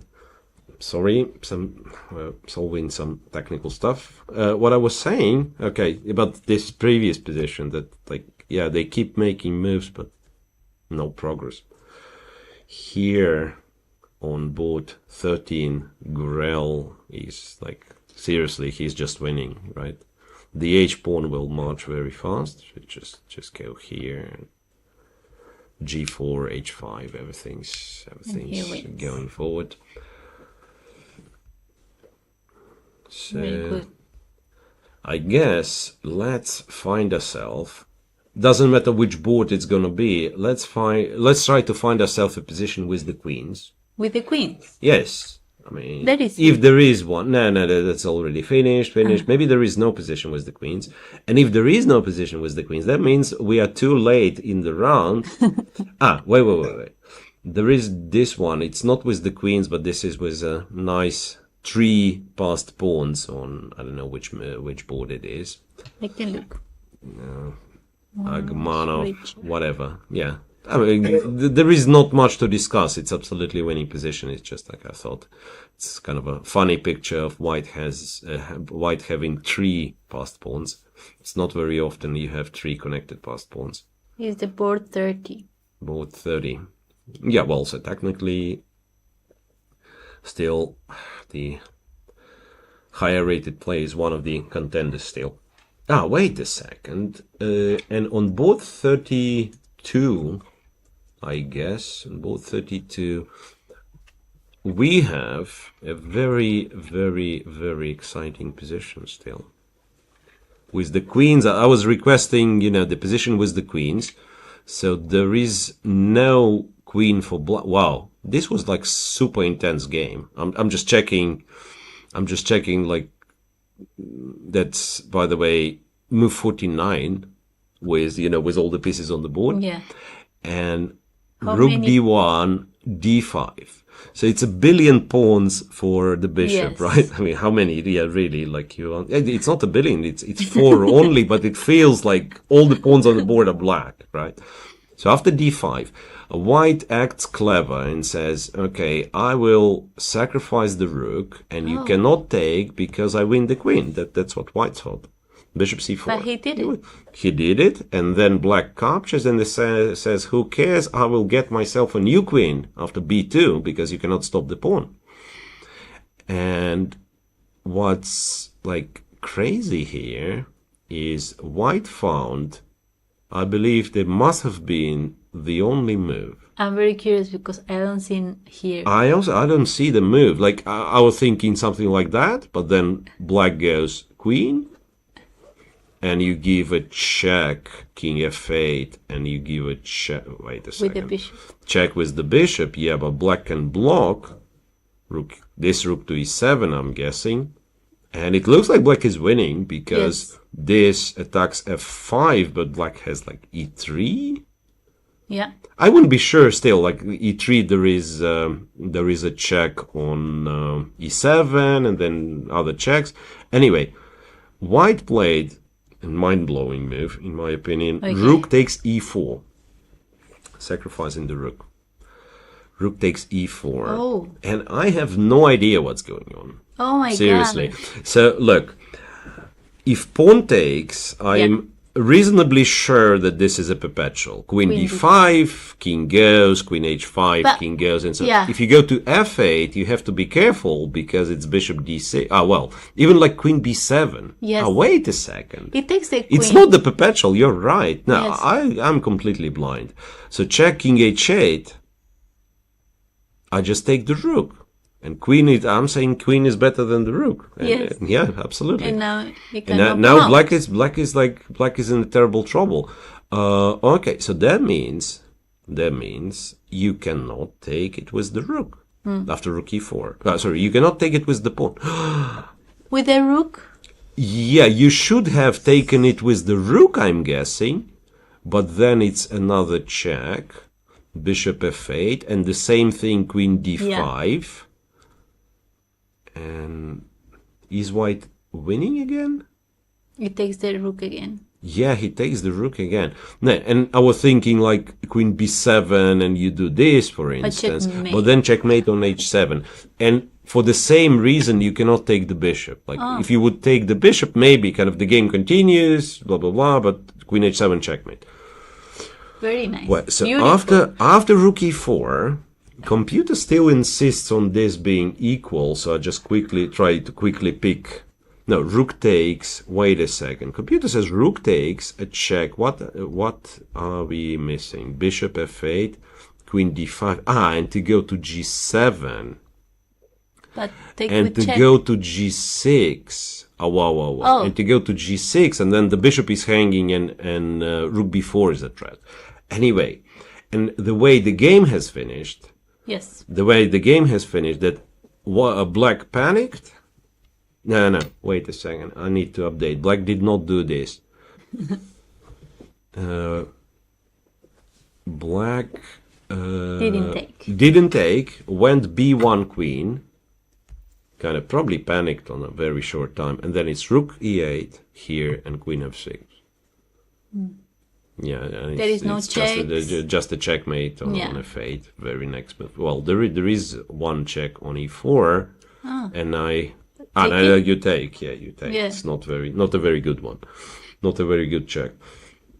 So it was an exciting game, and like a lot of sacrifices. And this is seriously, if all of that works, starting from this position, like look, d5, so sacrifice the rook, bishop c4. Very And if beautiful. rook e4 works, this is amazing. But, this is amazing. Like, How they they think in this move. I don't think neither Yeah, well, of them knew yeah, it before. it's really hard. It's really hard. I agree. Well, maybe not the problem, but kind of the answer is that if you don't have rook e4 or some move like that, you resign with white, right? Because b1 queen you cannot stop, so that you're gonna have to have something. Okay, in reality, you don't resign because technically you have rook c1. And you stop the queen and kind of the game goes on, but black would be just winning. Like take the rook and you have two rooks against the queen. You just have to be a little careful not to get checkmated, but black would have won. Beautiful. So rook e4 is a really, really beautiful sacrifice and yeah, well played. Well played, and it is not impossible that on this note we'll just quickly check Luca again, and very likely we will call it a day. Okay, let me see. Well, Luca's game, there is quite some development.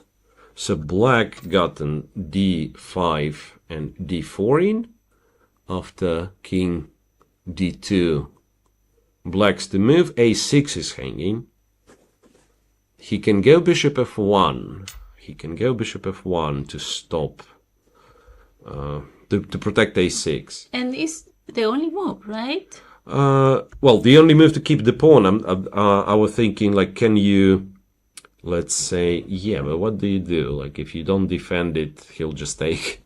Yeah. I was thinking, like, going rook f2 possibly, and so on. But then, yeah, like, it's not much you can do. It's not much you can do.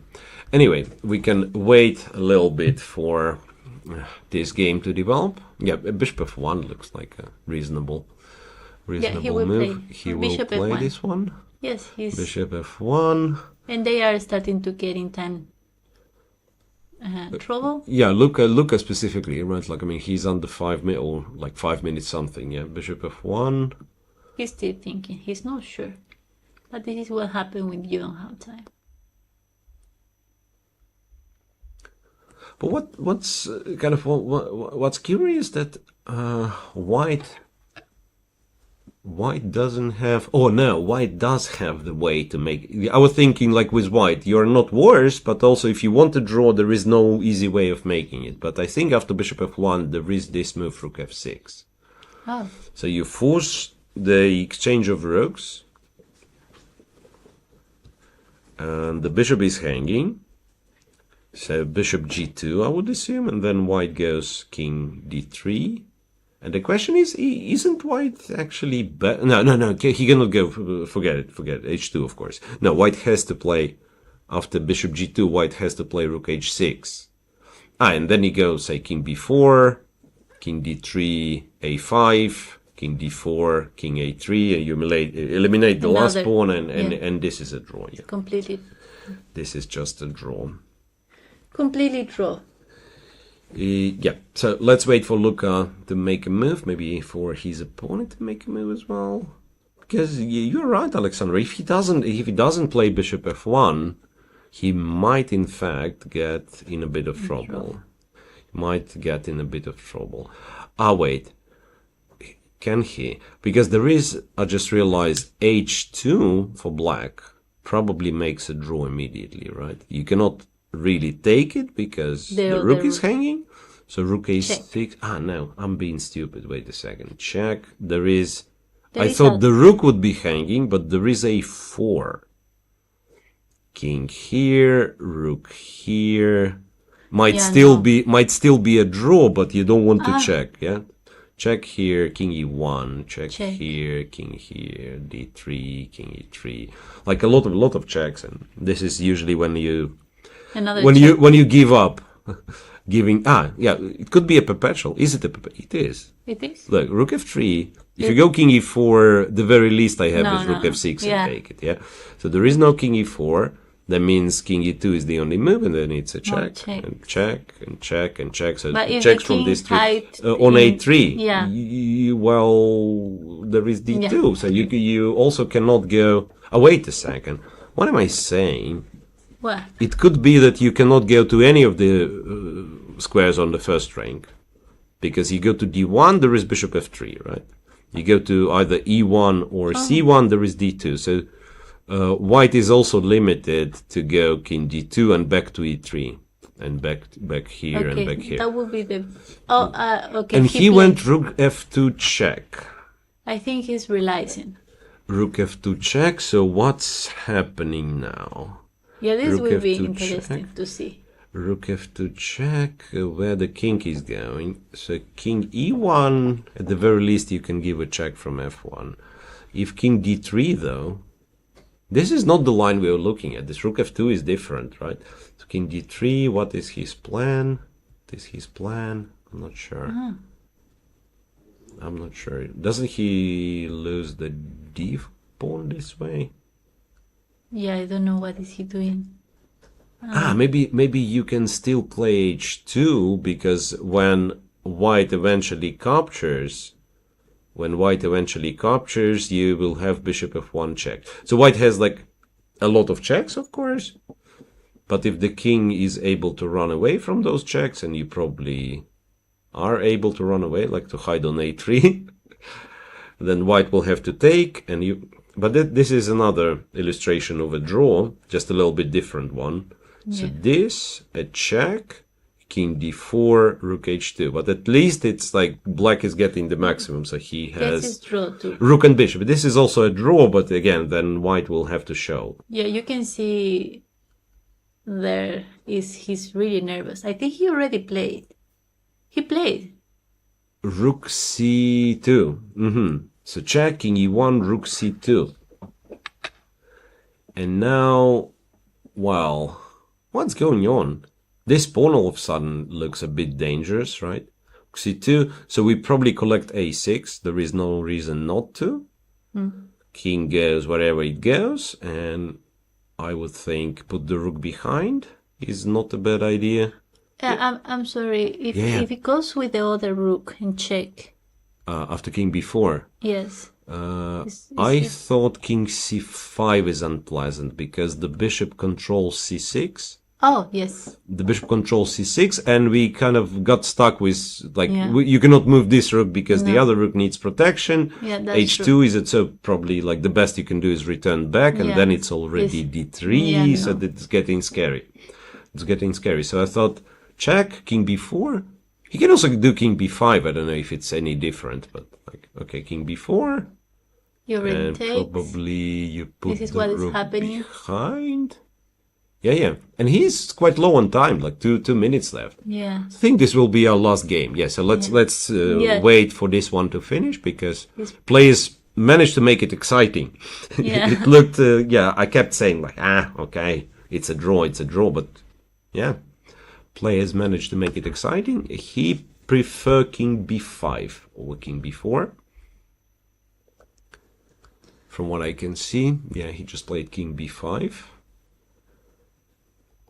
So the game is between André Constantin, FIDE Master, and Luca Moroni, the Grandmaster, and as we were told, Italian champion. Yeah. We don't know if it's bad. Well, he's definitely one of the strongest players in Italy. I think, if I'll check the top 10, I think we have to have, like, Francesco Sonis must be somewhere up, but no, Luca is also the top rated, it seems, Yeah. So king b5. And what to do for white? Checks are not very helpful. Yeah, like I think still he has to go rook d6. Rook d6. King. I'm not sure. So one thing I'm completely sure about is that black can always take on a2 and he will never lose. But this is not not the question. Wait a second. There is some really stupid. Wait a second. He didn't play rook d6. He played rook to a3. Okay. I think he wants to go with the other rook there and try? No, I don't think so. Yeah. You know what? Like, one of the ways to make a draw after, say, king c4 and, like, king c4 threatens d3. First of all, d3 is not a threat, I just realized. d3, there will be a check from h4. But funny thing is that one of the things you can do, you can actually take, and after rook a2, king d1, we have one of the very basic, like your endgame, rook endgame knowledge starts normally from this position, the Philidor's position, right? So you wait for d3 and then you go to the last rank, and then whenever you have a chance, you just go check, check, check, check, check. Yeah. And it's not impossible we will see this, because black just played king b4. Like, just played king b4. There is, like, white is not forced to do that. I think he will do it. He can keep the rook, but at the same time, like, with white, if you think how real the chances are that I'm winning this game, and it's not very real. Yeah. And after rook h3, it's impossible to lose. Like, it's the only kind of position you have to know. He did it. And he does it, yeah. Rook h3, and it's a nice defense. It's a nice way of defending this endgame, not to care about this h3 pawn any longer. Yeah, he's not happy. You can see. Yeah, and Luca probably realizes. And you know, sometimes, in rare cases, I don't think it would ever be the case in our game, but sometimes you can even trick your opponent in very basic endgames. But the fact that Andreev went for it, it means he knows, right? I mean, yes. He was not forced in this position and he went for it. So that means he knows it's like an elementary draw. Yeah, he's relaxed. He's a FIDE master. Probably he knows this is a draw. Yep. Yeah. And yeah, moreover, it's not only it's a draw. That there is like pretty much zero ideas of how to make progress with black. There is no I don't know, no traps, no nothing. Yeah. So They are asking if Luca had any opportunity to win the game. It's hard to tell, right? So I think the most realistic one was long time ago. We missed some part. That's for sure, right? We missed some part. But realistically, the last time computer was giving serious advantage to black, or reasonable advantage, was all the way back on move 18, when he played c takes d4, which looks very reasonable. Yeah. And computer was advocating for bishop takes, knight takes, queen takes, and then you try to use the massive pawn center that he had. And later on, maybe we could click through, say, what happened at the part that we've missed, somewhere here. And now I have to say that I'm no longer using an engine, so I might miss the moment, but like optically it doesn't look that there was a big chance. King c1, maybe something here again. So black traded, went rook f3, and then Luca's opponent found this very reasonable idea, c3, and kind of simplifying, yeah. Rook, bishop e4 and bishop d5 and rook e7, yeah. Yes. So it must have been like maybe here somewhere. Like maybe not trading on g5, but doing something instead. I'm not sure what. Like, then bishop f3 comes to mind, something like that. And wait. What's going on? What's going on? I just seen black king on d3, and normally it shouldn't happen, right? It shouldn't happen, but white was to move. So how exactly did he do it? Rook f2, rook h3, king d5. So he's giving checks. And yes, and that's the only exception that you can give a check, because after king e3 you would still give a check, and black cannot block. Yeah. I mean, black can block with the rook, but then you trade, go king d2, and it's a draw. That pawn cannot promote. So, but yeah, Luca, he is of course trying, but it's about the time to give up, because it's clear his opponent knows what he's doing. King d5, rook a3.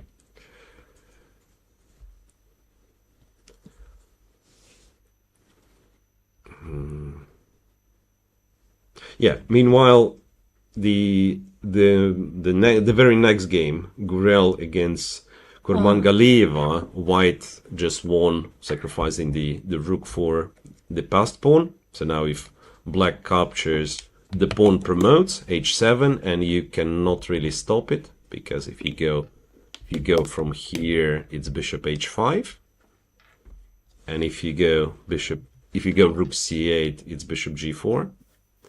So the game is officially over. Gurel won. Yeah, well done. And Gurel. here, rook h1.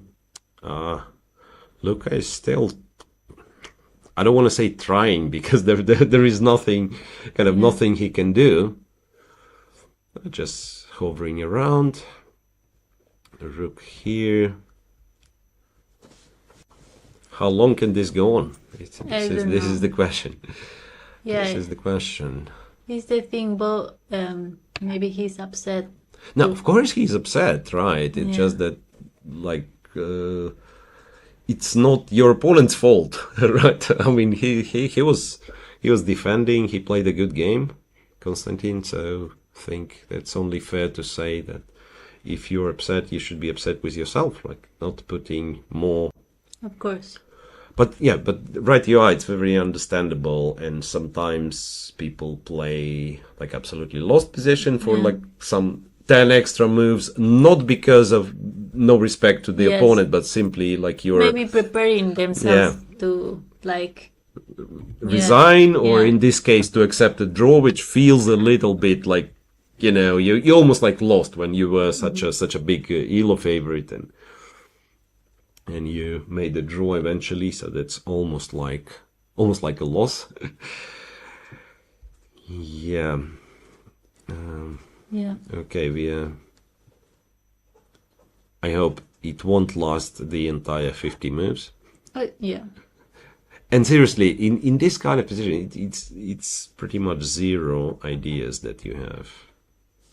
Yeah. b3 again. There is nothing wrong with not trading on b3. Did he play rook b3, or it's no? I think it's my yes, he did. He did play rook b3. So now to speed the process, you just trade. You go king d2. You show that you know the opposition. The other very basic. No, he didn't. Yeah, d3. Yeah. Fair enough. Fair enough. d3, king d3, and a draw will be agreed. They just wanted to show the fighting spirit. So they got rid of all the pieces on the board. Yes. By I the don't way, want to ask for a draw. Yeah. By the way, move king takes d3 was move number 80. So 80 moves. Well fought game and well fought round. And they fought really well. No, seriously, this was one of the very reasonable games played by both players, because Van Forest lost, and we could say, okay, his opponent played brilliantly, which he probably did, but then Van Forest played really bad. Yes. Let's accept, even though he's a grandmaster, really he played very bad and also fast at some points. Yeah. It feels like he given up too early. Well, here, it was very intense game. Okay, maybe last 20 moves were just shuffling around, but before that, it was very tense game with a lot of tactic, so well played. Yeah, as an exchange sacrifice. Yeah. Exchange sacrifice, early in the opening, move 10, and they kept, so that's one of the really, really impressive games here. Anyway, I think with this draw, we will conclude a little broadcast. Some games on lower boards might be still in progress. But, It was a really first round, really good games, many Sicilians. Good results. Right. Yeah. A lot of obviously a lot of favorites went through the results, so quite a few surprises, particularly this one, a draw, and then a loss of Van Forest. He's also surprised, and I believe there've been quite a few other ones. Yeah. So on the top boards, not a single draw. Once again, I don't know. I like open tournaments. Probably you would agree that not a lot of boring draws, right? No. I mean, on top 10 boards, only one upset and 0 draws. Yeah. Boards 11 to 20, if we have it, yes, we do.